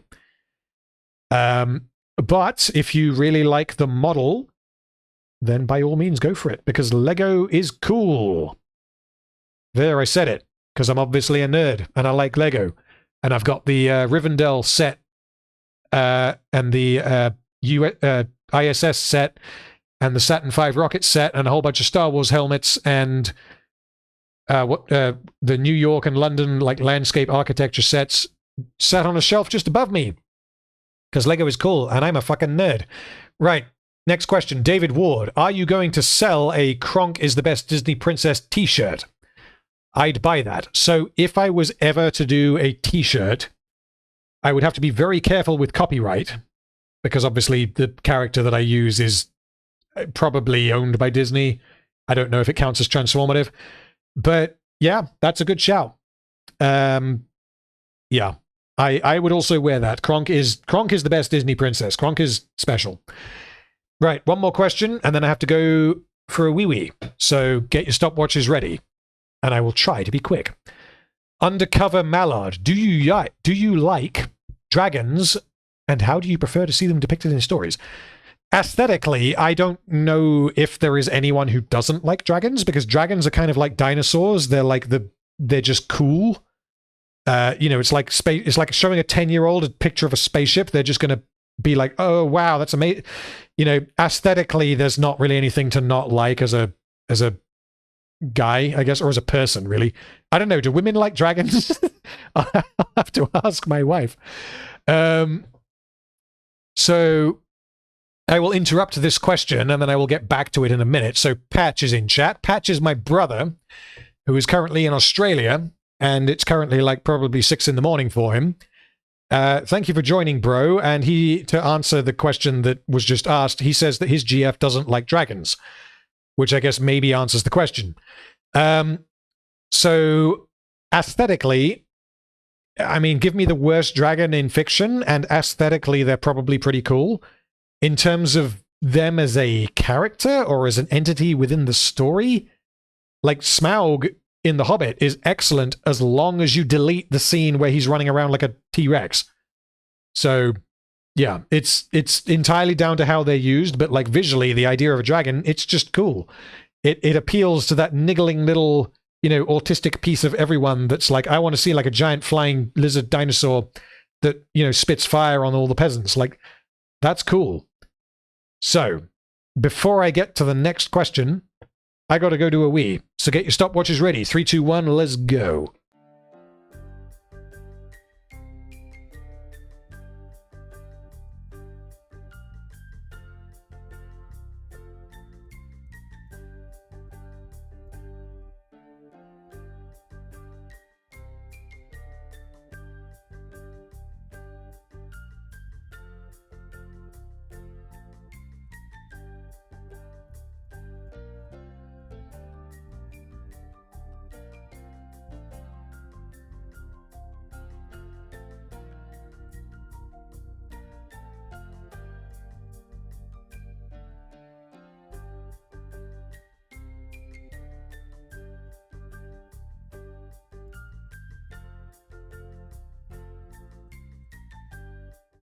All right, we're back. We're drained. We're a kilo lighter. We're doing all right.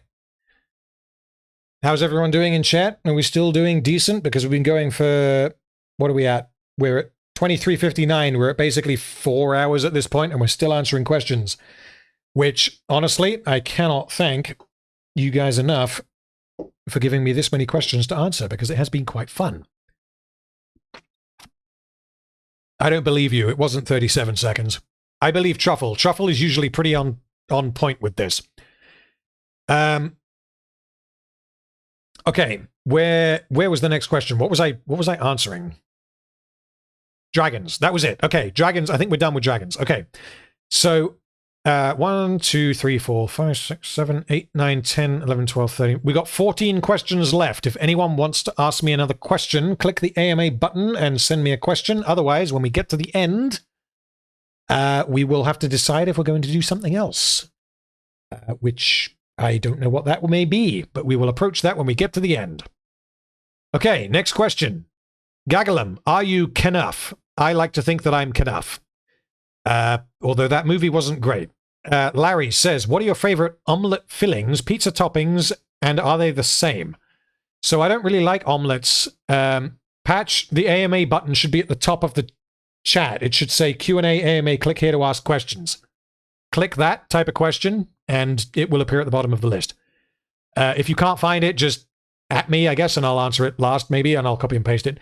So, yeah, omelettes, I don't really do omelettes. I tried to make wife an omelette once, and I'm terrible at cooking, and it came out like gravy, so we won't do that again. Pizza toppings, though, if I was to order a pizza, which I do rather frequently, I would go for pepperoni and jalapenos would be my... Obviously, cheese and tomato is the base for a pizza. If it doesn't have cheese and tomato, it's not a pizza, right? So if we're adding things to that, then pepperoni and jalapenos would be my minimum for what I would ask for. What I would want, it would be some combination of meatballs, Riquito chilies, like the sweet sort of bell peppers, mixed peppers, like green and red peppers, onions, I guess, sausage, chorizo, any combination of all of that. But yeah, or I guess ham, but yeah, ham I would usually sub out. But yeah, if we're saying pizza, like pizza toppings, we're talking cheese, tomato, jalapeno, and pepperoni. That is a pizza to me.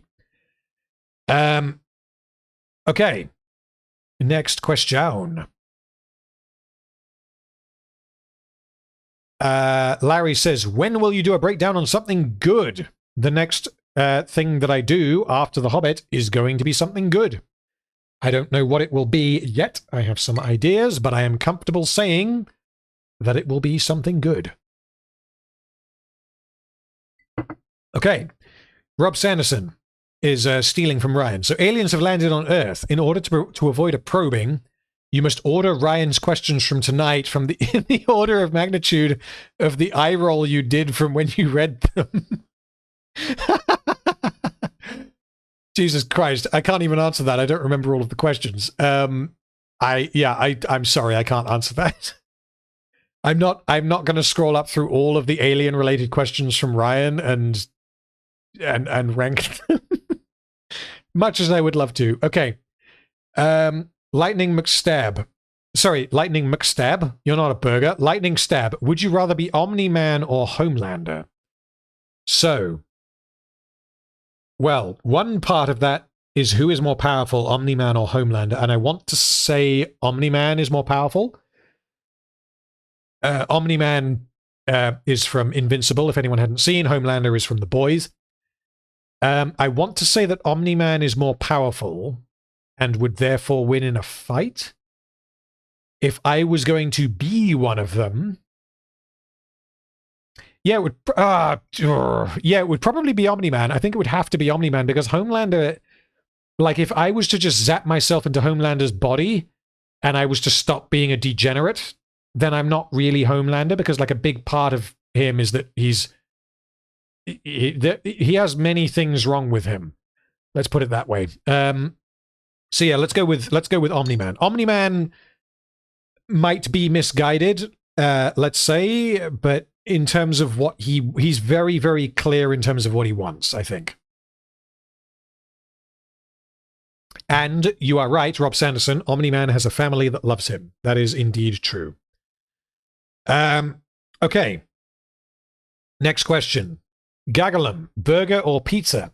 You are a man, you are a Gagalum after my own heart. So burger and pizza are the two things that I will always go for if I can, if I'm having a meal out. If I had to choose between the two, I would go pizza.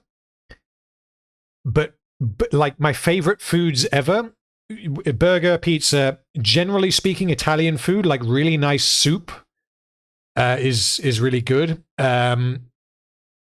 Mexican food, so burritos, enchiladas, quesadillas, all that kind of thing. Spicy chicken, that kind of thing. I really, really enjoy that. I would happily eat that every day. Mexican food, burgers, and pizzas every single day. Give it to me. Oh, and pastas, like pastas, spaghetti bolognese, all of that. I love it. I love that kind of stuff. Okay. Box Fox Scoot. How about that Starfield game? Not played it. Will play it. Have not yet. Curious to check it out, but at the moment I'm pretty balls deep in Baldur's Gate. So yeah, at some point I will check out Starfield, but not yet. Right. Hugh Gedney. Do a Transformers movie analysis. That isn't a question, but I guess the answer is no. Because I honestly feel like the Transformers films are low-hanging fruit. There's also a lot of them. And I think that the problems with them are very much self-evident. I don't think it takes much analysis to uncover what the problem with the Michael Bay Transformers is. So I am not particularly interested in doing that, but again, never say never. I don't know. I won't rule that out. Maybe I'll see the Transformers 7 Rise of the Beastacrons or whatever the fuck it's called, and I'll decide that, yeah, I've actually got things to say about that. Who knows? Kish says, what's your opinion on H.P. Lovecraft and stories revolving around, I assume that's meant to say psychology and dark themes. So H.P. Lovecraft, I don't do books, as many of you know, but the aesthetic of that style, as I have seen it referred to, is something that I do quite like. I guess existential horror, there's a lot of that in Warhammer, which is a universe that I'm quite involved in. So yeah, oh, there's also a couple of video game. I think there's a video game that I played. Hold on, Yeah, there's a video game that I played a little bit of called Call of Cthulhu, which was effective, although I didn't play it quite as much as maybe I should have. Yeah, I'm probably not the person to talk about H.P. Lovecraft, honestly, but yeah. Thank you for the question nonetheless.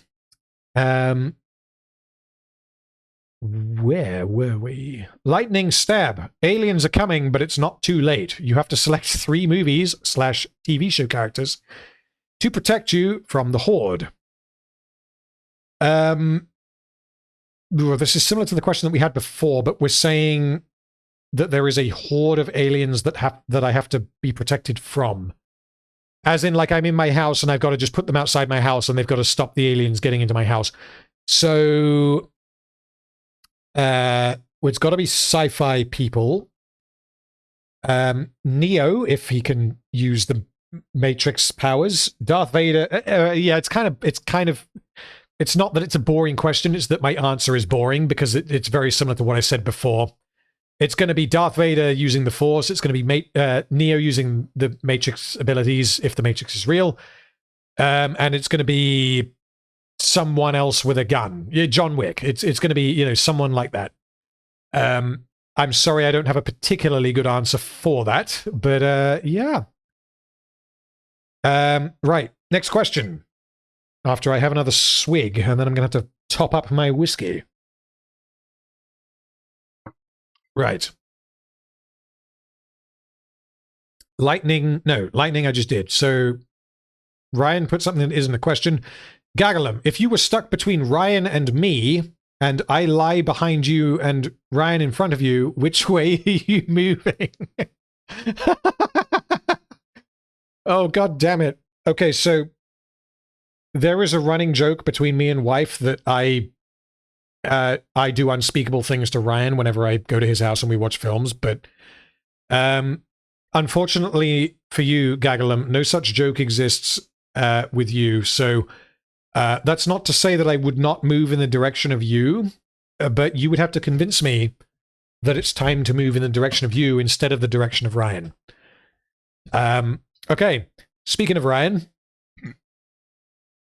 aliens have landed on Earth. To avoid a probing, you must fight their champion one-on-one. What weapon do you choose? Are we limiting this to real-world weapons? Yeah, yeah, I'm going to need clarification. Because if we're saying real-world weapons, then some kind of machine gun is the obvious answer, because you don't necessarily need skill to use a machine gun. If we're saying fantasy weapon, yeah, rocket launcher is probably a good shout, but the problem is that if you shoot the rocket and you miss, then it's like you're dead.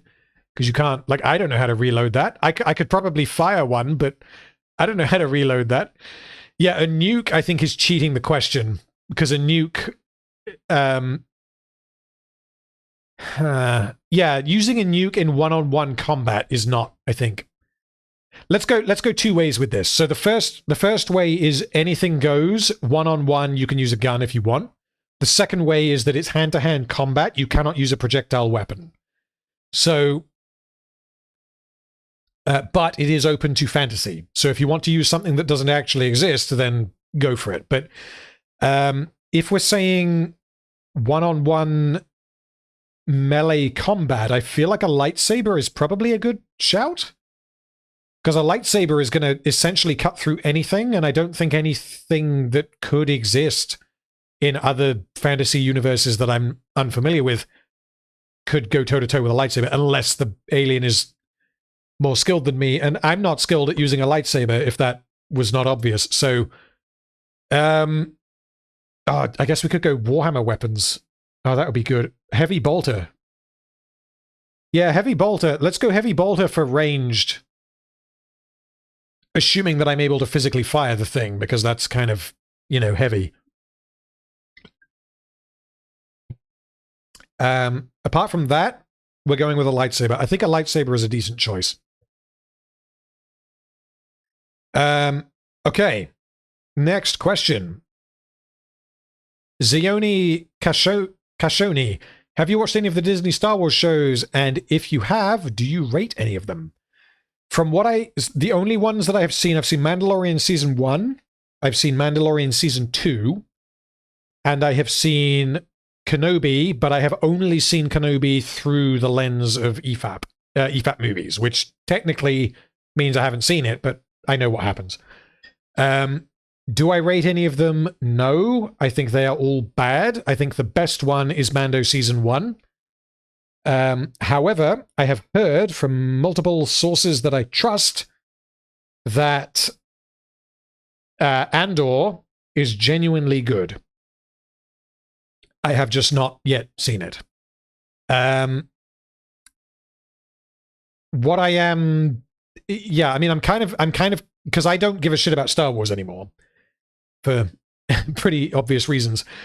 But Andor was actually written by, writers who are, writers. I don't know how else to, I forget the guy's name, but it's Tony Gilroy, I think is the guy's name. Because Dan Gilroy is the guy that did Nightcrawler, which is a fantastic movie. Tony Gilroy is his brother he wrote, I want to say, the first of the Oceans movies. And he also wrote and possibly directed Michael Clayton, which I have not seen. But the point is, Tony Gilroy is a writer. He's not someone that Disney found and was like, hey, we're going to give you a Star Wars. So, yeah. I am confident that if or when I watch Andor, I will enjoy it. I'm just not particularly motivated to watch it right now. But if I were to recommend one based on what I've heard from people that I have seen, I would recommend Andor. Okay, next question. Kish says, I'm drunk. Well, that's good, Kish, because I'm getting there myself, as you can probably tell.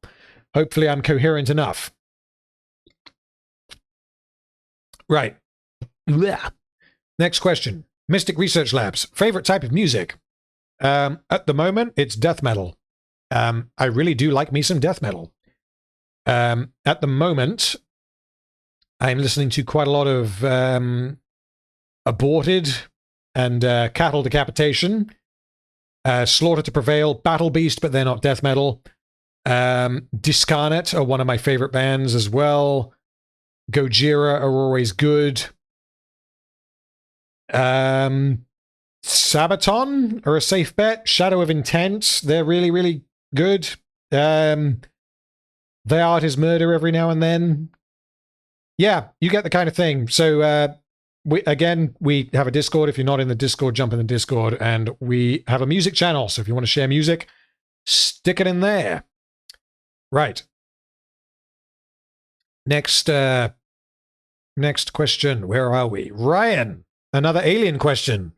Aliens have landed on Earth. To avoid a posterior probing, I like how you specified this time, you must choose the 3 most idiotic fictional characters to sacrifice. Who do you choose?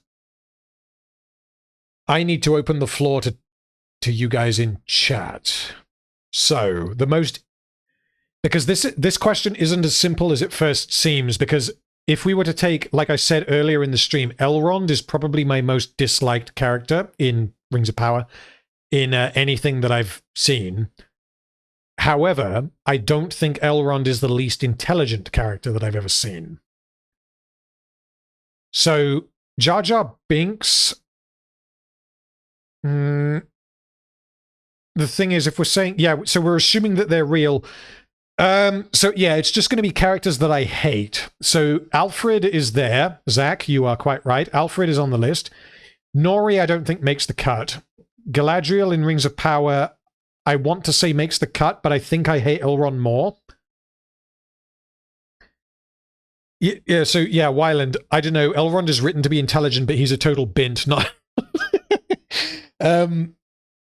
You're not wrong, but at the same time, I would say that Elrond is probably more intelligent than Galadriel, given what we see in Rings of Power. Hello, Ian. Welcome to the stream, and I hope you enjoy. If you want to ask questions, click the AMA button and stick them in there. God, most idiotic fictional characters. Okay, we're going to go Galadriel. in Rings of Power. We're going to go Alfred in The Hobbit, and then we're going to pick something that isn't Rings of Power or The Hobbit. Who's a fucking idiot in a film that I've seen recently? The thing, I'm thinking yeah, I don't, Kylo Ren, I'm not sure if he really counts. Holdo, yeah, Holdo's up there. Holdo is definitely up there. Holdo is an unbelievable idiot, but I haven't seen The Last Jedi since it came out, which at this point is like 7 years ago or whatever, or 5 years ago. I can't remember. For now, let's go with Holdo. Oh no, okay, yeah, Ryan. The mayor in Godzilla who destroys the Chrysler building. Mayor Ebert is the character's name, obviously named after Roger Ebert, because what's his name? The guy that directed them, Roland Emmerich, did not like Roger Ebert, so he named the mayor after Roger Ebert. And his assistant was Siskel. Obviously, Siskel and Ebert. Yeah. All right, we'll go with them. Okay. Next question. Lexian says, what is the most British thing about you? The place that I live. It is in Britain. I also like Britain. It's not too bad. It's all right. It's doing okay. I don't know. What else is the most British thing about me? My parents live in Britain. My brother doesn't, so he doesn't count. Yeah, I live in, I don't know. I'm not really sure how to answer that. If it's not London, then it's okay, I guess. Yeah, I don't live in London, and I also don't like London. So yeah, we're living in Britain and we're doing okay. We'll leave that question there, I think. Okay. Zach, is Sylvanas a stupid character? Just very briefly, I know you put it in the wrong chat, but I will answer you nonetheless. Sylvanas in Warcraft started off as a really good character, and then throughout Battle for Azeroth and Shadowlands, she became retarded. And part of that is because the writers seemingly turned her into like a self-insert character, where she is just the best at everything, and then she's evil, but then she's redeemed, and it was unbelievably rushed. And yeah, Sylvanas is a really cool character prior to Battle for Azeroth. So yeah. Is Scotland cool? Okay, question. I will answer that, but any more questions you want to ask me, regardless of how minor they are, stick them, click the AMA button and stick them in there, because I don't want to skip ahead of people who've been waiting. Is Scotland cool? I have been there once, and I don't have strong opinions of Scotland. I think Scotland is all right. I went up there a few years ago for a wedding. Driving there was a pain in the ass because it took all day, but yeah, I don't, at some point I'll go back. I might do, we're thinking about at some point doing like the north coast of Scotland, like dot to dot, visiting landmarks, which might be fun. Just renting a car or a caravan and camping, and yeah, might be cool. Okay. Right, next question. Box Fox Scoot says, aliens have invaded Earth and you are in charge of procuring weapons to fight them off. But you're an alien spy. Your alien spy sabotaged the efforts of your fellow humans by giving them the worst weapon possible. So I think the question is, what is the worst possible weapon that you would want to use against an alien? I think is the question. So it would be something that is not ranged. It would be something that's terrible. Maybe like a stick, like a staff, I guess a stick, where you just kind of bonk people, because, martial artists can do a lot with a stick, but like if you just give a stick to some guy, it's just a stick. Anything with a bladed edge is a no. Anything that's a projectile weapon is a no. A spoon isn't a weapon. I don't think that counts. Whereas like a staff is a weapon, and I feel like a staff would be the worst weapon you would want if you were defending yourself, because a staff with a blade on the end would inherently be better. Nunchucks I don't know enough about. Okay. Yeah, I think that's the best answer I can give. I don't know anything about weapons, really, so yeah, we'll go with that. Tura says, would you rather watch Rings of Power 100 times or being licked by Ryan 50 times across your whole body? There is no alien here. Sorry, Ryan. Okay, so how long would it take me to watch Rings of Power 100 times, and how many times have I already watched it? So I've probably watched it at least 10 times total, so that's 90. The series is 8 episodes long, an hour each, so that's 90 hours of watching Rings of Power. Versus getting, what was it, getting licked by Ryan 50 times across your whole body? Like from my foot to my face? So that's going to take, yeah, it's going to have to be Ryan. Pucker up, Ryan. I'm seeing you tomorrow, but it's going to have to be Ryan. I don't think anyone can endure that amount of Rings of Power. Okay, next question from Patch. Hey, Patch. I hope you're doing good. Rank the video games we had installed on the old PC top to bottom. Chaos Theory has to be number 1.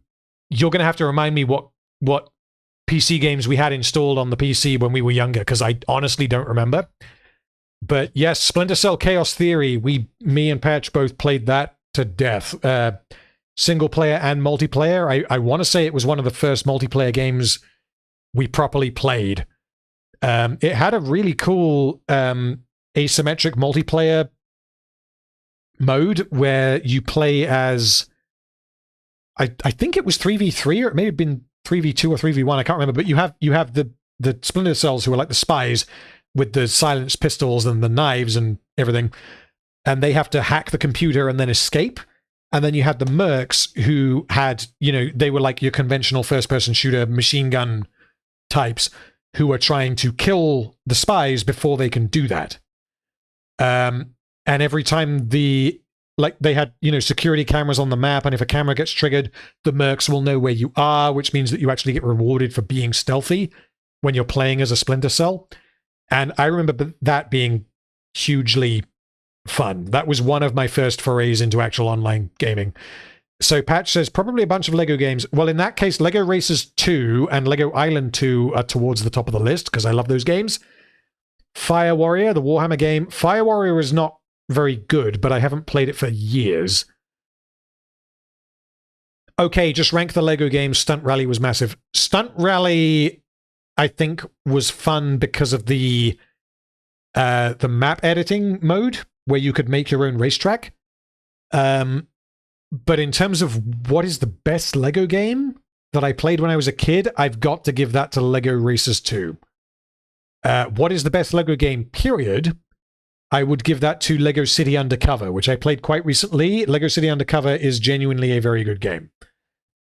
Right. With that, we need to fill up on the old Whiskeroonie.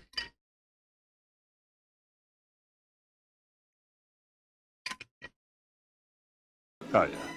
It's all coming together. And we have a super chat from Douglas Lamar. I binged your entire Rings of Power series, including Final Autopsy, and by the time I was done, I had to wake up in 3 hours to go to work, but it was worth it. Well, I hope that you didn't suffer at work too much.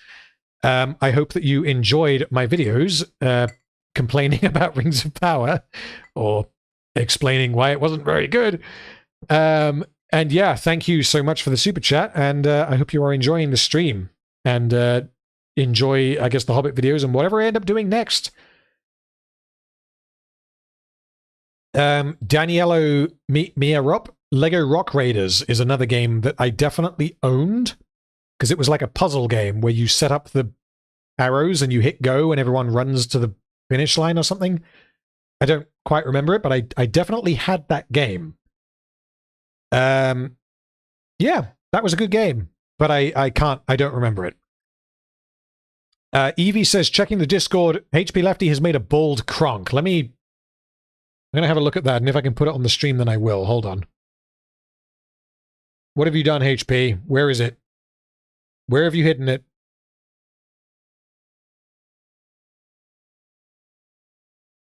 Oh, Jesus. Oh, good. Oh, God, that's horrifying. Okay. All right. All right. I'll show you guys. Hold on. We're going to show you the bald Kronk from HP Lefty.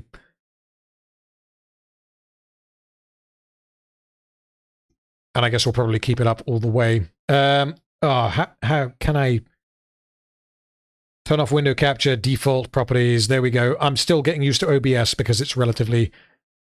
There we go. There we go. Right, that will have to do because I'm not changing it back. That's going to be there for the rest of the stream. Yeah, this kind of shit happens all the time in Discord, so if you want in, jump in. The link is in the description. Right. That was the question from Patch. Okay, question from Ryan. Aliens have landed on Earth. In order to seduce you, they have Salma Hayek's character from Dusk Till Dawn. You must choose an equally repulsive character to floppy your gaggle stick. Who?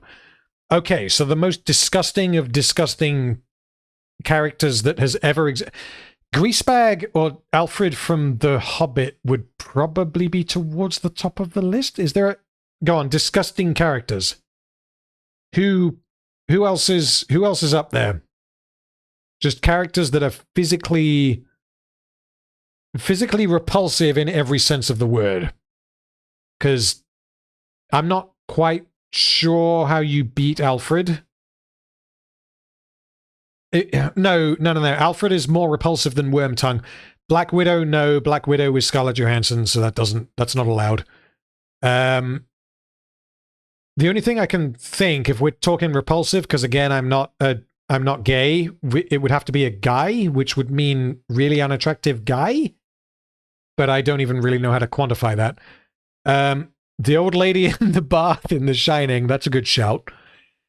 The half-melted acid guy from RoboCop, the mouth of Sauron. Let me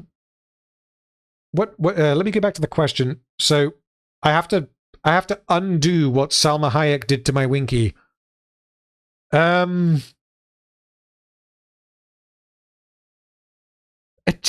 still don't think we're beating Alfred. Yeah, it's Alfred. We're going to move on because it's Alfred. Okay.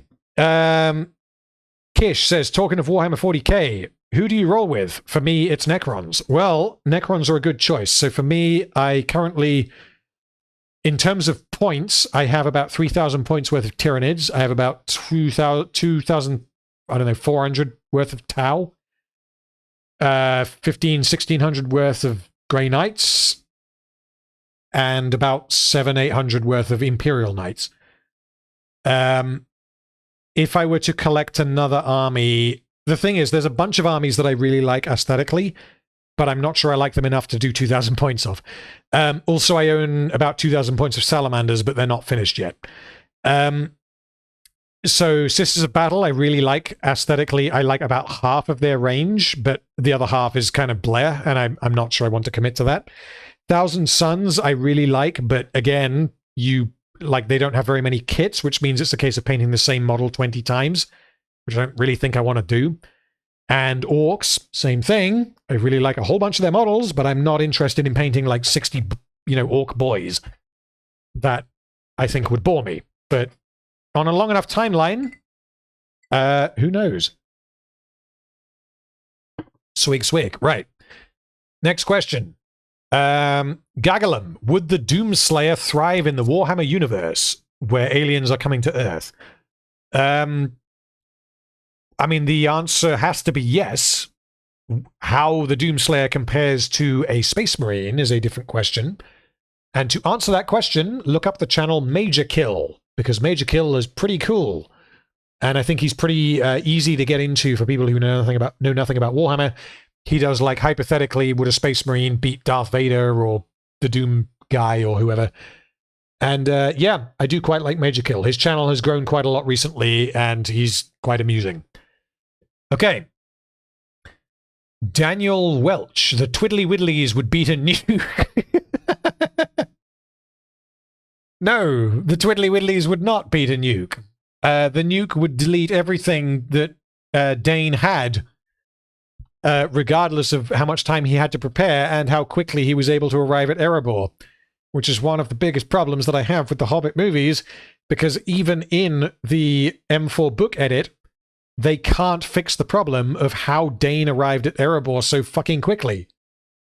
So, yeah, like, if that was the only problem with the films, which honestly, in the M4 book edit, the number of problems is drastically reduced.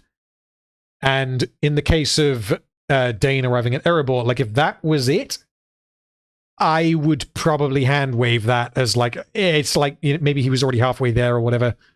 You know, you can kind of read into it a little bit, but I do still think it is a point of criticism. If that was the only problem, though, I would be far less harsh on it. Okay, next question. Where are we? Danilo Meerup says, hey, what are your thoughts on House of the Dragon? Love the vids. Thank you. Although I have never seen House of the Dragon. It is again on the list. Although when it came out, I was rather preoccupied by Rings of Power. I will probably watch it at some point because I have heard pretty good things. Next question. Gagalum, if given the opportunity at 50 years old, would you take a rocket to Mars? That would depend on the state of my life when I'm 50 years old. If I have children, the answer is no. If my children are grown up, which, I mean, I guess, like, if I had kids right now, then they would be 19 at the time, because I'm 31, then the answer would be a maybe. But I kind of don't really see the point of... I feel like I can do what I do here and enjoy myself and potentially give more good to the world, if that's even possible. I don't know, but yeah. I think that there are better people who can go to Mars than me. Let's put it that way. Swig. Cider, where we are. We're on the pulp now. Hold on. Give me a moment. Okay. Colonel Falcar 18 says, can only pop in quick, but I want to congratulate you on 25,000 subs. Thank you so much. Excuse me. That is an awesome milestone. And also, have you ever seen any Studio Ghibli movies? If so, what's your favorite? So I talked about this earlier. I'm not going to repeat myself. My favorite is Grave of the Fireflies. Ryan says, aliens have landed on Earth. Your potential probing becomes a court case. Which fictional lawyer would you choose to defend you? Fictional lawyers. Gee, I'm trying to... Well, because probably my favorite fictional lawyer is Richard Gere from Primal Fear, but he's not that good. I mean, it's either him or it's Tom Cruise in A Few Good Men. And, yeah, I'm going to check chat. So, Saul Goodman, I haven't seen Better Call Saul, but that's a maybe. She-Hulk is a no, but again, I haven't seen She-Hulk. Phoenix Wright, I'm unfamiliar with. Daredevil is a maybe? Kevin Lomax from The Devil's Advocate. Yeah, that's true, actually. Devil's Advocate is very good. Matt Murdock, yep, that's an option. I'll be your lawyer, Rand's Little Toe. You're on the list then. Harvey Specter from Suits. I haven't seen Suits. I think... Let's go with Matt Murdock, a.k.a. Daredevil, because I don't really know how else to answer that. Okay, next question. Gagalum says, I'm not drunk, but a little high. That's good. I'm not high, but I'm a little drunk. Patch says, I'm not sure if this came through. Yeah, your question did come through before, but if you want to ask another one, please go for it. Politas says, aliens have landed on Earth. Unfortunately, they're a Tyrannid splinter fleet. Then we're all going to fucking die. To avoid being digested in the reclamation pool, how do you lead the defense of Earth? I don't believe that it's possible to defend. I don't think... Yeah, no is the only answer I can give. For those of you who don't know about Tyrannids in Warhammer, we've had a few Warhammer questions, but... So, Tyrannids are an extragalactic species that essentially they consume everything that they see. They literally dissolve all biomass, so life forms, plants, everything on a planet, into juice that they then suck up into their hive ships, and then they move on to the next one. If the Tyranids are going to attack Earth, the only thing you can do is fight against an essentially infinite horde, because they keep sending more. They're an infinite horde of bugs that just want to eat you. So I feel like the way to combat Tyranids is to beat them, or at least divert them, or you drive them back before they land on your planet. Because if they land on your planet, you will probably die. Yeah. Okay. Next question. We're getting towards the end here, which has taken a little while, but I very much appreciate all of the questions. And again, if you have more, click the AMA button and let it rip. So, Gagalum says, why not drink out of the bottle? So I am drinking out of the bottle for cider, but not for the whiskey, because I'm a pussy. Tura says, if there is a Ryan invasion tomorrow and you had to pick one thing that can end it all for the Ryan Horde, what League character can you pick to end this invasion? You can pick up to 7 characters. So I've got an infinite horde of Ryans, and I've got to pick League of Legends characters to beat back the horde of Ryans. Okay, off the top of my head, Aurelian Sol because he's fucking huge. Volibear because he's a bear, and I feel like a bear could take on multiple Ryans. Who else is big? Malphite would be a good one to go for. Why am I allowed 7 characters? That's such a weird number. Oh, Jesus Christ. Who else? Someone with guns. Let's go with Jin, Caitlyn, because, again, guns. We need 2 more. Renekton, because he's like a crocodile. And, I don't know, Teemo, because it's funny. Let's do that. Okay. Next question.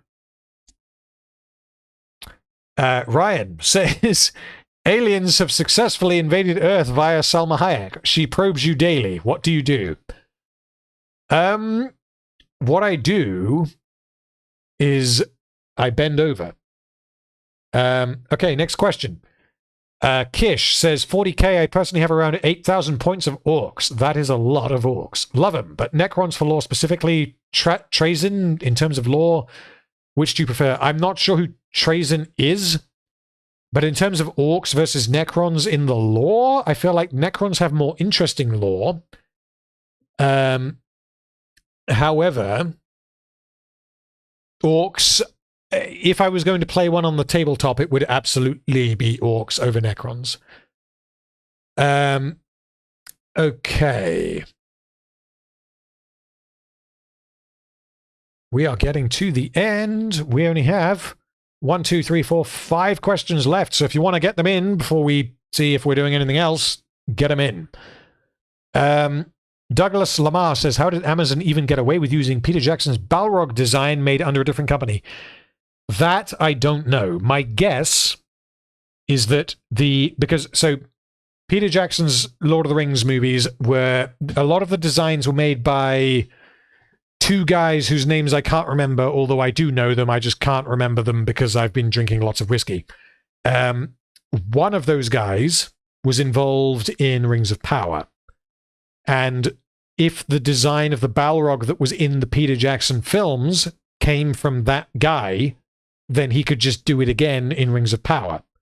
So it's not that they're copying from Peter Jackson, it's that the same guy is giving them the same design that they are allowed to use.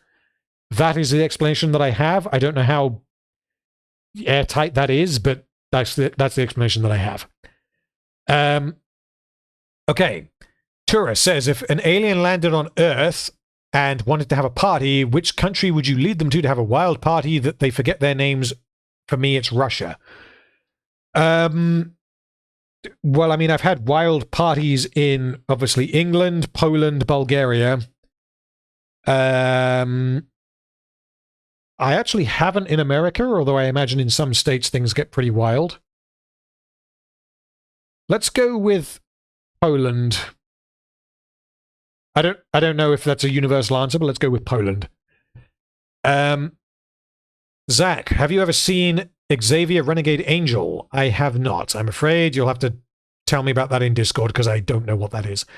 Douglas Lamar, if Rings of Powers Galadriel was a person in... If Rings of Powers Galadriel was a person in real life, she would be ostracized from every public space because nobody would actually stand that type of person. Why would anyone look up to this character? I mean, you've summed it up. She's a bitch. Zach says, if every League character had a 1v1 fight with each other, who would be the strongest? They can use anything they can use in-game. That, if we're talking in-game, if we're talking out of game, it would probably be Aurelian Sol, because I think he's like bigger than a planet or some shit, and I feel like it would probably be him. Otherwise, you were talking in-game, in which case it's down to the individual balance. Okay, Kish says, my last question. I meant, which do you prefer in terms of factions in 40k? Do you prefer lore-wise, not orcs or necrons? My fault, drunkenness and bad wording, my excuse. If we're talking lore, salamanders are up there, which I've said before. Thousand Suns, I really like their lore. Grey Knights as well. Tau, I wish there was more, but I do like what there is. Tyrannid lore is fine, but like the Tyrannid lore you mostly experience based on like the interactions that they have with the other species. So yeah, I guess those are my answers. Gagalum, do you like, I assume that's meant to say cigarettes. I don't smoke. I used to. I do not anymore. Trying to be healthy and all that. But yeah, no, I don't smoke.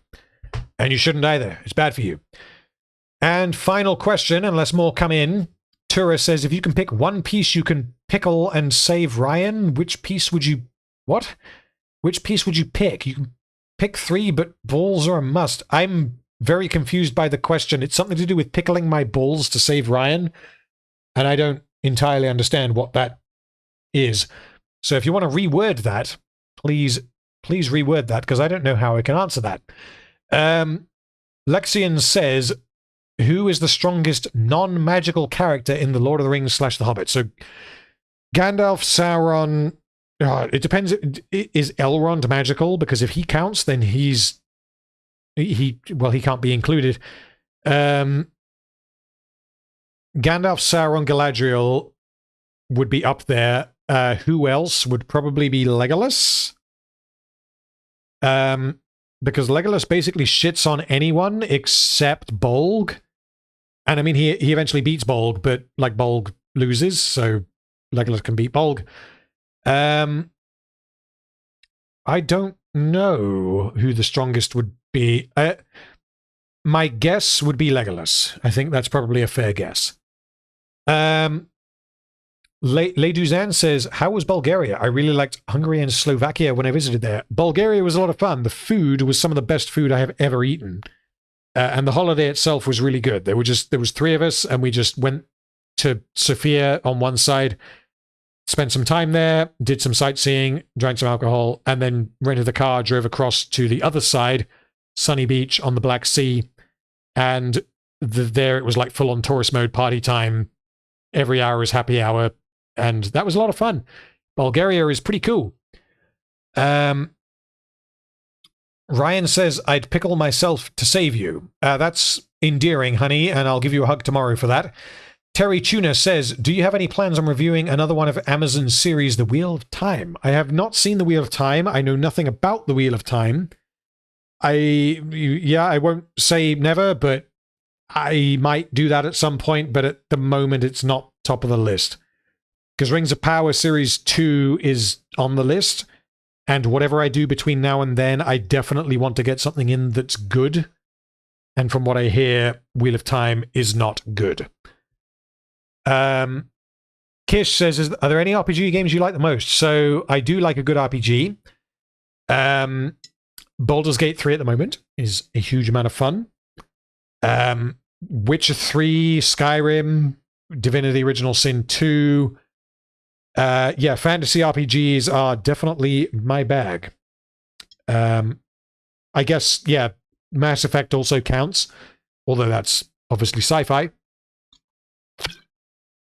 And potentially Starfield, although I have not yet played Starfield. I will have to check it out. But yeah, the ones I mentioned are some of my favorites.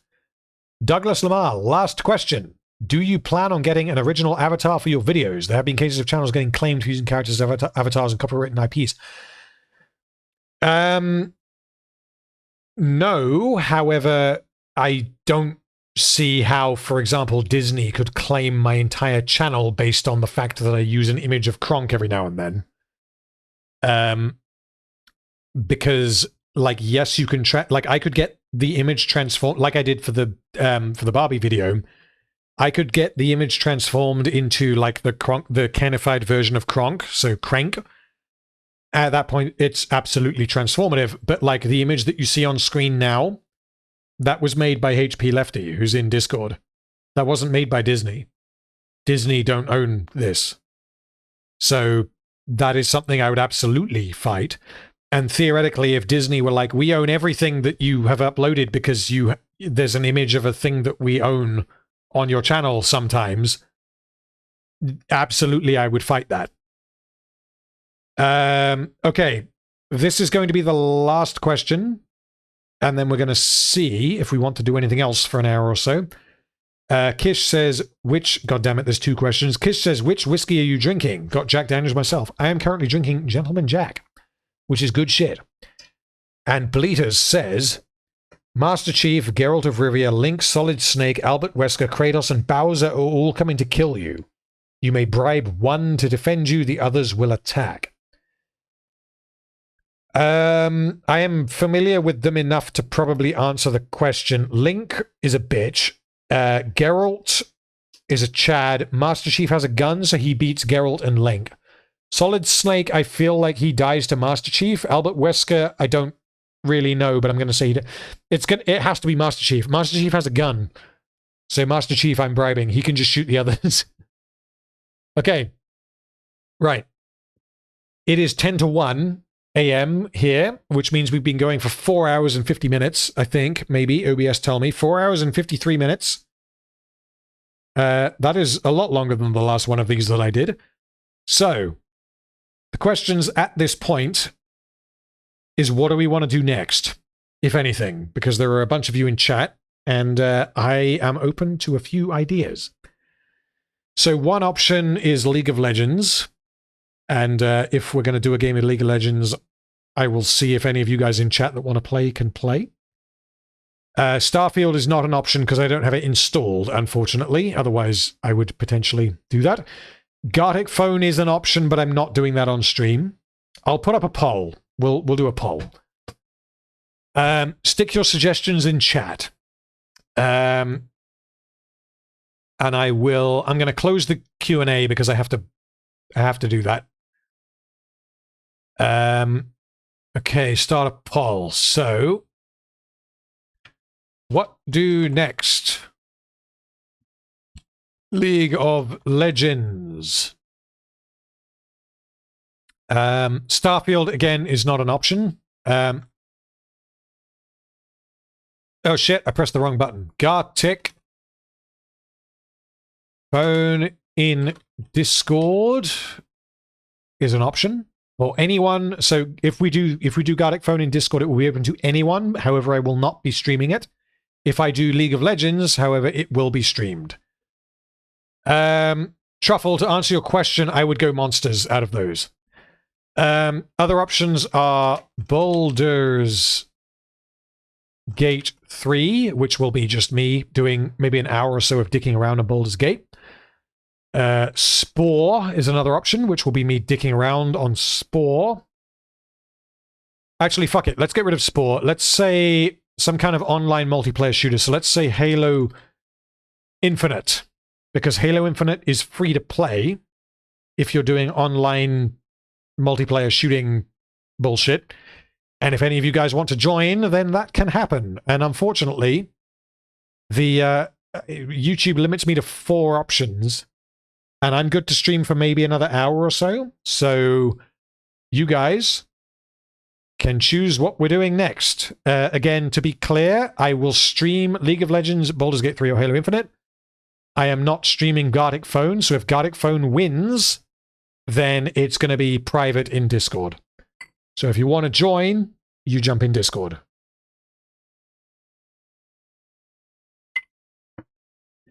Okay, currently... Ooh, it's between Gartic Phone and League of Legends. Well, I'm going to go do a wee-wee, and I will be back with you momentarily.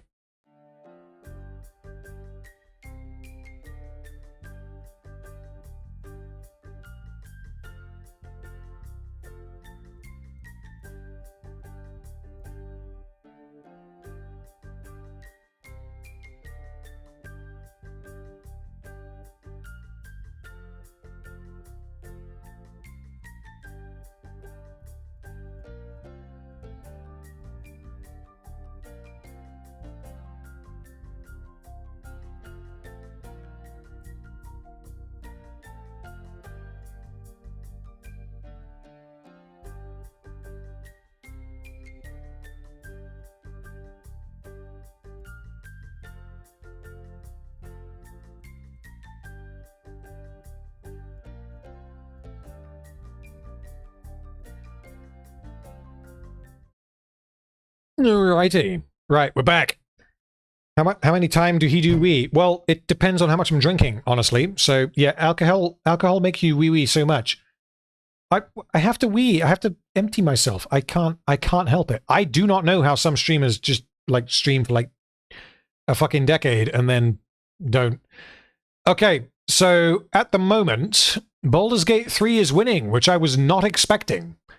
I'm gonna give it a couple more minutes until I conclude that Baldur's Gate 3 has won. So if any of you do not want me to stream Baldur's Gate 3, if I do Baldur's Gate 3, I will be creating a new character and just playing, you know, dicking around for like an hour. So if that doesn't sound like your cup of tea, then vote for something else. But yeah, you choose what I do next for maybe an hour or so, because after that, I gotta go to bed, I'm afraid. Right, let's see if we can find whatever image I had before. Where's it gone? So another option that I may stream at some point is XCOM 2, because I kind of like the idea of streaming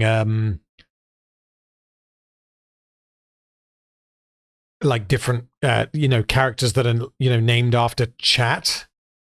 Is an hour enough for Baldur's Gate 3? Honestly, I don't think it is. But it is a lot of fun to do. If I do Baldur's Gate 3, we're going to be escaping the Nautiloid, and then that's it. So,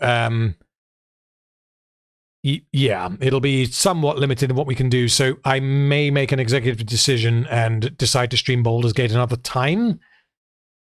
But for the moment, I'm trying to find, because I replaced this image of Bald Kronk. I'm not really sure I want that to be there. So let's go. That doesn't really work either. That's not what I had before. Where is what I had before? Ah, fuck it. Let's go with this. There we go. We're going to go with that one, which is another, it's a horrifying masterpiece again from HP Lefty. So, yeah, we're going to stick that there. So, okay, well, we got like 50 odd people in chat. Most of you seem to be saying Baldur's Gate 3. Some of you are saying Gartic Phone. Halo is at the bottom. And some of you have said League of Legends. Given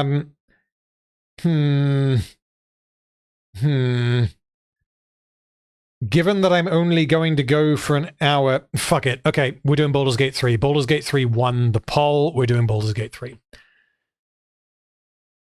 How long we will go for is a different question.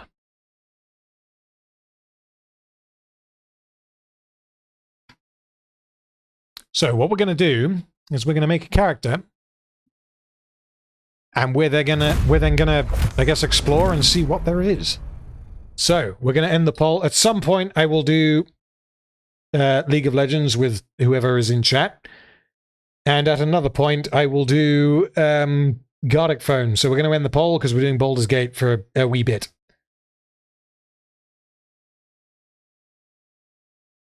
Okay, let's remove that.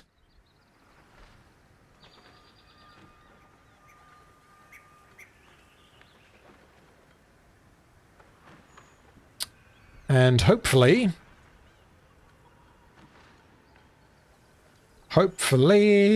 where is Baldur's Gate 3? Where have you gone? Come on, window capture. OBS, you have to work with me here.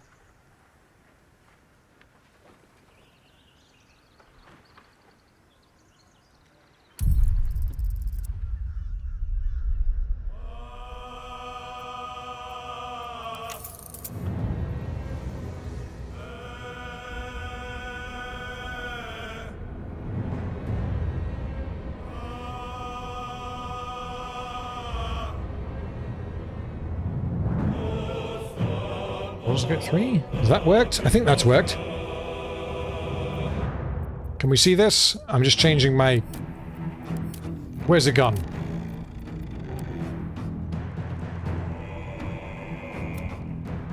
I actually don't think this is working. I'm trying to make this work, but if it doesn't work, then we may have to do something else.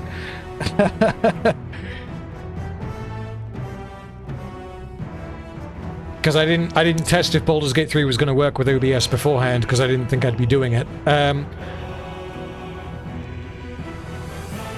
I see nothing. Yeah, I can see that it's nothing. Let me change it to windowed mode and see if it makes a difference.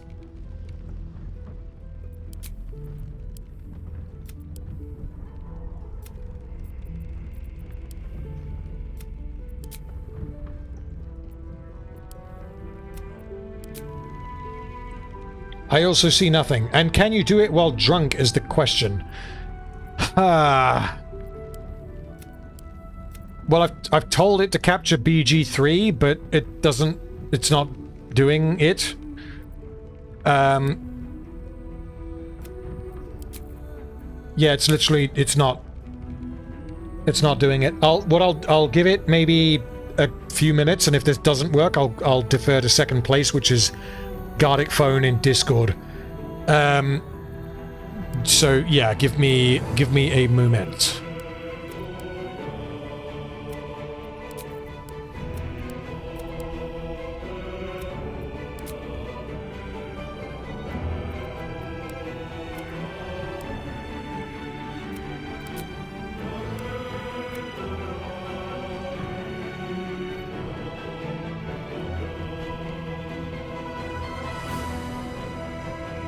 Oh shit, there we go, hold on. Why did that kind of work? What are we missing? That kind of worked. What the fuck? What's this black square?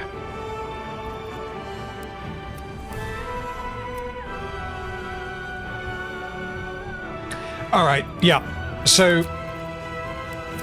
I think I am going to do a Baldur's Gate 3 stream at some point. What I am not going to do is work out how to make it work while I am slightly inebriated. So, I am going to jump on Discord, and we're going to do some Gardic Phone. Those of you who want to join, there should be a link in the description. And at some point in the future, I will probably do a Baldur's Gate 3 stream, but I don't know exactly when. So, those of you who want to join Gardic Phone, link in the description, click it. I'm going to kill the YouTube stream right about now. And in a couple of minutes, I will be on Discord, and we will see if we can get a game or two of Gardic Phone going. If you do not know what Gardic Phone is, or you're not sure if you want to play, you don't have to have your microphone on. You can just join because you want to. And you basically draw a picture. It gets sent to the next person, who then has to describe what you drew. The description then gets sent to the next person, who has to draw what you described. And you generally see what everything has devolved into. So, yeah, we're going to end the stream here. Thank you so much, everyone, for joining. And if you want to join Gardic Phone, click the link to join in the Discord. And I will see you in there momentarily. Thank you so much, guys.